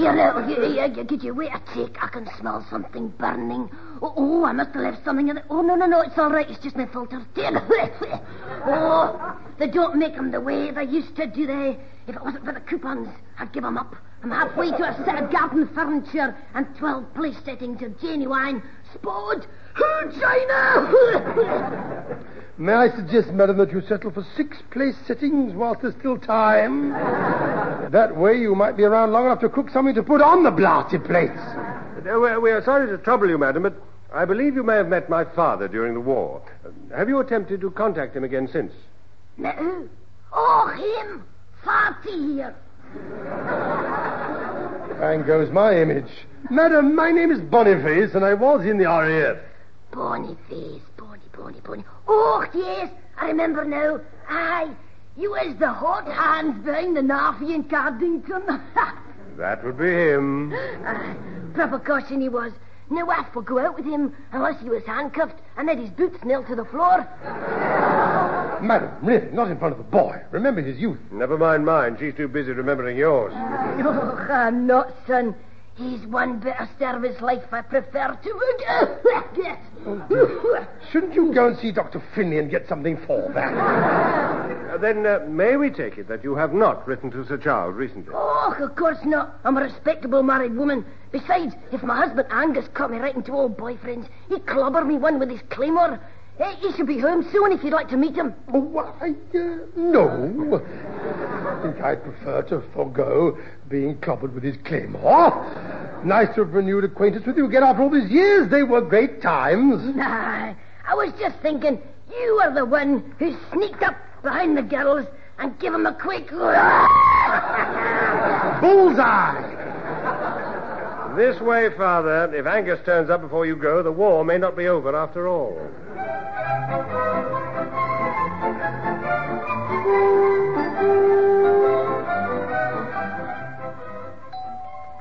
Well, let's hope this is the right one. Well, it could be. Penelope was always a bit of a gold digger. Mind you, she was worth it. Hello. Can I help you? Oh. I see what you mean. Thank heavens this one is a little bit better preserved than the last one. Madam, we're sorry to trouble you, but does the name Boniface mean anything to you? Oh, yes. Oh, Lord. Mummykins is always talking about him. Mummy, what? Yes. She knows him in the war, you see. He was known by all the girls as Hot Hands behind the Narfy at Cardington. Oh, it does go on, doesn't it, eh? She even said that none of the girls went out with him unless he was handcuffed and had his boots nailed to the floor. Thank you very much. Never mind the lurid details. I always think other people's wartime reminiscences are such a bore, don't you? No. I wasn't talking to you. May we ask where Mummykins is now? Oh, yes, she's abroad. She has been for 6 months. You see, she met this airline pilot who took her to Cannes, and then she happened to dance with this oil well baron who was feeling so lonely. And on the way to his villa, she stopped to chat at this Greek shipping line owner's place who was even lonelier. And even richer, yes. We've got the picture, thank you. Sorry to trouble you. I say, when Mummykins comes back, who shall I say called? Mr. Smith and his friend Mr. Jones. Good day to you. Our kindest regards to Mummykins, if she ever runs out of rich idiots and comes back.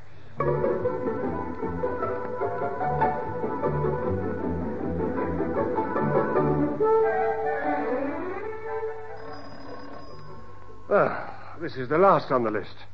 Unless you've forgotten somebody, this must be the one who's blackmailing you. That I had worked out for myself.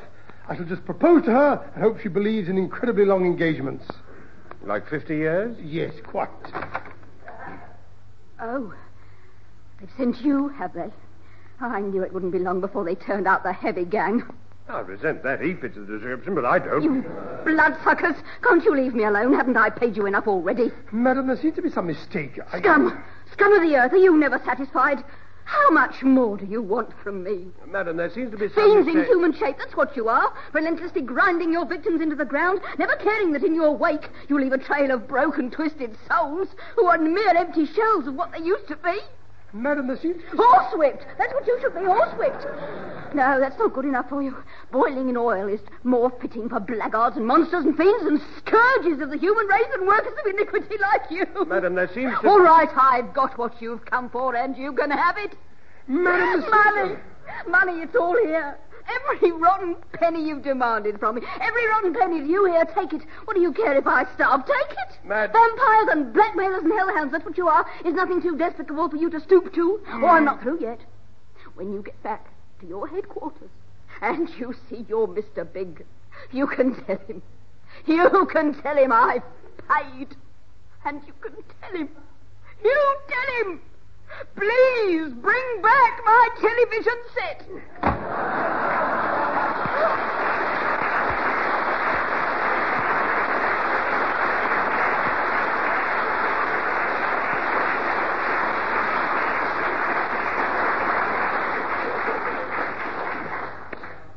You know, Father, I think we can take it that she wasn't the one who wrote you that letter. How very perspicacious of you, Frank. Thank you. Perhaps you'd be so kind as to tell me, what the hell do I do now? I suggest we go back to the office for a bit of a rethink.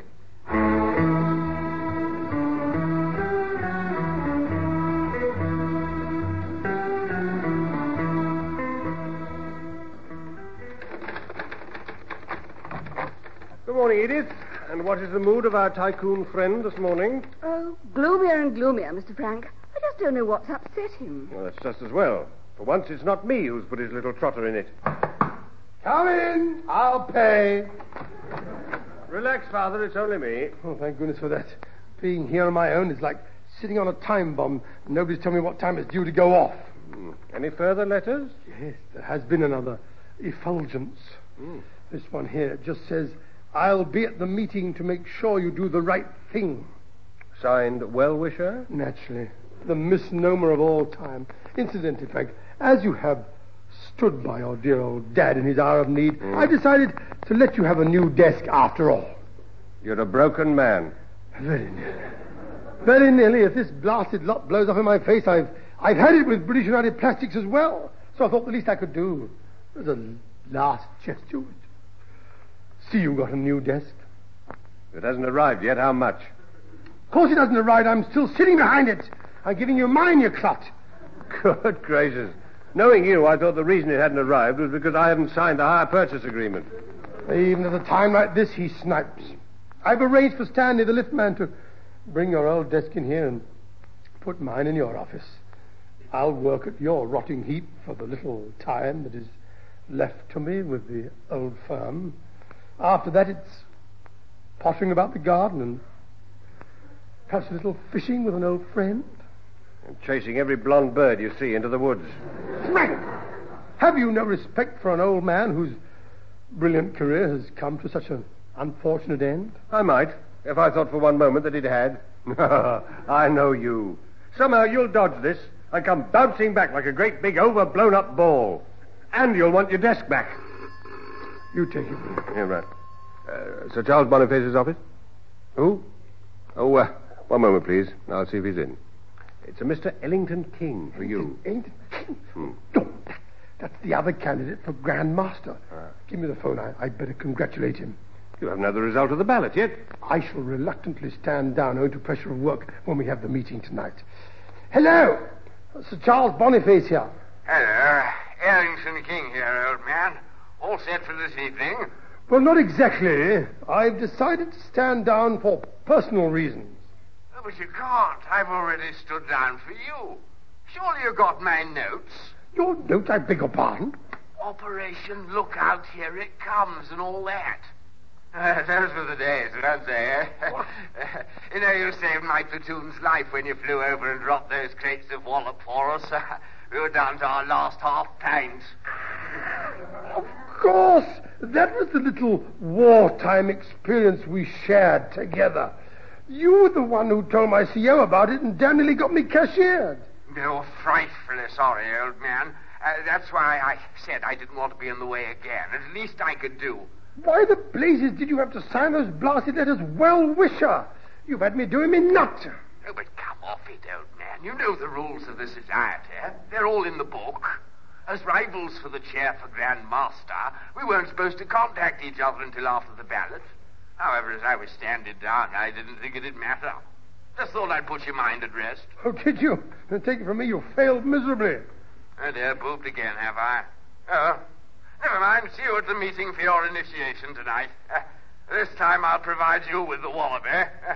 Silly boy. Frank, don't bother. I got the idea from this end of the conversation. Welcome home, one bouncing great big overblown up ball. Well, you'll have to move, won't you?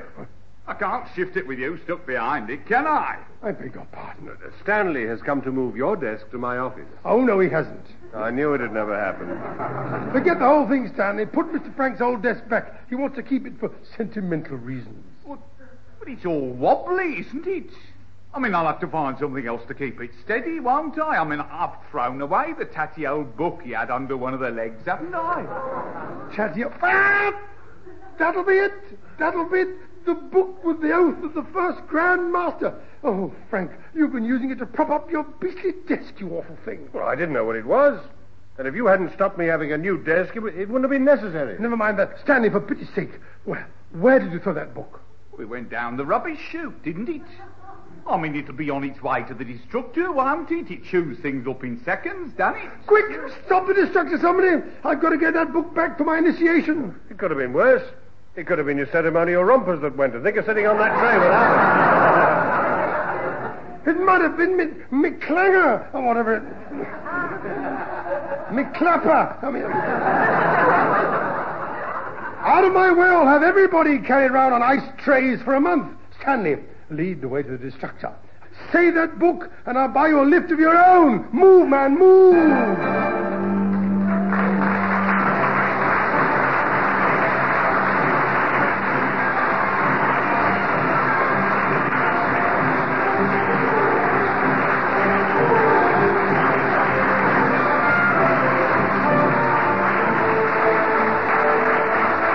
Jimmy Edwards, Frank Thornton, and Gwen Cherrill have been leading you through the big business lark written by Laurie Wyman.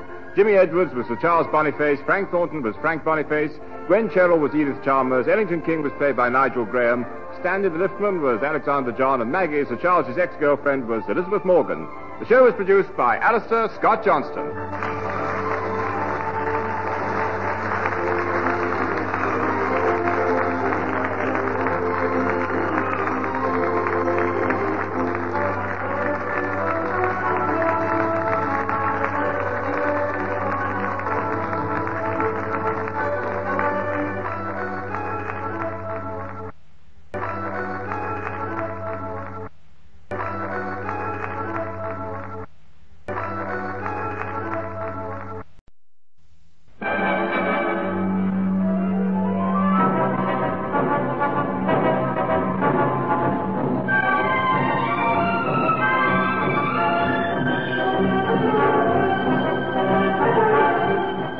ladies and gentlemen, we present The Big Business Lark by Laurie Wyman and starring Jimmy Edwards, Frank Thornton, and Gwen Terrell.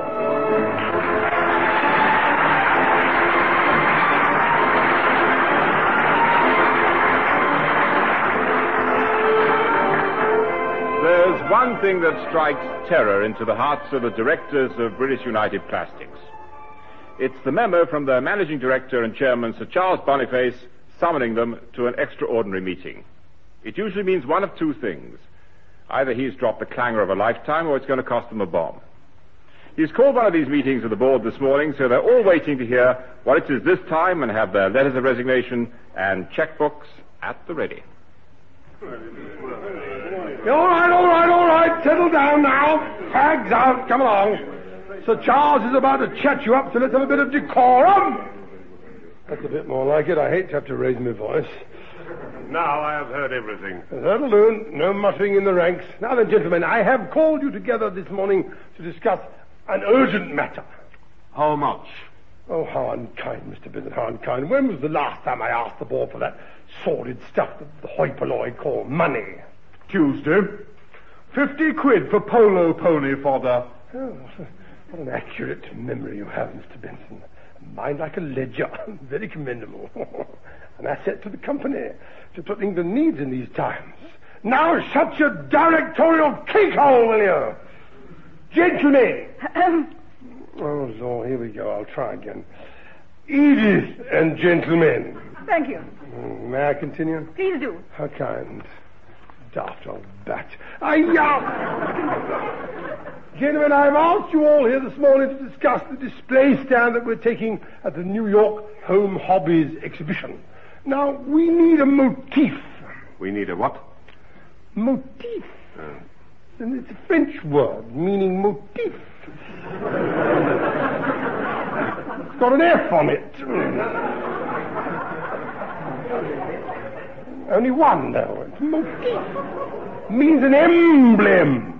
Something gigantic and cheap that we can stick up on top of the stand to symbolize the unity of our two great countries. Hands across the sea and all that balderdash. And something that will drag the customers in so we can cop all those lovely dollars. Yes, that does come into it, of course. How perspicacious of you to think of that, yes. You see, there'll be so many firms from so many countries exhibiting their products that I feel we need something to make our stand the most attractive. How about a dozen dolly birds in British United Plastic bikinis prancing about to rule Britannia? That might be symbolic of you, but not of the firm. In any case, it's a very bad number to dance to, I find. No, what I had in mind was some form of statue or image made in our polished humour. What a good idea. Who's the statue to be of? Mr. Wilson? Oh, don't be a narmer all your life, Edith. We want the blasted thing to encourage people to visit our stand. No, unless anybody has a better idea, I thought the statue should be about 40 foot high, and as I'm head of the firm, it should be a statue of me. I thought you said it was supposed to encourage people to visit the stand. Right. Who wants a 40-foot high him? Well, an awful lot of birds might be grateful for it. I mean, the ones on Nelson's column could visit him for their holidays. And yes, all right, we can scrub that idea, yes. That is a hazard that I must confess I hadn't considered. Sir Charles, would it not be advisable to make this emblem a tribute to our American host? Possibly, yes. What had you in mind? A statue of Bonnie and Clyde or something? Not exactly. I was thinking that in order to show them just what can be done with polished humour, we could erect a perfect reproduction of the Statue of Liberty. I think he's got it. I think he's got it. In the words of the immortal bard, Mr. Rex Harrison, I think he's got it. I think he's got it. There is just one tiny snag, brother. Nothing was more certain. What's this tiny snag? Well, we've had this sort of trouble before, you know. Polished humour is marvellous for making paint, lino, tents, boats, and so on, but it's very difficult to model with. It's something Mr. Hinkin of our technical department has been trying to solve. And has he? Well, yes, but up to now he's the only one who can do it successfully. It's still a very tricky operation to get liquid polished humour to exactly the right temperature. What happens if you don't? One of three things. It sets rock hard in a lump, or it doesn't set at all, And 14 char ladies had to spend a week mopping the muck up. Yes, and what is the third delightful alternative? It goes off bang. In that case, we shall obviously have to take this Twit Humpty Dumpkin, or whatever this wretched name is. Hinkin. Well, don't tell me, don't. It is worry, not mine. We shall just have to take him off all his other work and let him concentrate entirely on making this Statue of Liberty. I got to go and see this idiot Hoskin. Hinkin. Oh, don't quibble. I must go and see this stupid idiot and tell him how to get on with it. Now then, where's he kept? Which floor is he on? This one, Sir Charles. Mr. Hinkin is sitting opposite you. Yes, Oh, how to do? Good morning. Morning, Hinkin. Morning, Hinkin. Nice of you to turn up. Hasn't said much, has he, up to date? No. Well, you've heard the problem. Can you make this Statue of Liberty with a torch and all that in time? Well, now, there are certain problems, Sir Charles. Well, speak up, man. Speak up. Tell us what it's all about. Well, now, as briefly as I can, and in layman's terms, Sir Charles, it's a question of the byproducts of the vindicator output reaching the peak velocity at maximum condensation, while the turbo flow of the plastiforce ovens are at 5,000 degrees centigrade. This, of course, must be constant and simultaneous to the bungee valve remaining in the off position through the anti-static woofer back bypass unit, which contains the thrust liquidizer and the glumph packing mechanism. Thank you very much. Now would you like to tell us what the hell that was all about?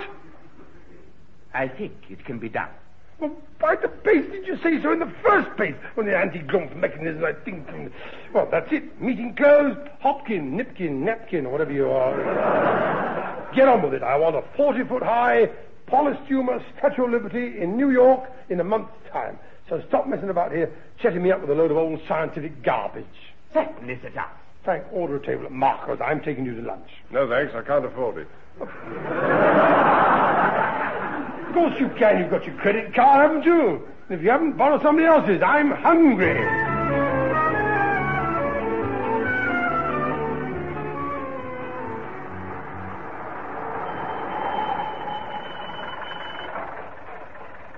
Amazing. We're at the right place.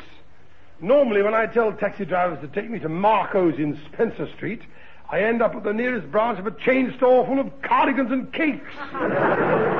We may be at the right place, but I am not leaving this taxi until I'm sure you are picking up the bill for this lunch. Oh, don't be so small-minded. Of course I am. Now, stop quibbling. The commissioner is trying to open the cab door. Welcome to Marco's, yes. Oh, crumbs.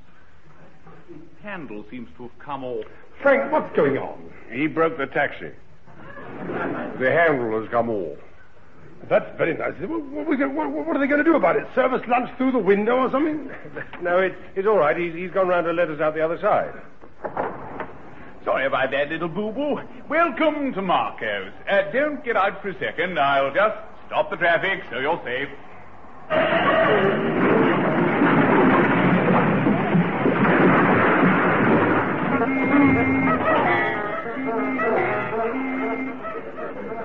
It's all clear. Safe now. Haven't I seen you somewhere? This way, gentlemen. I'll be with you in a moment. I just want to give the driver back his door handle. Blimey, what the hell was that? Well, I'm sorry, old man. I'm just trying to give you your door handle back. I hadn't realized the window was closed. Don't worry about the glass. I'll sweep it up later. Don't let him, driver. Don't let him. He'll have the broom handle through your radiator. Here you are, driver. Here's your money. Keep the change and drive off before he saws your chassis in half. Don't worry, mate. I will. Sorry about all that. Accidents will happen, you know. Ah! I knew I'd seen you before. You're Basher Fremantle from college. Gosh, fancy you remembering me. It's Snogger Boniface, isn't he? That's right, yes. And this is Daddy Snogger Boniface. I'm so glad to be included in the conversation. Perhaps you'd like to tell me what it's all about. We were at school together. Oh, don't be daft. We couldn't possibly have been. You're 20 years younger than I am. How could we have been at school together?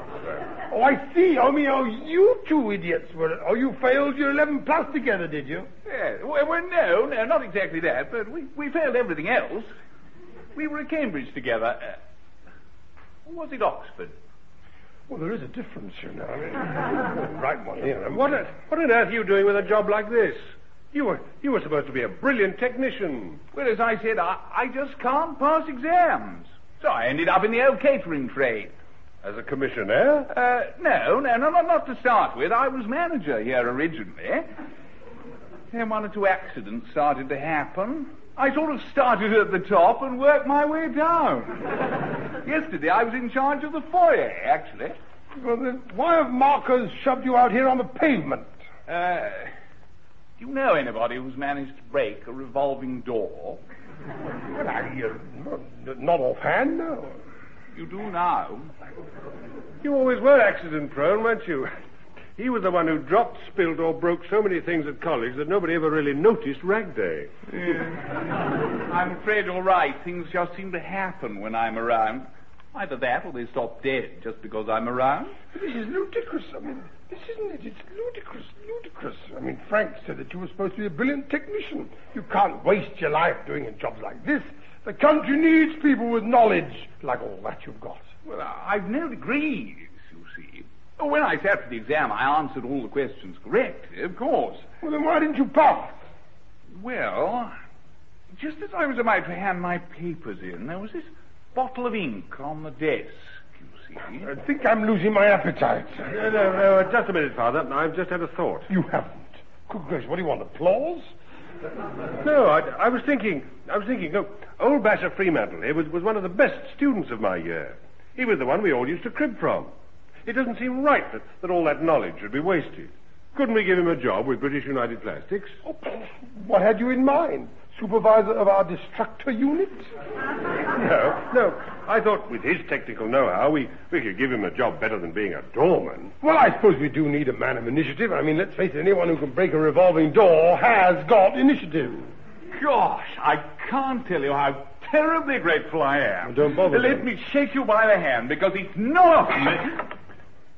Oh, crumbs. Is that your watch? It was, Mr. Fremantle, it was. I'm most frightfully sorry. The strap must have been weak. Hang on, I'll mend it for you. No, don't bother. If you're going to work for us, I have a feeling I'd be better off carrying a sundial.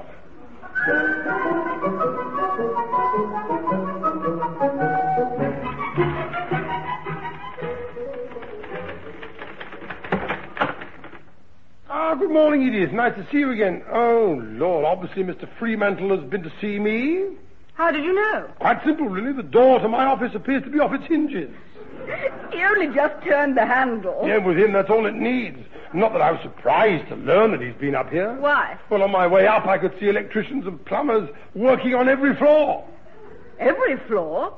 How did you manage to... Well, I had to walk up, you see. He's done the lifting as well. Oh, no! Yeah, Stanley the liftman reckons that he's never known anybody else who could get the lattice gate out of its socket with one hand.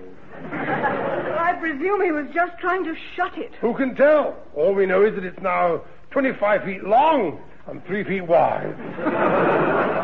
It is enough is enough. Send for Mr. Frank. Good morning, Father. How's that for efficiency? It's quite astonishing. Frank, your school chum has got to go. Who? Oh, Basher Fremantle. What's he done now? You name it, he's destroyed it. If he stays in another week, this building will be a derelict site. Give him his cards and send him back to the Labour Exchange. I'll do nothing of the sort. Why not? He's their problem, isn't he? Not ours. Why protect them? You just don't understand him. He'll be an asset to us. He's merely suffering a persecution complex. Yes, we have a fair idea who he's persecuting. Exactly. Tell me, which department is he in now? Well, he started in the general office, but I had him moved from there. Had him moved? Why? Well, amongst other things, he managed to staple the stapler to the desk. So then we put him in accounts. And? He locked the safe and found a combination to the lock that nobody else, including the manufacturers, could find. As I said, he has got to go. No. He'll be all right now. I promoted him to making tea for the technical department. Really? Sir Charles? Now what? Well, I just wondered if you'd like to come to the window and say goodbye to Mr. Hinkin. Eh? He seems to be on his way to hospital. What? Hinkin on his way to hospital? It's Fremantle again. He's poisoned him. Frank, this is your fault. You should never have let him make that tea. He must have burnt it or something. Quick, we'd better follow Hinky to the hospital and see what's happened.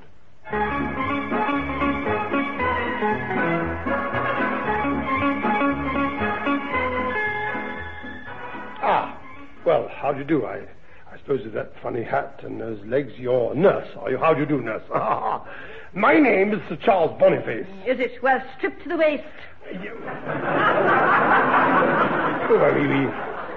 We hardly know each other. I mean, there seems to be some mistake. I'm not a patient. By the look of you, I'd say you should be. Oh, that's nice. They're always trying to drum up trade, aren't they? Well, now she's mentioned it, I must say you don't look too... That'll do. Don't you start. Nurse, we are inquiring, that is to say, me and my son here, the thin one on the side here. We're inquiring after Mr. Hinkin, or Hopkin, or Stiffkin, or something. He was admitted here a short while ago. Who? Oh, you mean Mr. Hinkin. Ah, the one with the amnesia. Amnesia? Well, I can assure you didn't catch it from either of us. Father, amnesia means loss of memory. Ah, well, there you are, then. That proves that they be... Loss of memory? Oh, no, that won't do at all. He's a very busy man. He's making a statue for us. He's got all the formula and he goes all... Oh, I'm so sorry. You just have to give him a pill for it. He's got to be back at work in the morning. Oh, well, you know, it could be 6 months before he's back to normal. No, it couldn't. The exhibition would be over. If you can't get him right straight away, you needn't bother. We'll just have to get somebody else. Ruthless. Utterly ruthless. Well, merely facing facts, that's all. Well, listen, tell me, nurse. Oh, you're still there. Tell me, nurse, what happened to the daft old fool anyway? Well, now, as far as we know, Mr. Fremantle dropped a teapot on Mr. Hinkin's head. He was trying to get it down from a shelf, you see, and it sort of slipped out of his hand. Yes, it would. Trust him. Yes. Mr. Hinkin had mild concussion, and now he seems to have lost his memory completely. All he keeps saying is teapot. What? Teapot? Oh, very handy. All right, well, give him 2 pills. I'll pay for the second one. You've got to get him back to work. Ah, well, you see, I'm afraid it's not quite as simple as that. There's some sort of blockage he's suffering from. Oh, well, in that case, you better give him a dose of... No, mentally. A mental blockage. Well, give him some mental... No, you see, the thing is, we've got to find the key that will unlock his memory. I think perhaps you better see him. So do I. Naturally. Well, you never know, it might help. Although, in Fatty's case, I can't imagine it will. Charming. All right, nurse, lead the way. Certainly. Now, if you just follow me, I'll show you where it... Got her. Very therapeutic, I'm sure. I should have warned you about that, nurse. He's a compulsive what's-her-name patter. So I had noticed. In here, please. We've put him in a private ward. Good show. Well done. Mm-hmm. Now, you can only stay with him for a few minutes. And I'm not staying with you for one. Oh, you and your big mouth. Well, now, hello there, Popkin. Hello there. Feel like getting up, do you? There's a lot to be done, you know. Teapot. Now, come along, old chap. Don't mess about. Up to days with you, and let's get back to work on that statue for the New York exhibition. Teapot. He's just not paying attention, you see. Now, look here. Teapot. Shut up. Teapot. And coffee sprouts to you, you... Ooh, I shall get cross. Frankly, Father, I don't think that sort of attitude is going to get you anywhere. We shall have to tackle him gently and psychologically. Very well. Now then, Mr. Hinkin, where do you work, and what is the name of your employer? Teapot. No. Think again. Now, who do you have to report to every day? Teapot. Mr. Hinkin, let us try just once again. You are in charge of our technical department, and you have a brilliant brain. Every day you solve yet another scientific problem. Now then, let us try to get that brain working again. We'll start with something simple. What is your name? Teapot. And coffee grouch to you, mate, and all. That was a great success, wasn't it? Congratulations for the psychological approach. This is hopeless. It's a nuisance, but I'll just have to mold that statue myself because this job must not go off the boil. Teapot. Oh, shut up. Excuse me, gentlemen, but I'm afraid your time is up. Looks like a prison. It's ridiculous. Well, it is true, but the doctor left strict instructions that Mr. Teapot mustn't get... I mean, Mr... No, we know who you mean.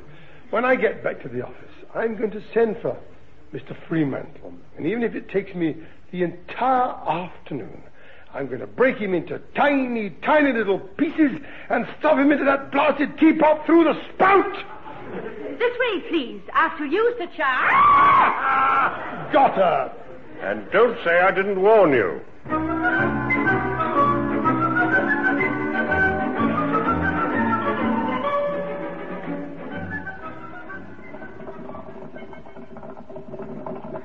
Well, now, Mr. Turnbull and Miss Short.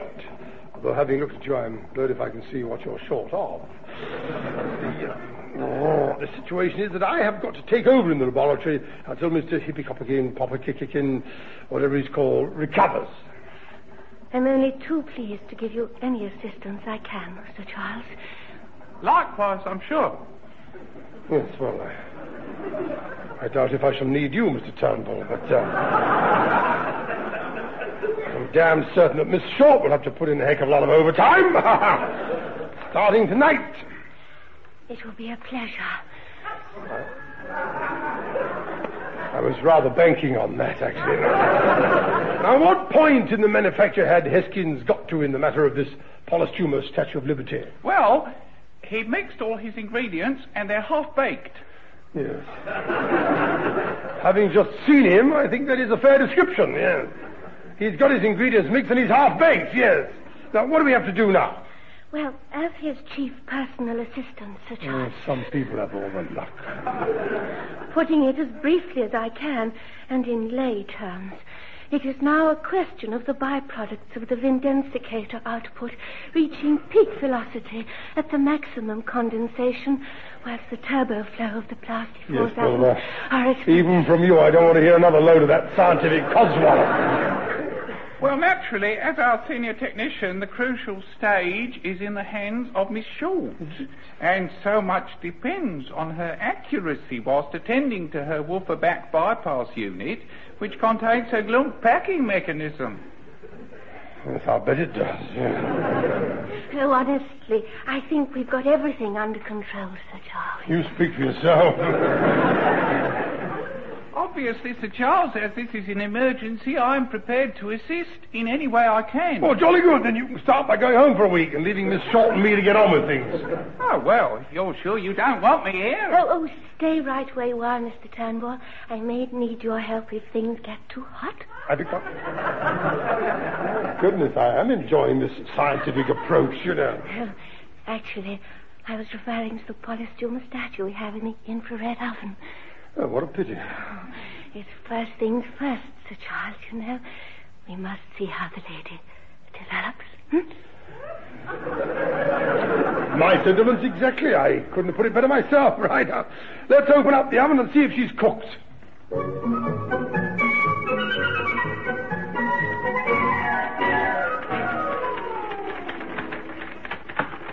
Morning, Edith. Is the beast from outer Sussex in? Yes, Mr. Frank, what's left of him. He's been working all night, actually. Him? Working all night? Oh, good gracious, what time are the auditors coming? Oh, no, he wasn't cooking the books. He was cooking statues. Oh, dear. Don't tell me he was successful. No, I don't think so. When he went into his office, he said something about the nearest they'd got was a Statue of Liberty with 3 of them instead of 2.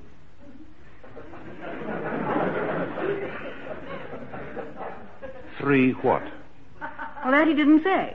I presume he meant hands or feet. Yes, of course, yes. I just wasn't thinking. At least I was thinking. But I wasn't thinking what you were thinking. Evidently not. No. I'd better go and have a word with what's left of him. I think I have a little news which might cheer him up. Good morning, Father. I said good morning, Father. Hey, Rip Van Winkle. Well, let's face it, he couldn't possibly be the Sleeping Beauty. Hey, what? Turn her to regular 5 and baste her for 10 minutes. Father! It's me, Frank.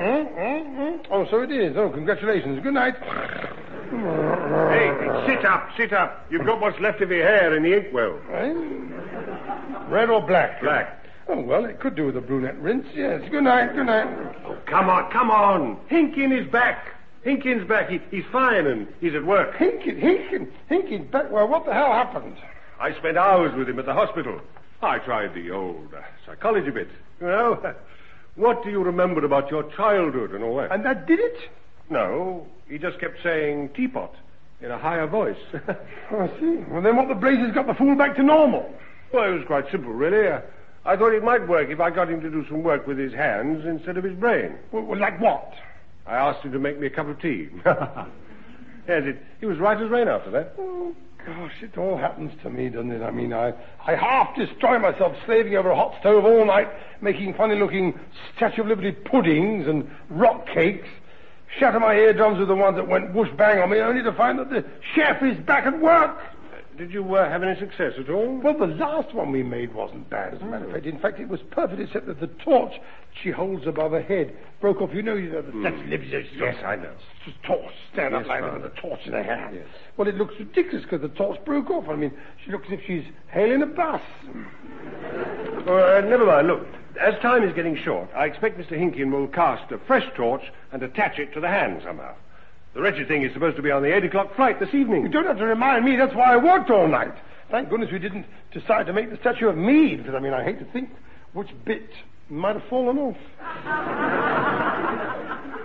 Your moustache? Yes, exactly. That's at least one side of it. When are we due to fly to New York for this ghastly exhibition? We fly there on Tuesday, and on arrival you go straight to our stand, and after welcoming our transatlantic competitors... That'll be the day. You then make a short speech about polished humour and unveil the statue above the stand. Oh, I do. And it's just as well that twit Hinkin is back, isn't it? Otherwise I'd be unveiling a statue of a lady who appears to be trying to find the chain of the what's-her-name. Right.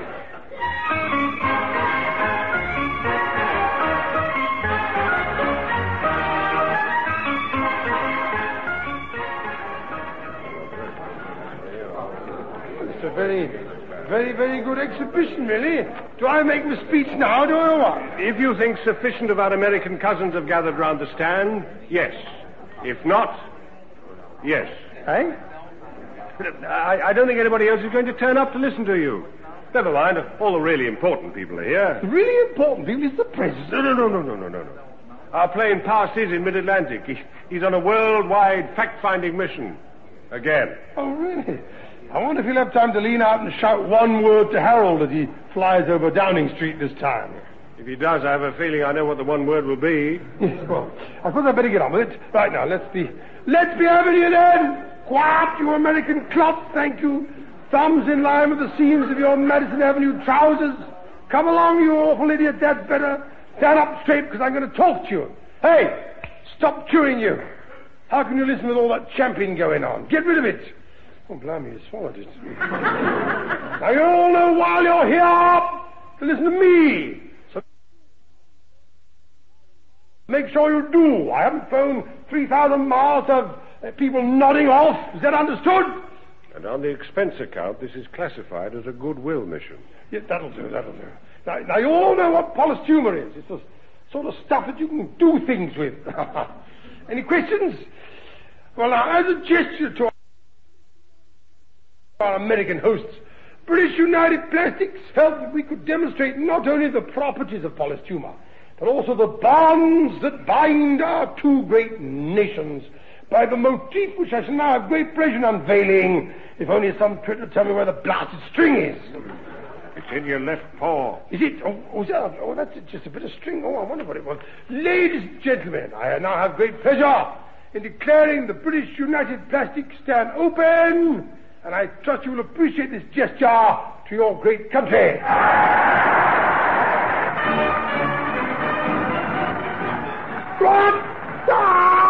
It's a mirage. It's got to be a mirage. Wait till I get my hands on stinking Hinkin. What on earth's gone wrong? Can't you see the statue? Look at it. Look what she's holding in her hand, where the torch should be. Hey? Look at it, a blasted teapot.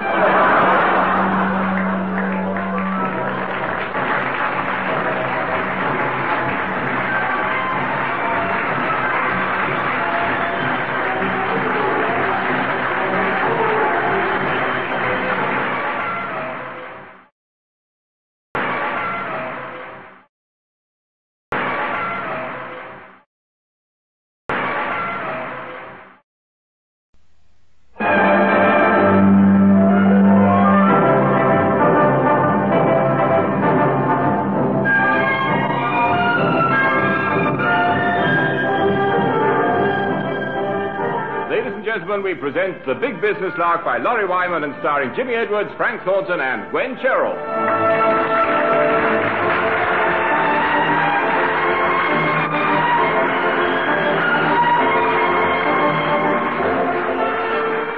On the very rare occasions when men remember anniversaries, they still seem to end up in the muck as far as the ladies are concerned. It's usually because they celebrated the anniversary just an hour or two too early, without her. Well, the managing director and chairman of British United Plastics, Sir Charles Boniface, is no exception to this rule. It was his secretary's birthday yesterday, and in a burst of wild generosity, he asked her out for a drink at a pub he'd heard about. Like most of Sir Charles's attempts at entertaining, this proved to be a monumental disaster, as he is reminded by Edith the following morning. Good morning, Edith. Oh, Lord. Sounds as though I'm in the proverbial again. Sorry about last night. So I should think. It was purely a gastronomic error, you know. I mean, when I suggested that we should go on from the pub for an Indian meal, I meant it. Do stop doing that. I thought you got indigestion. How was I to know that instead of being an Indian restaurant, the Seven Veils would turn out to be a strip club? I found it all very embarrassing. So did I. I'll grant you it was a mistake, but I still don't understand why we had to sit the whole program through again from start to finish. Well, one should support the arts. Twice. I think it's a thing. First time round, I missed Tornado Trixie, the tap-dancing temptress. Well, you see, I had to go out for a quick look to see the cows parked properly, and I missed her. I have never been so shocked in all my life. Well, she was a little bit on the warm side, wasn't she?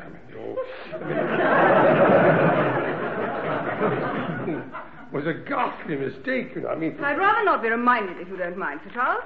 It's a birthday I doubt if I shall forget in a hurry. Oh. Or forgive. Oh, dear. Well, perhaps I better go into my office for a bit. Is Frank about yet? He's waiting to see you in your office, actually. Oh, good. Good morning, Sir Charles. Oh, dear. If I'm smart, I think I've left. Good morning, Father. Oh, don't be ridiculous. Good morning. It's catastrophic. Oh, you've met Edith, then? I have. Head on. Well, she did tell me about last night, and I must say I think you went a bit far. I went a bit far. You should have seen how far Tornado Trixie went. And the whole evening was so terrible, so humiliating. And you enjoyed every minute of it? Yes, as a matter of fact, no, I didn't. No, I was humiliated and embarrassed. Shut up. Now, look, I have known you drop a clanger or two in your time. But as far as Edith is concerned, I reckon this time you hit the jackpot. Yes, that much has seeped through to me, thank you very much. She's hardly speaking to me. Do you know, in fact, the only word she's said really to me since I've come in is, ha! Oh, how do you spell that? Well, now you mention it, I don't think she's all that keen on me either. Frank, do you think possibly a few flowers I doubt if the whole of Covent Garden would get you out of this one. But I can't go on like this. I need the daft old bat. If you intend to tell her that, might I suggest a slightly more genteel phraseology? Otherwise she'll bash your head in. Yes, you could be right. What do you want, anyway? If you care to look in your diary, you'll see that in a few minutes we're supposed to be meeting this Sultan about supplying polystumer pipelines for his oil wells. Couldn't you see the idiot instead? You're so good at chatting up sultans. No, you can see him. I know you. You know this is liable to go wonky on you, and I'm not taking the can back. Even if you bring up those wonderful school holidays we spent on our own together in different places. Excuse me, Mr. Brand, would you mind telling the other person in this room that this is his morning mail? Oh, Lord, it's going to go on, is it? I put a letter on the top that should appeal to his strange taste. I beg your pardon. It's the official information about the Miss British United Plastics competition for this year. As he is the judge, perhaps he would like to take on Tornado Trixie as a temporary employee so that she could enter the competition. Yes, any more of that and I'll saw the legs off your desk so you have to kneel behind it to type. Well, you've both seen here then, are you? Well, I wasn't to know, was I? Your secretary wasn't talking to anyone, was she? And I've got this lot to see you, haven't I? There's a lift full of them, isn't there? So shall I bring them in or shan't I? What's he talking about? can't understand a word. Can I? It's Stanley, the lift man, Father, isn't it? I gather he's brought some people up to see you, hasn't he? Well, I have, haven't I? They're a funny-looking lot, aren't they? A load of birds and a chap in his nightshirt, isn't it? We wouldn't know. Well, Stanley, will you please stop doing that? It's lasted annoying, isn't it? Oh, it's contagious. You can't stop doing it. Oh, yes, you can. Can't you? I see what you mean. Yeah. Stanley, please, let's have it. What are you talking about? It's this Sultan geezer in his entourage, isn't it? They're all waiting outside, aren't they? Dozens of them. Well, then get them in here, quick. There's a big contract at stake. Certainly. In here, your sultanship. Tumultuous greetings and many thanks, old top. Which of these splendid British gents is Sir Bonnie Charlie Face?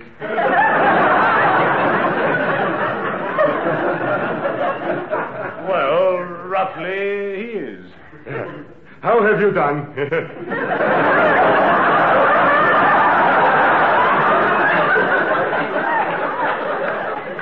May I be permitted to introduce the crumpet? By all means. I wonder who taught him English. Ted Ray on an answer to her. This way, Fatima. Pleased to meet my wife. Charmed. Hello, big boy. And this is my wife. How do you do? What you very much call Cookie Sparrow. Delighted. And this is my wife. Bottoms up. Who's bottom? Oh, I see you. How do you do? And this is my wife. Bang ho. You want postcards? Very cheap, very dodgy. No, thanks. Most kind. Even Ted Ray wouldn't have taught her that one. Oh, I don't know. And lastly, this is my wife. Ah, please to know me. Here's hoping you get nutted. Delightful sentiment. Likewise, I'm sure. Okay, introductions over. Off it, crumpet. Bye-bye, and how's your father? Now, we get down to business, yes? Well, I don't know. I don't know. The business that I was interested in has just gone out. I am talking of polysumer pipeline contract. We should be delighted to supply your country with as much as you need. Is polysumer objectionable to camels? Eh? Well, I mean, I'm to be honest with you, something that's never come up before. I didn't, but I haven't asked any. What's he talking about, frankly? I've no idea, but I have a feeling I'm wanted in the outer office. Good morning. It's just not my day, is it? Now then, Mr. Sultan, or whatever your name is, could we go back over that? You were talking something about camel. Well, we have several firms quoting for pipeline. Up to now, nobody has assured my government that their plastic piping is camel-proof. But I'm not sure that I altogether understand. You see, we have found that camels seem to like eating plastic. If you can assure me that your polysumer can be made to taste disgusting and be camel chopper chew-proof, I will sign the contract for 2,000 miles of pipeline. 2,000 miles? That is camel chopper chew. Yes. Camel chopper chew-proof. Well, I don't think that should present any difficulty. I'll get our technical department onto the problem straight away. Most splendid. My wife, and I. We are in your country for a fortnight, and we would like to get this settled before we hop it. Oh, you're here for as long as that, are you? Sort of one wife a night, is it? One of those sort of holidays? Anyway, in that case, as you've obviously got an eye for the ladies, I wonder, it just crossed my mind, I wonder if you'd care to act as judge at our Miss British United Plastics competition. I do it usually, but I have a feeling it'd be better if somebody else did it this year. By all means, just let me have the details. Well, you should be able to see them first. Oh, I see the details. You mean where it is and all that, yes. Well, and provided that polystumer can be made camel-proof, perhaps you'd like to present me with the contract at the same time as you present Miss British United Plastics with her prize. I shall look forward to judging both your firm's products.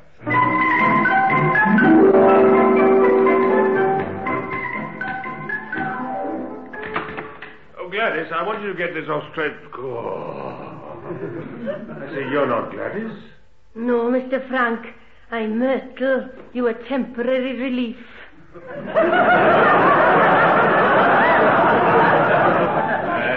Yes. I do see what you mean. What's happened to my secretary, Gladys? She's on her holiday, so they sent me to look after you instead. How incredibly kind of them. Not that I really care, but can you type? Oh, yes. I can do 6 words a minute. Well done, yes. What is the point of rushing things, I always say. How about shorthand? What's that? Well, with a figure like yours, who cares? You know, Myrtle, I've just had a thought. Most men round me usually do, but I'm not that sort, see? So forget it, boy. Oh, yeah, he darn good riddance.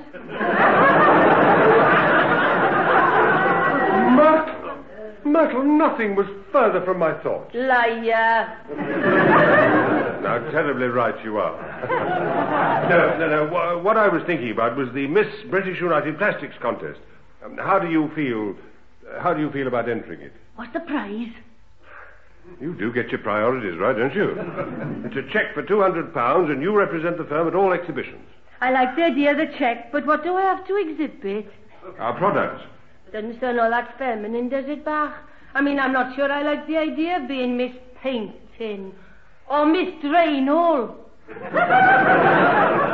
You just leave it to me, Myrtle. Now, it would help me a lot in the firm if my secretary won, so I'll make quite sure you do. Now, get me an entry form out of the file. It'll be filed under BF. BF? Bird fancying. Now, hurry up, and I'll sponsor you as my secretary for the competition.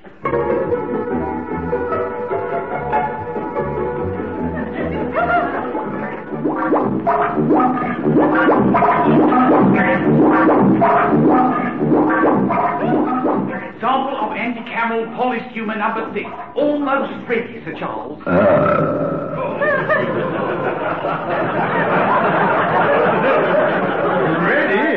Ready, I think, is ahead of me. In fact, it may even have overtaken me.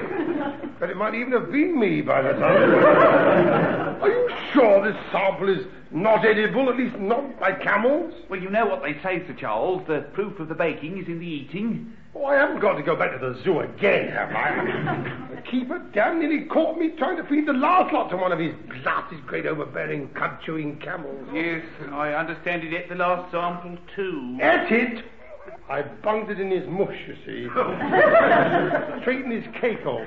Bang! My word, it did look surprised. And it sort of gulped and swallowed, and then it sort of went rigid. And then for a minute, only its eyes moved, and then it fell over. Fell over? Whatever did you do then? Well, I rather lost interest in it. I mean, I didn't stop to pick it up or brush it down. I mean, camels are big. You can't pick a camel up, you know. No. I can only hope that they've got another one so that I can try this sample out today. Well, this lot has cascara sprayed on it.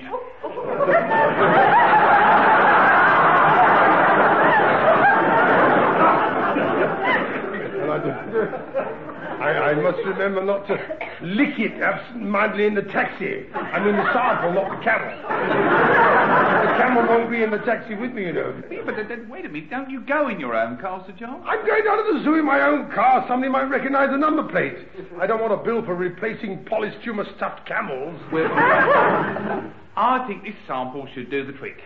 Sprayed with cascara, I'm certain it will. Unless the camel is a complete twit. 5 times I've dragged the Sultan out to the blasted zoo with camel chopper chew-proof polystumer, and each time the beastly things have eaten it. Well, we are in the experimental stage, Sir Charles. The camels aren't. The first 4 lots, they set up and begged for more. Oh. I've never seen a camel sit up and beg. Take it from me, Mr. Perkins, it is not a pretty sight. But now give me that bit of polystumer muck and I'll drag the Sultan down to the blasted zoo again. Here you are, Sir Charles. Wait a minute, hang on. I've just had a flash of genius. Another idea just flashed across my brain. Give it to Mr. Frank. He can take the Sultan down there this time. As far as that zookeeper is concerned, I think my luck is running out. You think he'd recognise you? It's just possible, Mr. Perkins. I know all the camels recover, but wouldn't you get suspicious if your camels fell over every time a slightly rotund gentleman with a big moustache fed them?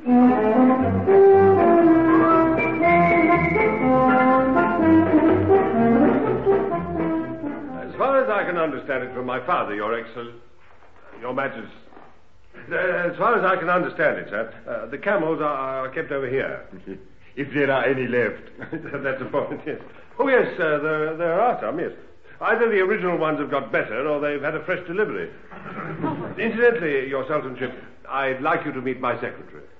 Mr. Frank, you have introduced her to me 5 times in the last 10 minutes. Pleased to meet you again, I'm sure. Age, you know. I'm going to be the next Miss British United Plastics. Well, it's not absolutely settled, of course. I'm sure that if your secretary would like to tell me a little more about herself over dinner tonight, it might help her chances considerably. Oh, imagine me, Miss Buff of the Year. Oh, there's a wonderful year for Wales. First a prince, and now me.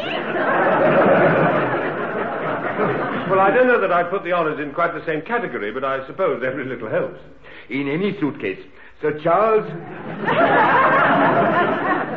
has also approached me about a competitor he wants me to win over. Eh? Oh, I see what you mean. Win over the rest, yes. Well, don't you bother about that. You must concentrate on Myrtle. With delightful pleasure. Hey, Mr. Frank, you sure this is all right?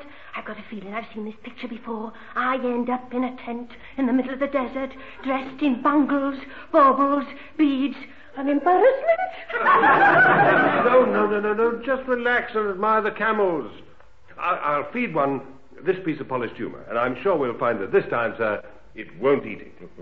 I trust so, because like the sand, time is running out. Yes. No keepers about, are there? Right, fair enough. Here, boy. Din-dins. Here, boy. Gee up. Mush. Come to think of it, I've never tried to call a camel before. What language do they speak? Allow me.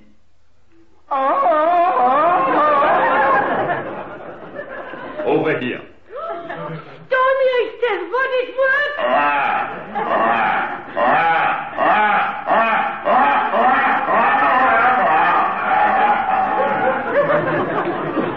So did the polished humour. He just didn't want to know about that at all, did he? All right. Who did it? Pardon? You're the keeper, are you? I was. I doubt if I'll ever catch that camel again now. He must be halfway to Camden Town. Here. You're not related to a great, fat, round man with a big moustache, are you? Certainly not. I've never seen my father in my life before.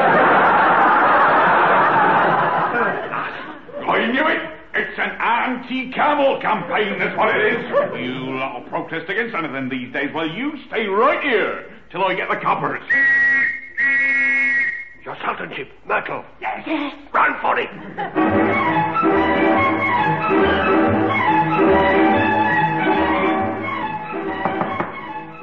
Come in.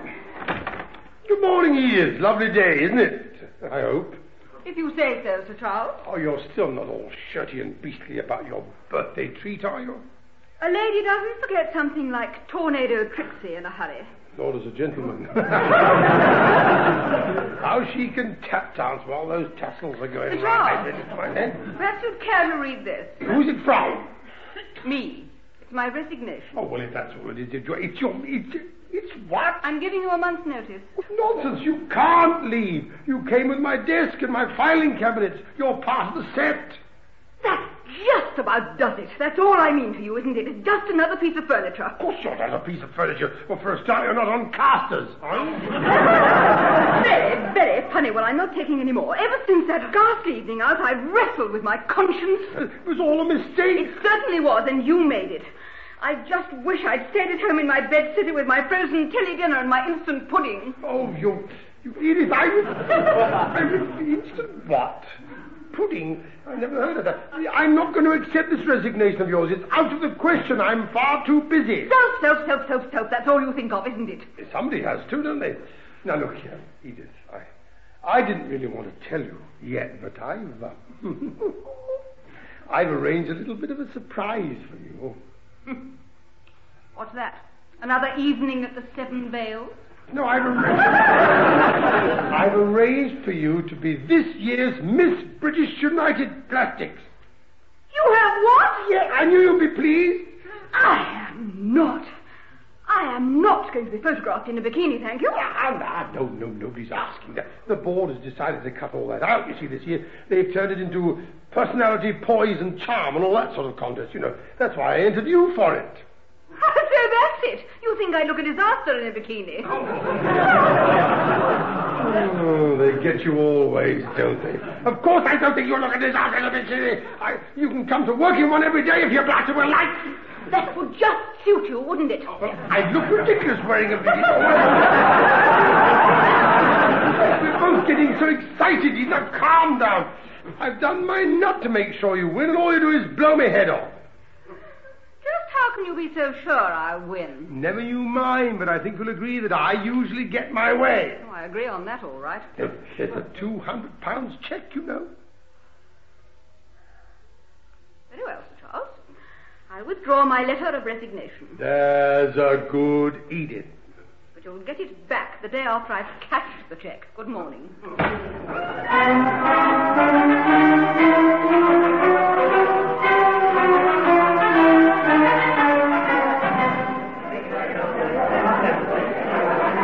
Well, you know, Frank, I think this do is going very well. Miss British United Plastics Ball. It's a very singular success. Thanks to all my organisation and attention to detail. Your organisation? What did you organise? Well, I told you to do it. Well, now, where's that blasted old sultan? It's time the night-shirted nit announced the winner. Good evening, Sir Charlie. Thank you for those few kind and unfortunate words. There are certain days when I shouldn't even bother, should I? Roughly 365 of them every year. I have the polystumer contract in my pocket, Sir Bonnie. I didn't think that outfit you're wearing would have a pocket anywhere, you know. Here it is. Good gracious, what a funny place to produce it from. Terribly uncomfortable if you have a bunch of keys in it or anything. Some loose change or any old rotting tomatoes or anything. As a sultan, I never carry loose change, Sir Charlie. I charge all to my account. You charge all your accounts? What a splendid idea. To British United Plastics. Not such a splendid idea. Never mind, we've got the contract for 2,000 miles of polystumer pipeline. Congratulations, Father. I suppose he has signed it. Oh, good gracious, hang on, I'll get my glasses and have a look at it. Let's have a perfunctory butcher's. Oh, yes, it's all right, he has signed it. Everything is legal and binding. In time, that document will be of immense historical value. Eh? What's he talking about? This contract was the last document I signed before my abdication. Oh, well, that's all right. Pardon? Haven't you read the evening papers? There has been a military coup in my country whilst I have been here. At your expense. As a result, I fear your camel chopper chewing proof polystumer pipeline contract will have to be renegotiated with the new government. I think I want to die. As far as the next board meeting is concerned, you already have. I have to inform your great big chubby self that the first edict issued by the new government of my country was that they are abandoning new oil pipeline projects. Hard luck. 6 camels with plastic wind and we're still up the oasis without a pump. All will be well. They will be offering you contract for polystumer gun barrels on tanks. Well, we did have a British government contract for those, so that shouldn't present any real Except that they must be camel chopper chew proof too. Hang on for another half hour, Father. What do you think I can? We can't turn it in now. They'll be announcing the winner of the Miss British United Plastics competition. Yes, I have already made my final decision. She's an absolutely splendid lady winner.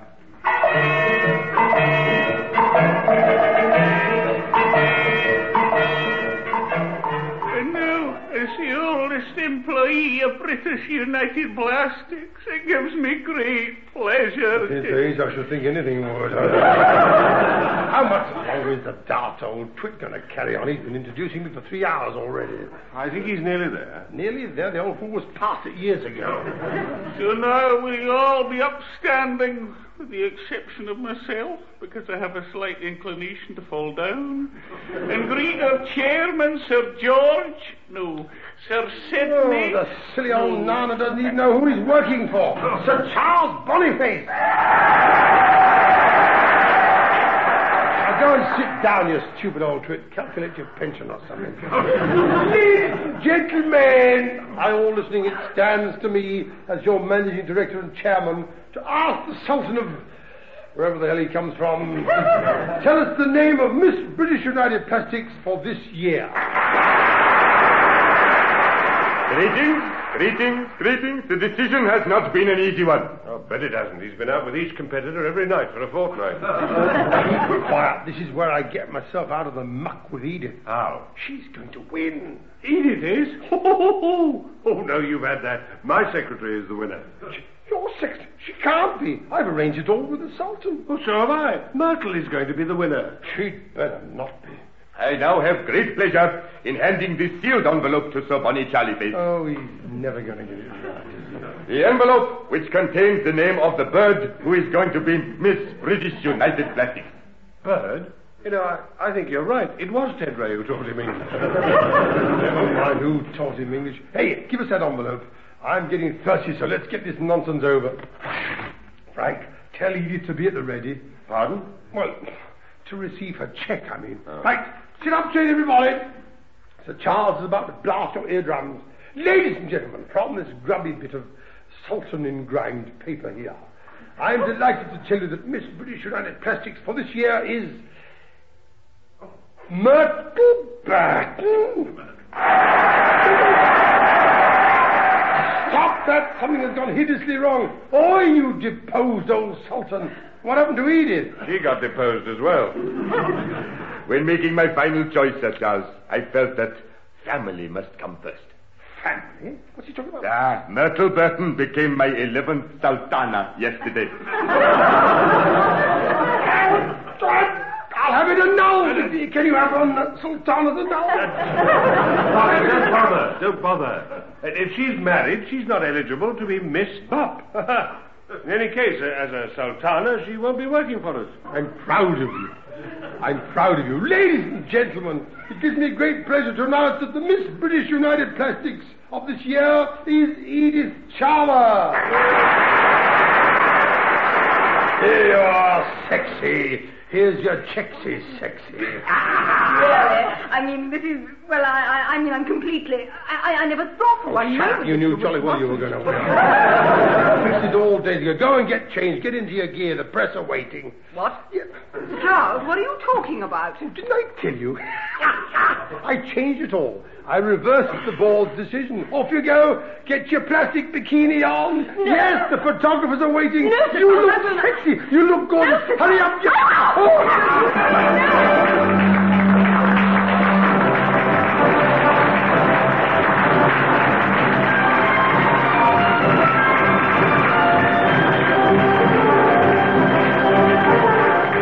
Jimmy Edwards, Frank Thornton, and Gwen Cheryl have been contracting out of the big business Lark written by Laurie Wyman. Jimmy Edwards was Sir Charles Boniface, Frank Thornton was Frank Boniface, Gwen Cheryl was Edith Chalmers, the Sultan was played by Nigel Graham, Stanley Liftman was Alexander John, and Myrtle Burton was Elizabeth Morgan. The show was produced by Alistair Scott Johnston.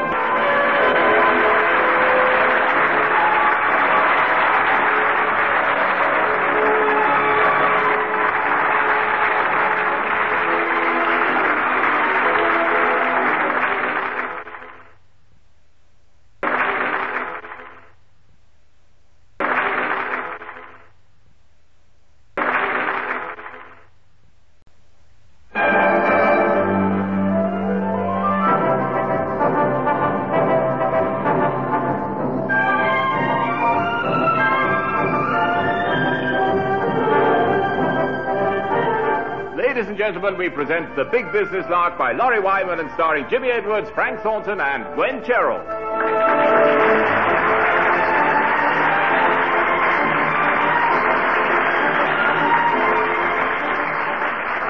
To most men, if they're asked to work in it, a garden is a loathsome thing. Gardens are something you get some other clot to look after, preferably the wife. After all, mowing the lawn and weeding is really a woman's work, and in any case, why should you pay a gardener when you assumed it was included in the housekeeping money? The only time anything about a garden appeals to a man is when there's a prospect of making money out of it. This is particularly true of Sir Charles Boniface, the managing director and chairman of British United Plastics. His firm is to manufacture polystumer sheeting for a new type of greenhouse, and the size of the order makes him an instant nature lover from the safety of his penthouse office. But not for very long, actually. Now, let me get this absolutely straight. As I understand it, we have made 50,000 sheets of polystumer, 10 foot square, for Glorious Garden Greenhouses Limited. Correct. Yes, and all 50,000 of them have had bolt holes drilled in the wrong place. It was a simple mistake. Instead of drilling the holes 14.5 inches in, we drilled them 40.5 inches in. The only slight snag is that's made the whole flaming lot utterly useless. Well, of course it has, Edith. Yes, Sir Charles. Find out which of our staff drilled the holes, give him my compliments, my good wishes for the new year, and tell the idiot he's fired. Oh, that won't be necessary, Sir Charles. When Mr. Frank told him the holes were in the wrong place, and he saw the warehouse stacked with all those sheets of useless polystumer, he gave in his notice and had a nervous breakdown. Well, you better send him some flowers, I suppose, with a bomb in them. Well, there's nothing we can do. I mean, we just have to make a fresh lot with the holes drilled in the right place. That has already been started, Father. Oh, good. I put the staff on overtime so we can meet the delivery date. It's the other part of the problem that's the tricky bit. I thought there'd be something else. The main selling point of polystumer is that it is indestructible. I knew that. How do we get rid of 50,000 10-foot square sheets? Quite simple. Write it off as a tax loss. I don't think Mr. Frank was talking about the loss of profit. I was. Mind you, that's a heck of a lot of loot, you know. I'll just have to claim expenses for about 14 meals a day. What I mean, Father, is how do we physically get rid of all those sheets of polystumer? Burn it. Polystumer won't burn. All right, then. Melt it down and use it again. Once it's made, polystumer won't ever melt again. What is it just we're going to do, then? Eat it? You can't eat it. I know you can't. This is ridiculous. There must be some way of getting rid of the ghastly muck. Give the dustman 5 bob and tell him to take it away. 50,000 sheets of it. All right, then splurge 6 bob. Have you ever seen 50,000 sheets piled one on top of the other? That little dust cart will be going backwards and forwards for 10 years. I see now why you've come to your dear old dad for advice. Well, there's a perfectly simple solution which you really ought to have thought of yourself. Go on. Well, we've got our own destructor unit now. We'll just bung the muck in there. Funnily enough, I had thought of that. I know it's the latest and toughest type of destructor, but it will never cope with polystumer. Nonsense, of course it will. It won't, Sir Charles. Don't you get across me, woman. Of course it will. Before we bought it, I saw the demonstration. It can crush a battleship into a 6-foot bundle of scrap. Doesn't float too well afterwards. It's very uncomfortable for the sailors, too, but it can be done. I, for one, I'm not going to risk it. That destructor cost the company a fortune. So it's time it started earning its keep. Right, follow me. I shall authorize it. So let's go and give the destructor its polystumer dinner.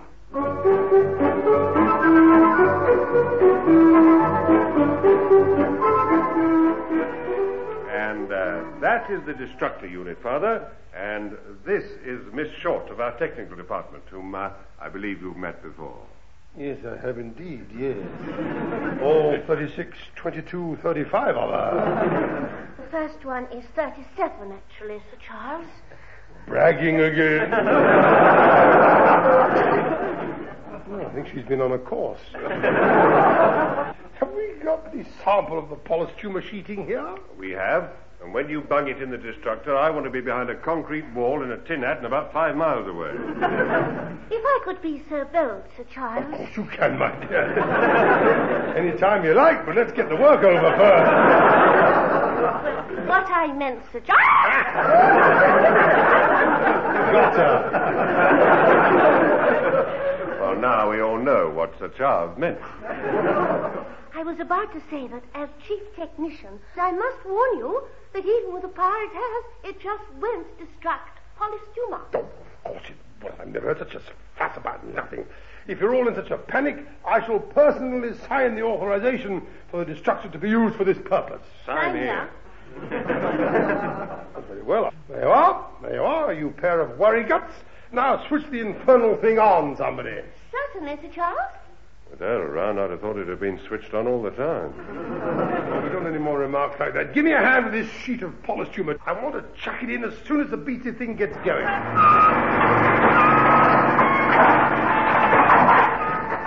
Is it ready for din-din? Then let's hope it's terribly, terribly hungry. Right. Here goes. In with it.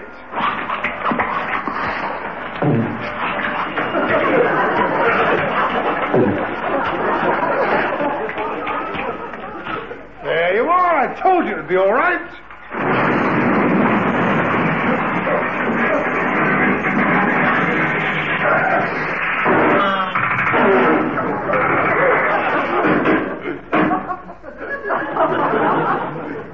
And you were wrong, weren't you? What happened? I mean, why has it stopped? Who switched it off? You did, Sir Charles. It's jammed up completely, thanks to you. Oh, don't thank me. It was nothing. I mean, anyone might. It's what? It can't have jammed up. Oi, work, blast you! Come on, work, blast you! Start up again immediately. This is your managing director and chairman thumping you. Ooh, the half hurt. Come on, I know you're in there somewhere. It's no good, Father. It's had it. Well, if it has, so have I. The board will go potty. Well, now it's stopped smoking and I can see into it, Sir Charles. It doesn't look too desperate. It may not, but he does. You mean you can repair it? Sort of a pair of pliers and a bit of fuse wire and all that? Oh, hardly. But it isn't a complete write-off. It'll cost about 10,000, but we should get it running again in about a month. Oh, it's little 10,000!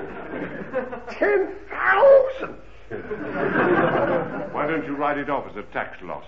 Are you out of your directorial nut?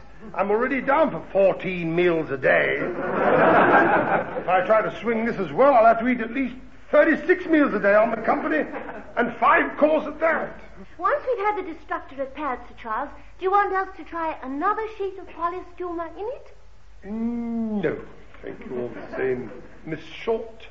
I don't know why they call you that. She's not short of anything, really.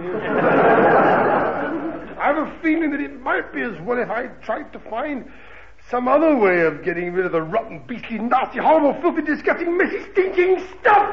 And the best of British United Plastics love it.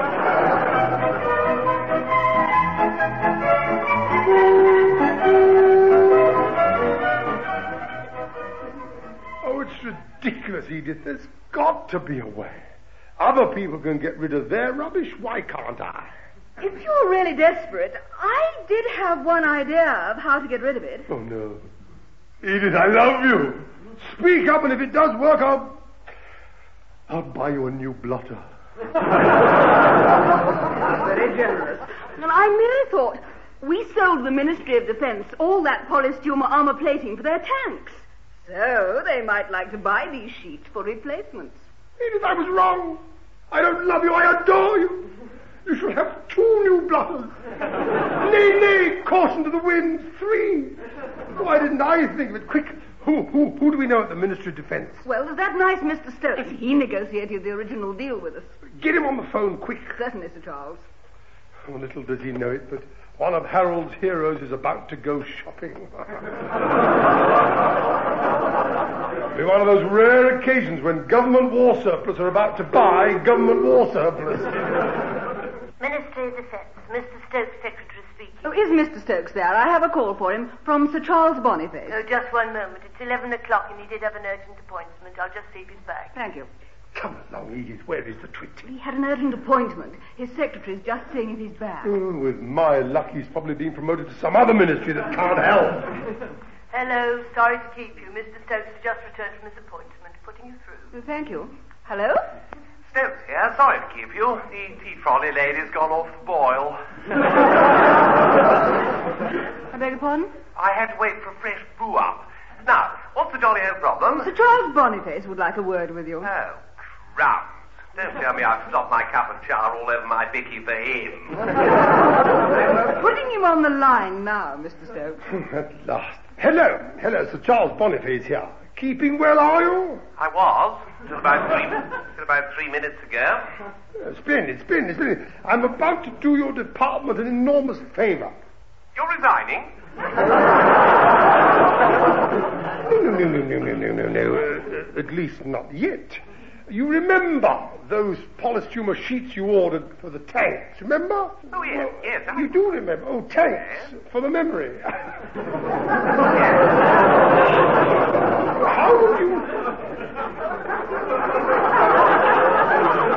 How would you like 50,000 spares? 10 foot square with just one row of holes in them. A cancelled order, you understand? Oh, I understand all right, old man. Just can't get rid of the things. I was merely trying to save the country money. Sir Charles, we bought polystyrene tanks because they're indestructible. Yes, quite. In that case, why do we want spares?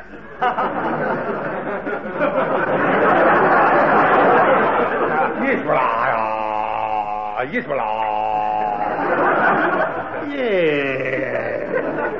It's a very good point, blast it. It was merely... In any case, government departments don't work that way, Sir Charles. Even if we wanted them, we should still contract for brand new ones, regardless of cost. Yes, now you mention it, I had noticed that tendency. I mean, all the equipment we overorder and have to dispose of at rock-bottom prices must be top quality, mustn't it, old man?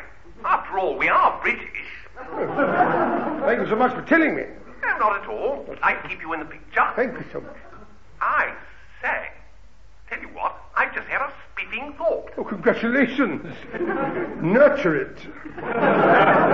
No, I mean, if you really are stuck with all those sheets of polystyrene, we could take a few off your hands during this army maneuver we're holding on jolly old Salisbury Plain next week. We could use them for target practice and all that. How many of the blasted things do you want? Oh, well, let me see now. How many do you say you got? 50,000.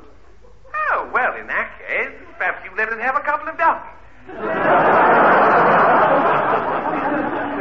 Oh, thank you so very, very much. You've no idea what a relief that'll be. We aim to please, old man. If they work as targets successfully, we might well take the rest. Oh, well, that's different. Consider them as good as their old man. And I'll be there to see they do work as well.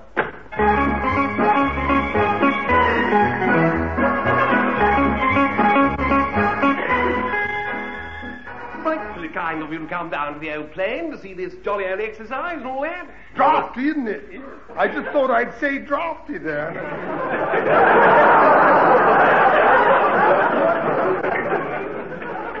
Not at all. Father wanted to, and he told me to, so I had no flaming choice. Did I? Oh, don't be ridiculous. Of course you had a choice. Mind you, if you'd refused, you'd have no future in the company, but I mean, you'd have a choice. Well, it's drafty here, isn't it?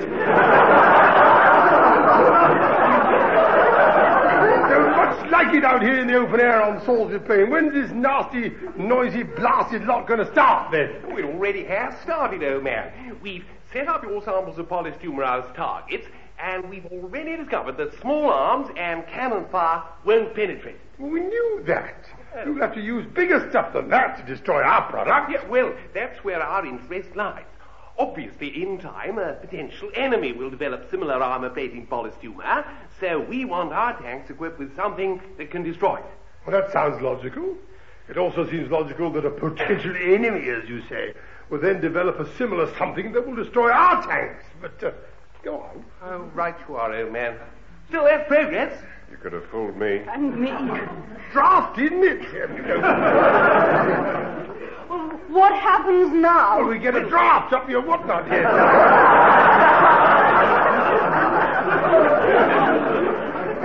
I think Lieutenant Colonel Banks here has got the answer. That's right, isn't he, Banks, old chap? Yes. Yes, I'm with the technological department, and we reckons that this here motor bomb here will go through that there polystumer sheet there like bah. I take it the Colonel came up through the ranks? No. He came right straight from Oxford. Oh, really? One must hope he was just on a day trip. All right, Binks, Bonks, whatever your name is. Let's see what your mortar bomb can do. Yes, certainly. She's already loaded up and aimed and all that malarkey. I'll just get my corporal to fire the perisher. Harper! Yes, sir? Let her go, mate. Righty here. It's a hell of a draft, isn't it?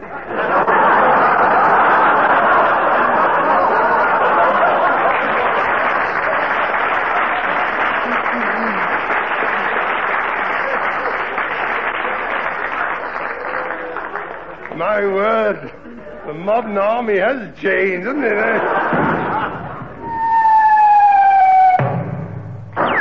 Look out, it's seen us.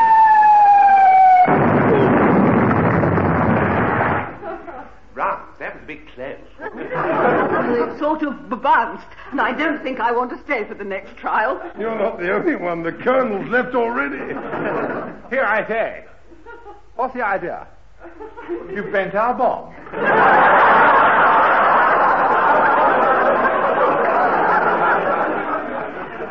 I'm sorry, Corporal.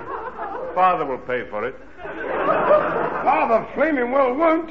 Right, pack up, both of you. It's back to London and to blazes with the picnic lunch. With pleasure. Thank you for all your help, Stokes, old man. Obviously, we shall have to just think of some other way of getting rid of this blasted stuff.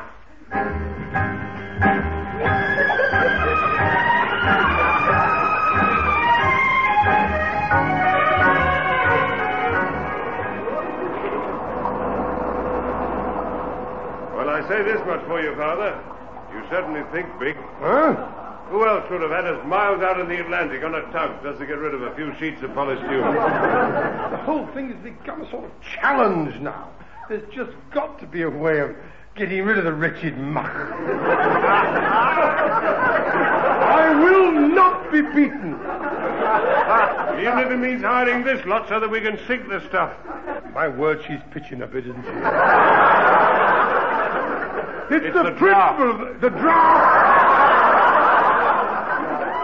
In any case, I didn't hire this ghastly tug. The firm did. They don't know it yet, but they did. I've charged it as marine development and research. You always find a way, don't you?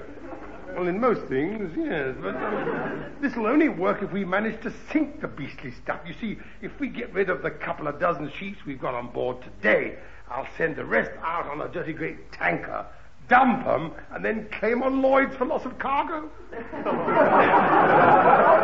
That you certainly will not get away with. Oh, I didn't mean it seriously.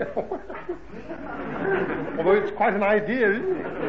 I should stick to eating your way through your tax losses. It's safer. Don't be daft. If this lot goes wrong, I'll be up to 45 meals a day at least. Well, you got the figure for it.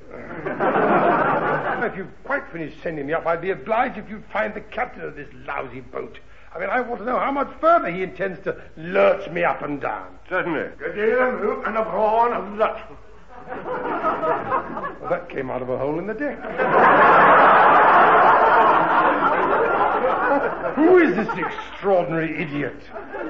Just the captain, that's all. Oh, good gracious. Oh, how do you do? How do you do? I didn't recognize you with your flat hat on. He's a bit stupid, isn't he? Nearly far enough out, aren't we? Okay. This'll be you well enough for your dumping ground. German, is he? Well, not quite. I gather we've arrived at the dumping spot. Tell those clots to sling the sheets over the side so that we can get back for a bath and a change. I'm sure I'll pong of oil and old fish forever. It is a bit powerful, isn't it? I don't think it's the boat. I think it's him. Good evening. Shut up. Captain, would you be so kind as to ask your men to start dumping the polystumer sheets overboard? And right new, if not quicker. Aye. Aye.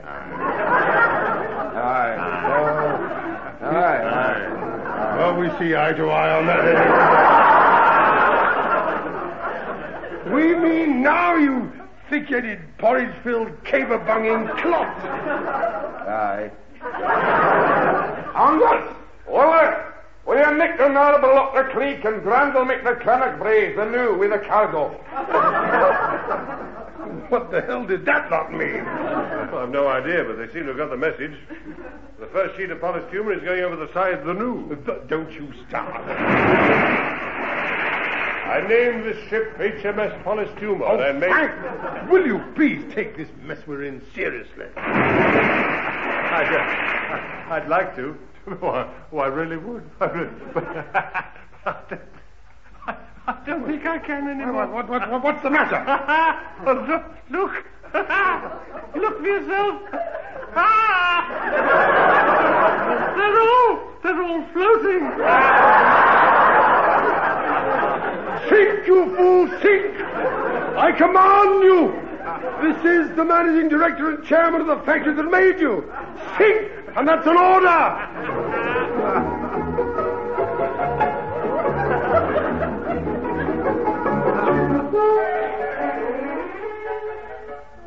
It's the humiliation of it all. Here am I in charge of a worldwide business empire, and I can't even get rid of me rubbish.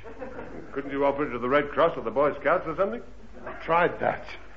Just take it away and it's yours, I said. What did they say? Something obscene.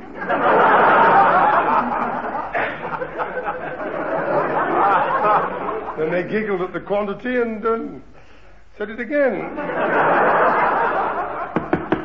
Come in.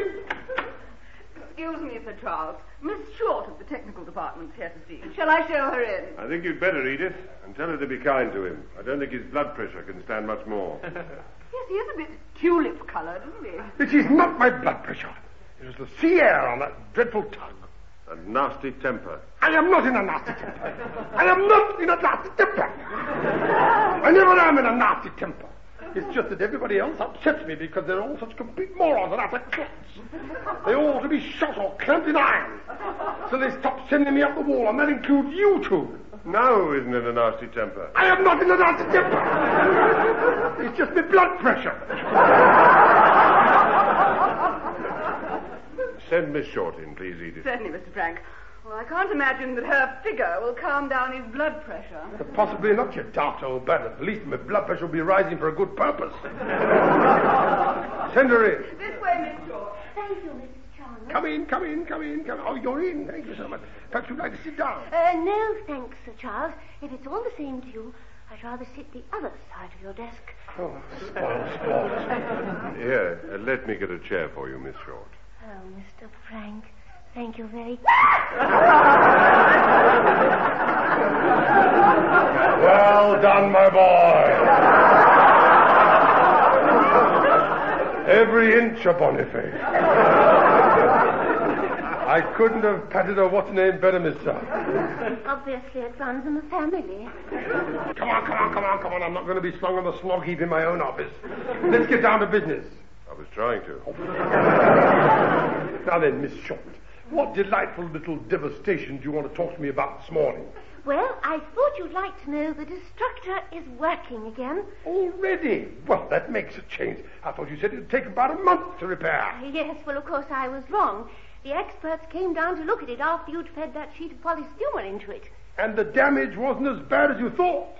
Not exactly. They said it was beyond repair. So they put a new one in. But that'll cost another blasted fortune. Father. Well? How do you feel about 85 meals a day as a Oh, you're so smug. You know I signed the authority to use it, so you also know that I'm going to go for a right chop with a board.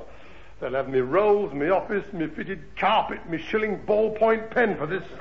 I doubt it. Why? Well, the destructor has only been installed for a few weeks, and Mr. Frank and I decided to get together. Yeah, I noticed that earlier. Father, we looked up the original contract, and it stipulates that the machine will destruct anything. Of course, they didn't realize we made polystyrene, which is indestructible. But after I phoned their managing director, they agreed to supply a replacement free of charge, provided we amended the contract to exclude polystuma. Feeling better now? Yes, but I mean, naturally, I realize all the time, but I never really, obviously I wouldn't.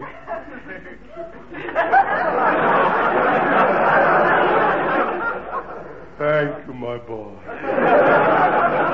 Thank you. I'm extremely grateful. At least you've saved my ballpoint pen. The other thing, Sir Charles, is that by working overtime, the factory has managed to turn out the new 50,000 sheets with the holes drilled 14.5 inches in on time. They're being delivered to glorious garden greenhouses this morning. Blimey, they must have worked like stink. Of course, we do still have the problem of what we're going to do with the 50,000 sheets in the warehouse, Charles. Oh, you would remind me of them, wouldn't you? Just as I was beginning to feel all mellow and friendly and cuddly. And a lot less tulip-coloured. Come in. Oh, it's Stanley the liftman. What is it, Stanley? Well, it's him, isn't it? I don't know what to do with him, do I? Stanley! I found him wandering about the corridor, didn't I? I got himself lost, hadn't he? So I brought him in here, haven't I? Well, we don't know, do we?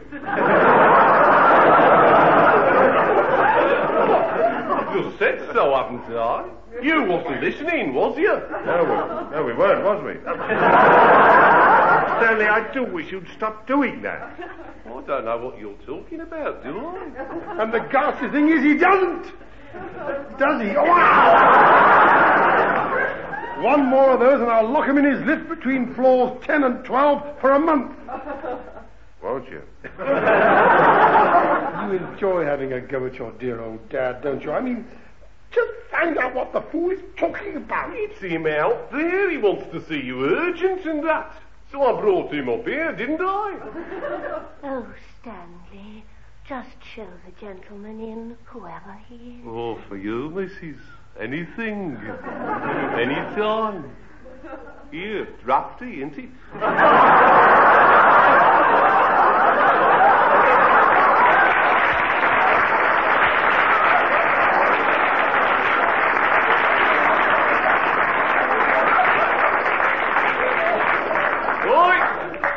In here, isn't it?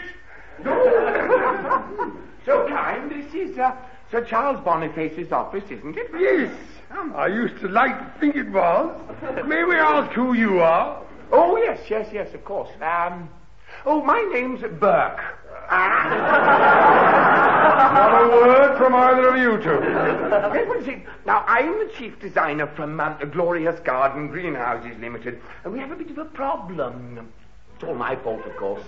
I have a feeling this is going to be rich. But it's about those polystuma sheets for the bases of our new greenhouses. I don't know what we can do about it, but you see, it seems that I've dropped a bit of a clanger. Oh, join the club. Well, you see, I've only just noticed that my gal made a bit of an error at tracing the original designs. The holes for bolting the bits together should have been 40.5 inches in, not 14.5. What? Yes, well, I wondered if it was too late to change it. What?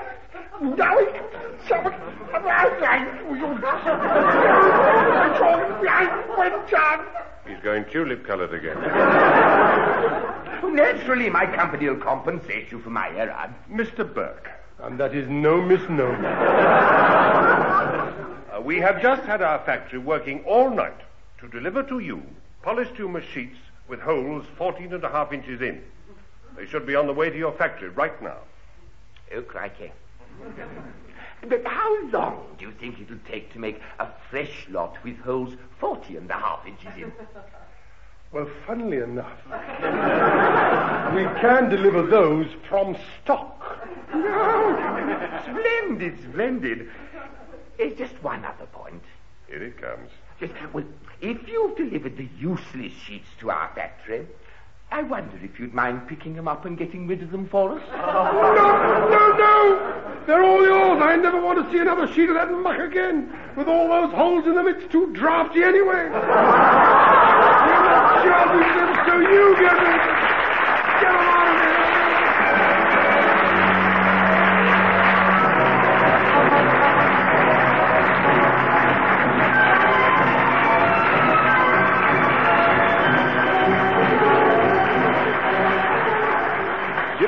Frank Thornton and Gwen Cherrill have been Destructing the Big Business Lark, written by Laurie Wyman.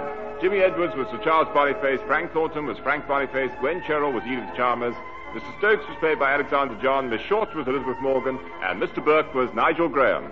And the show was produced by Alistair Scott Johnston.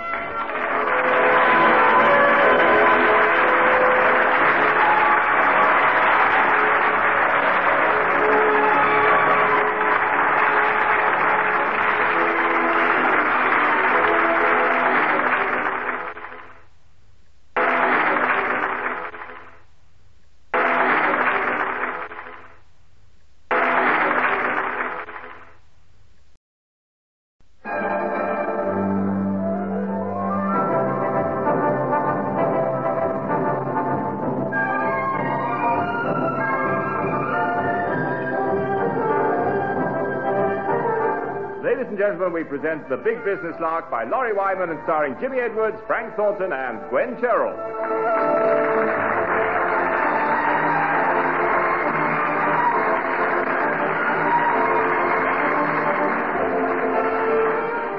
To most of us, advertising is something which gives us extra pages in our newspapers so that there are enough for us to wrap up our fish and chips.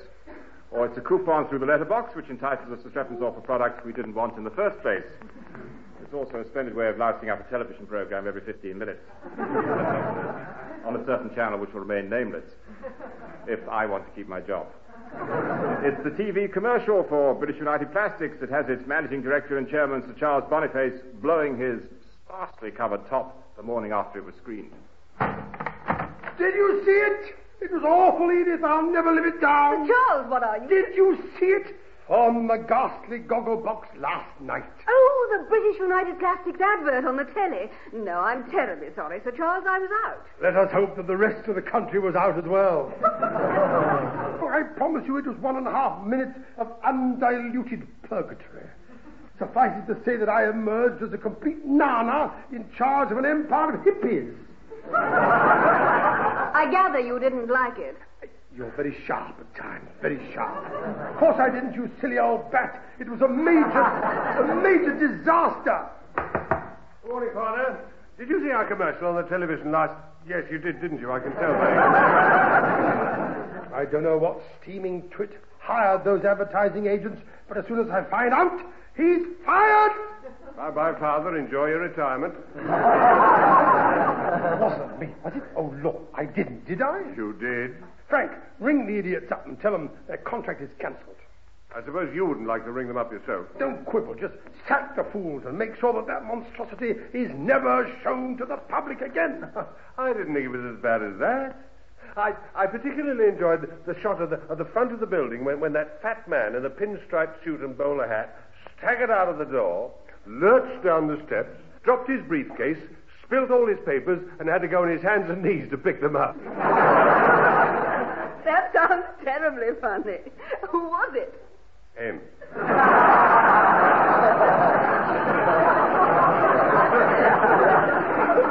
The steps were slippery. It must have been raining or something. You were stoned. Nonsense. In that case, after you picked up the papers, why did you walk to the rolls and climb into the boot? How was I to know they were filming it all? I mean, you know what business lunches are like. You were stoned. Will you stop saying that? Just make sure that my wobbly walk does not go out on the television again. There is just one snag, Father. The whole object of that commercial was to sell Polystuma Cinefilm. If we don't put out any commercials, nobody is going to know about it. Funnily enough, I had realized that.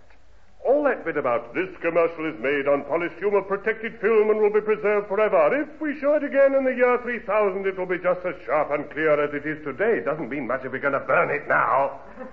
All right. There's a perfectly simple answer. We'll make our own commercial for Polystuma film. So get on with it. Me? I don't know anything about making commercials. Neither did those twits who did the one that went out last night. I thought the bit where you drove the sports car with the Polystuma body along the beach in the moonlight was all right. Yes, so did I. Until I came to a grinding halt because I hadn't noticed the tide had come in. Incidentally, sorry about that. What do you mean, sorry about that? It was your car. What?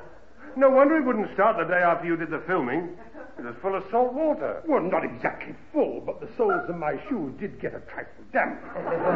Evidently your floorboards leak a little, you know. I should get them attended to. I might want to borrow it again. Forget it. I'm not even going to tell you where it's parked in future. Oh, if he wants it, he'll find it. No matter where... If he wants it, he'll find it. Now, do stop chuntering amongst yourselves. Concentrate on the new commercial. It's extremely urgent. Why? Why? Well, this American idiot will be over here shortly, won't he? Edith? Not a clue. Oh, didn't I tell you? Oh, well, I can't remember the fool's name, but he's the head of Trans Global Pictures or some such rot. And he's staying at the Carlton Grand for a couple of weeks quite soon. What about it? Well, he's television potty. He never turns it off, apparently. Well, perhaps he likes watching his company's old films. Possibly. Nobody else does, but he may. But anyway, as Polystumer film is cheaper than anyone else's, I thought we might get an order to supply his studio with it if he sees our commercial. You crafty old devil. You want him to come to you instead of you going to him? Roughly, yes. That way I don't have to give quite such a discount for bulk buying. With luck, we can sell him hundreds of miles of the stuff. I see. And I presume if we don't, I'll end up paying for the commercial. That thought had crossed my mind, I will admit. Still, I'm sure you'll do a splendid job, my boy. Never mind about the firm. What is needed is something of a more personal approach. Now, I don't want to influence you, of course, about your choice of subject, but I would have thought that what was wanted was a short film of the real me. It would be banned. No, I mean a film of my everyday activities here in British United Plastics. Who wants to see a film of you having a kip? Frank, will you stop taking the mickey and make that film? It's got to be on the box every night whilst that American twit is here. Well, I'll do my best. Do. Let's hope the result isn't so old-fashioned as that last one. Do you know, apart from my dodgy exit, the rest of it looked as if it was made by 19th Century Fox.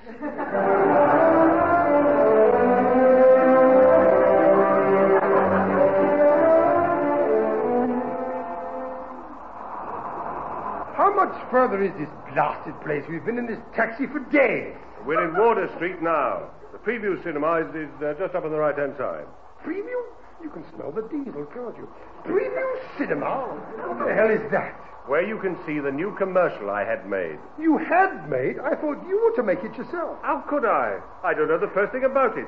I hired a Continental producer to make it for us. Oh, Continental. Can you smell that diesel? Continental. It's not going to be a bit sort of... it's not going to be one of those... there was one I saw by accident a week ago. 17 times. That was extremely... Well, you could see... Wow, yeah. They must have enjoyed making it, I'll tell you. His name's Monsieur Blenkinsop. Eh? He had an English father. Oh. And he has a fine reputation for making commercials. Cinema verite and all that. That's just what we want. Cinema, what's it mean? He films things as they actually happen. Now shut up and get out. We're here. I think he's going to switch the engine off in a minute. Thank goodness I can't stand the stink of that diesel. Anyway, I'll go in and introduce myself.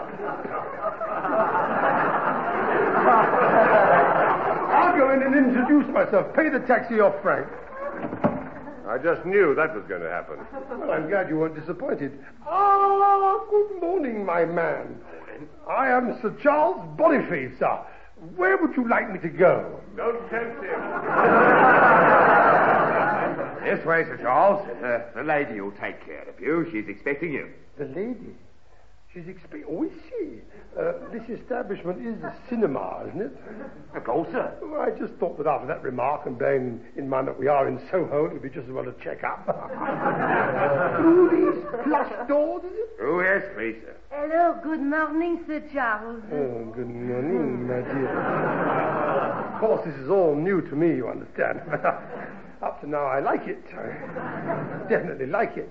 This way, Sir Charles. Oh, I couldn't walk that way. They'd all make...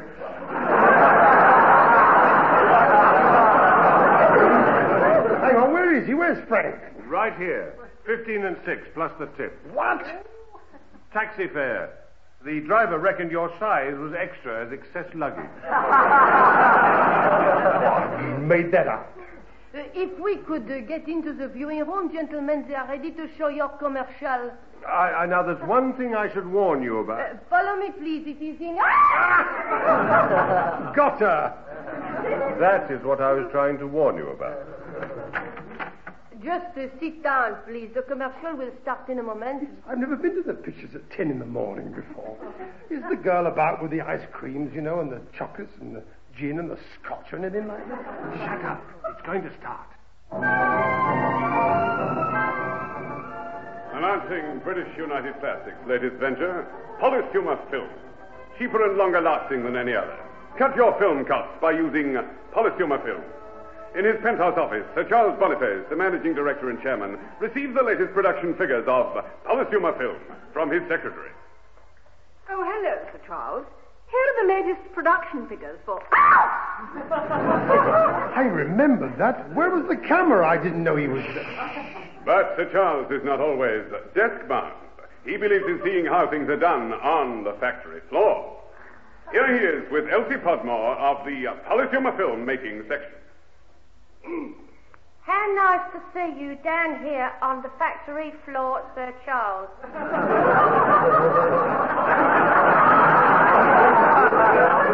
It is not often that a person as powerful in industry as you takes the trouble to... I thought that was a rehearsal. Looked like the real thing to me. And now, finally, here is Sir Charles with yet another satisfied customer. Stop it! Stop the film! It's slander! It's always the same. If you want a thing done properly, do it yourself. Pardon? I shall have to make this wretched commercial myself. Oh, hell. I mean, who's paying for this one we've just seen? I presume I can put it down to expenses, along with the taxi fare. No, my boy. You can put them both down to experience. Learn from it. All that lot? What am I supposed to learn from a bill that size? Never trust a relative in business. They'll do you rotten. That I learnt the first day I joined British United Plastics. You welcomed me to my office and told me how much the rent was. Well, it was worth a try, wasn't it? Now, we'd better get over to see this American film mogul idiot. Time is running out, so I shall have to just go and see him instead of waiting for him to see our commercial. I see. As you don't reckon the mogul will come to the mountain will have to go to the mogul. You didn't think that was a bit funny, did you? Might have been funnier if I'd said it. You just go and get a taxi and we'll go to his hotel.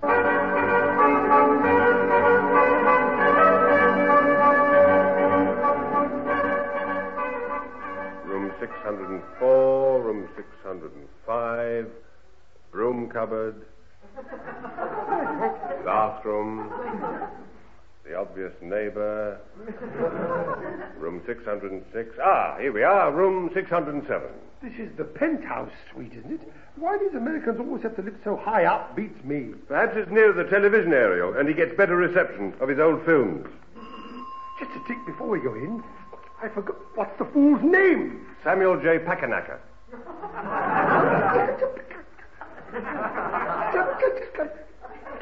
Can you smell that diesel from here? Samuel J. Packanacker. Yes. I don't believe that. Hi. No, he's not. He hasn't had a drink all morning. Oh, I see. This is Sir Charles Boniface, and I'm his son, Frank. Come on in, Charlie boy. And Frankie baby. I'm Sammy. I beg your pardon? Sammy. What's happened to your voice, Sam? And your shape? There seems to be some sort of discrepancy, I don't know. No, my name is Samantha. I'm called Sammy for short. Oh, thank heavens for that. I was named Samantha after my father. He's expecting you. Will you follow me? By all... Watch it. Thank you, my boy. Old habits die hard. Hey, Daddy, baby. Here's the English aisle. Aisle? Or no, I'm not an earl, actually. Not yet. No, I'm just a knight. And a knight we'd prefer to forget. Stop. Come on in, fellas. Great to have you meet me. Park your carcasses.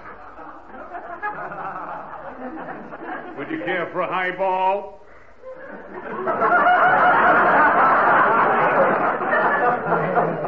No, not particularly. Don't mind. I wouldn't care for a highball. A low scotch would suit me better, thank you. And me. Great. Sammy, slosh the booze for the boys, will you? What a delicate turn of phrase. Now then, Mr. Knickerbocker, may pick up. Packernacker. Now then, Mr. Packernacker, you have no doubt heard of my company's latest product, polished humor film. Nope. Yeah, well, that's got us off to a good start, isn't it? What my father meant, Mr. Packernacker, was that in view of the wonderful films you've made in the past, we'd like you to be one of the first to change over to polished humor film for your next epic. It's so much cheaper than any other film, you see. I like that. For a name like yours, I thought you would, yeah. Now, did you see the rerun of my Mississippi Mudboat Moonshiners on your TV last night? Of course. We wouldn't have dreamt of missing. Of course.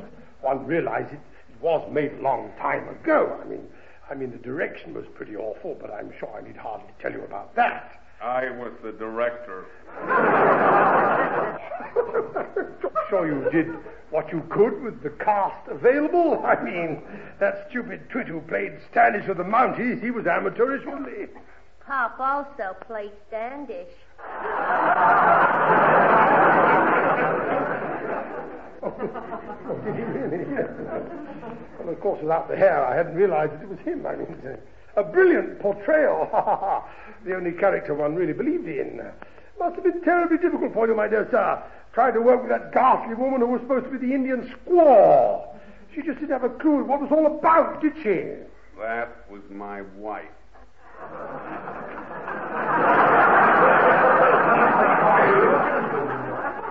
Amazing, we haven't heard more of her, really.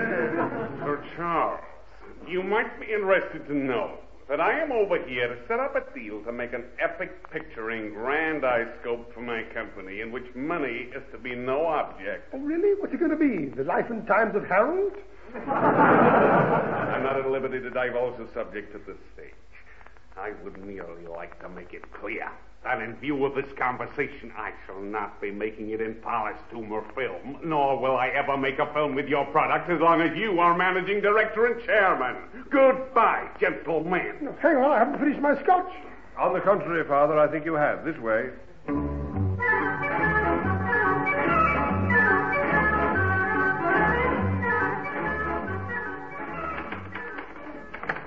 Hello, Edith. Is Father in? Sort of. He keeps flitting about all over the place. Edith, people Father's size don't flit. They flop. What's he up to? It's this commercial for British United Plastics. Oh, not again. He's not still trying to make it himself, is he? Well, you know your father, Mr. Frank. Once he starts something, he never gives up. And he's been filmed in his office, and now he's being filmed on the factory floor. As a foreman. He's what? Oh, didn't you know? Oh, yes, he's playing all the parts himself. Whatever for? Because he couldn't find any real foreman who would say, what a lovely man Sir Charles Boniface is, convincingly. That is possible. He's also playing a farmer. A farmer? What the heck has that got to do with British United Plastics? Oh, it's just to show how polished humor film captures all the delights of the countryside forever. I say, is this Sir Charles Boniface's office, Ducky? Yes, I'm his secretary. Can I help you? After working with Sir Charles for the last 2 days, I doubt if anybody can. I'm Talbot Smythe, the producer of the wretched commercial for Butt. Honestly, I've had to work with some ham actors in my time, but really, you just wouldn't believe it, Ducky.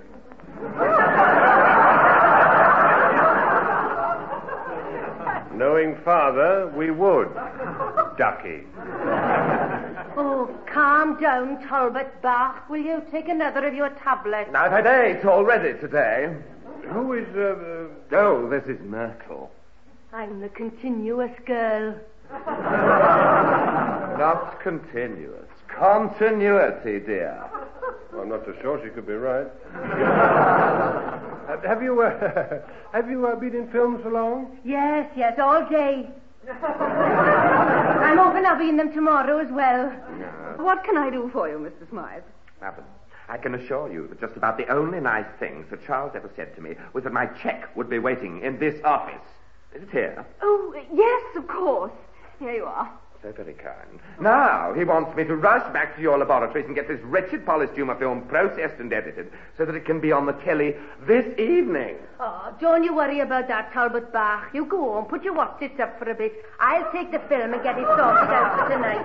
Oh, you've suffered enough already. All right, you are. Now, are you sure you can cope? Of course I can. I'm Welsh, am I? They've never been the same since that do at Carnarvon Castle, have they? And oh, there's beautiful he looked. So impressive and regal. My dad made a fortune airing out lectures, too. I'm terribly glad for your sake, dear. Now, could you get that film down to the processing department, please, Ducky? I gather that Sir Charles wants it on the air tonight so that some sweet little American film chappie can see it before he sails back on Monday.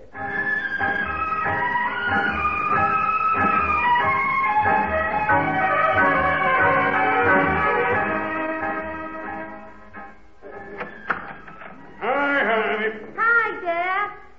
Hey, what gives, baby? The TV isn't on. It's not broken, is it? Ah, relax, Papa. It's just warming up. I only gotten in 2 minutes ago myself. Ah, gee, that's a relief. They're showing my guns across the Wabash in a couple of minutes. Again? That was a good picture.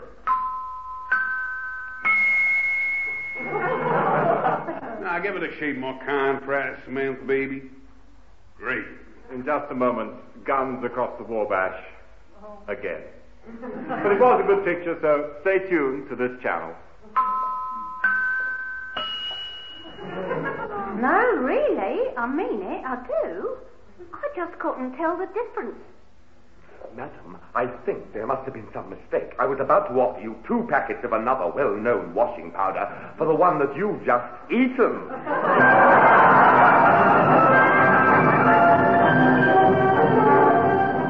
Great new product from British United Plastics. Polystumer film is the latest development from our factories. It's sharper, it lasts longer, it's cheaper. Hear from our managing director and chairman. Who are my old darlings, who are my old sweethearts? Here, down on the farm, come at spreading time, and amongst the diesel fumes here. We always filled the harvest with that there polystumer film from British United Plastics. Gives my old woman and I a sense of achievement as he watches it all being harvested again in the living room during the long winter months. Gee, I always said that Sir Charles Boniface wouldn't last long. See? They've replaced him already. But our managing director and chairman is never death-bound. Meet one of his fellow directors who knows him well. Yeah, well, he knows what he's up to and that, doesn't he? I mean, looks after all us workers at the old polystumer film factory and that, he does. Oh, yes, he does. He gets himself down here amongst the boys with his fags and his wallet and his plays darts. He likes to see for himself that everything's going all right and have a sniff at the diesel fumes, you know. He likes to get down it. And don't forget, this here polystumer film is cheaper and it's guaranteed. Hollywood has gone right flaming potty over it. Can't make enough of the stuff we can't. Get your polystumer film whilst the stocks last and that.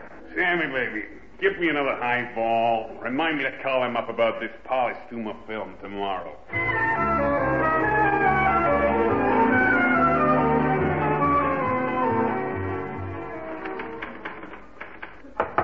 Good morning, Father. Or should I say, who are, my dear?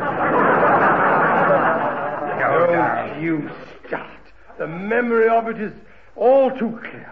How am I ever going to justify this little debacle to the board of directors? I just don't know. It's cost $1,000. Funnily enough, as far as I know, nobody has rung up to find out why everybody in British United Plastics is a bit thin on top and has a great big moustache. There's something else I forgot. Unfortunately, in that farmer's smock and floppy hat, we could hardly see your face. It could have been anybody. Let us be grateful for small mercies. Oh, I recognized you when the brim of your floppy hat blew up for a moment. Oh, there was a draft, you see. And you could smell the diesel, my dear. I'll sue them, that's what I'll do. I'll sue the idiots. That may be just a touch difficult. Why? If you remember, you made the film yourself. Oh, you're loving this, aren't you? You're positively reveling in it. Not until I get my 15 and 6 taxi fare, no. For crying out loud, Edith. Pay him his 15 and blasted 6 blasted pence. Plus tip. All right, plus tip. Pay him. Out of what? The petty cash. How can I? You had it all to make the film. Oh! That's what they do. That's what they do.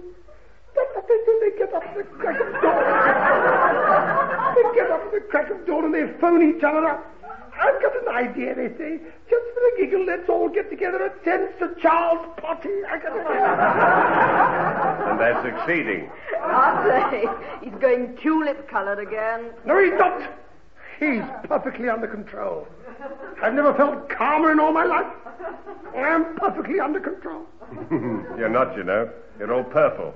I'm not purple. You are. I'm not. Not. I'm just tulip-coloured. He's done it again, right back where we started. Hello? Oh, could I speak to your new managing director? This is Samuel J. Packernacker. Our new managing director. You saw our commercial last night. I sure did. Great stuff. Now, did you see Guns Across the Wabash? Sure did. Great stuff. Again.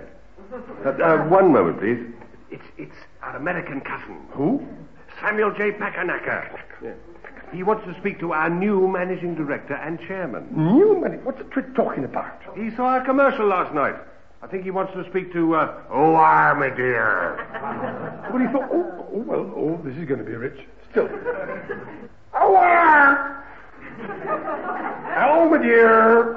No, sweetheart. Managing director and chairman of the British United Plastics speaking. What be with you, then? Packernacker here. About this Polystuma film of yours. I've just had studios on the phone. They want me to make a new film. It's a sort of sequel. It's to be called Bombs Across the Wabash. Well, I guess we could make it in your Polystuma film, if the price is right. Certainly, my dear, but my dear. I figured on $10 a 100 foot, less than you quote. Oh, you drive the hard bargain, me old sweetheart, my old beauty. $10 a 100 foot less, it shall be, me old love. $10 less. Shut up, I know what I'm doing. Great. Get the stock sent out to Hollywood right now. I start shooting on Monday. Find a deal with you. Tell me, whatever happened to that Sir Charles Boniface? He landed right in the wire. It couldn't have happened to a nicer guy. $10 per 100 foot cheaper? Are you out of your think box? We'll lose a fortune. I don't think so. I just had the bill for the commercial we put out last night. Was that on Polystuma film? Of course it was, you stupid old bat. Well, then where's the profit? We've cut the cost of the film to rock bottom now. Possibly. I must admit that the film is cheaper than anybody else's, but just you wait until he sees how much it costs to develop and print.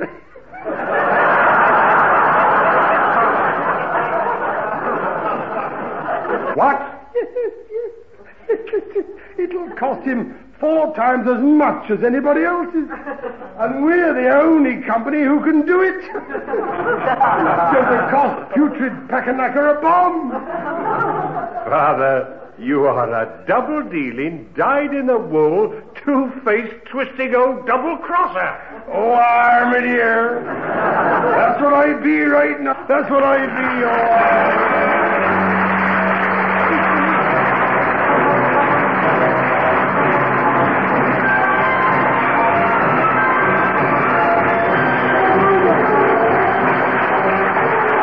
Jimmy Edwards, Frank Thornton, and Gwen Sherrill have been advertising the Big Business Lark written by Laurie Wyman. Jimmy Edwards was Sir Charles Boniface, Frank Thornton was Frank Boniface, Gwen Cherrill was Edith Chalmers, Samuel J. Packanacker was played by Alexander John, Samantha was Elizabeth Morgan, and Talbot Smythe was Nigel Graham. The show, the last in the series, was produced by Alistair Scott Johnston.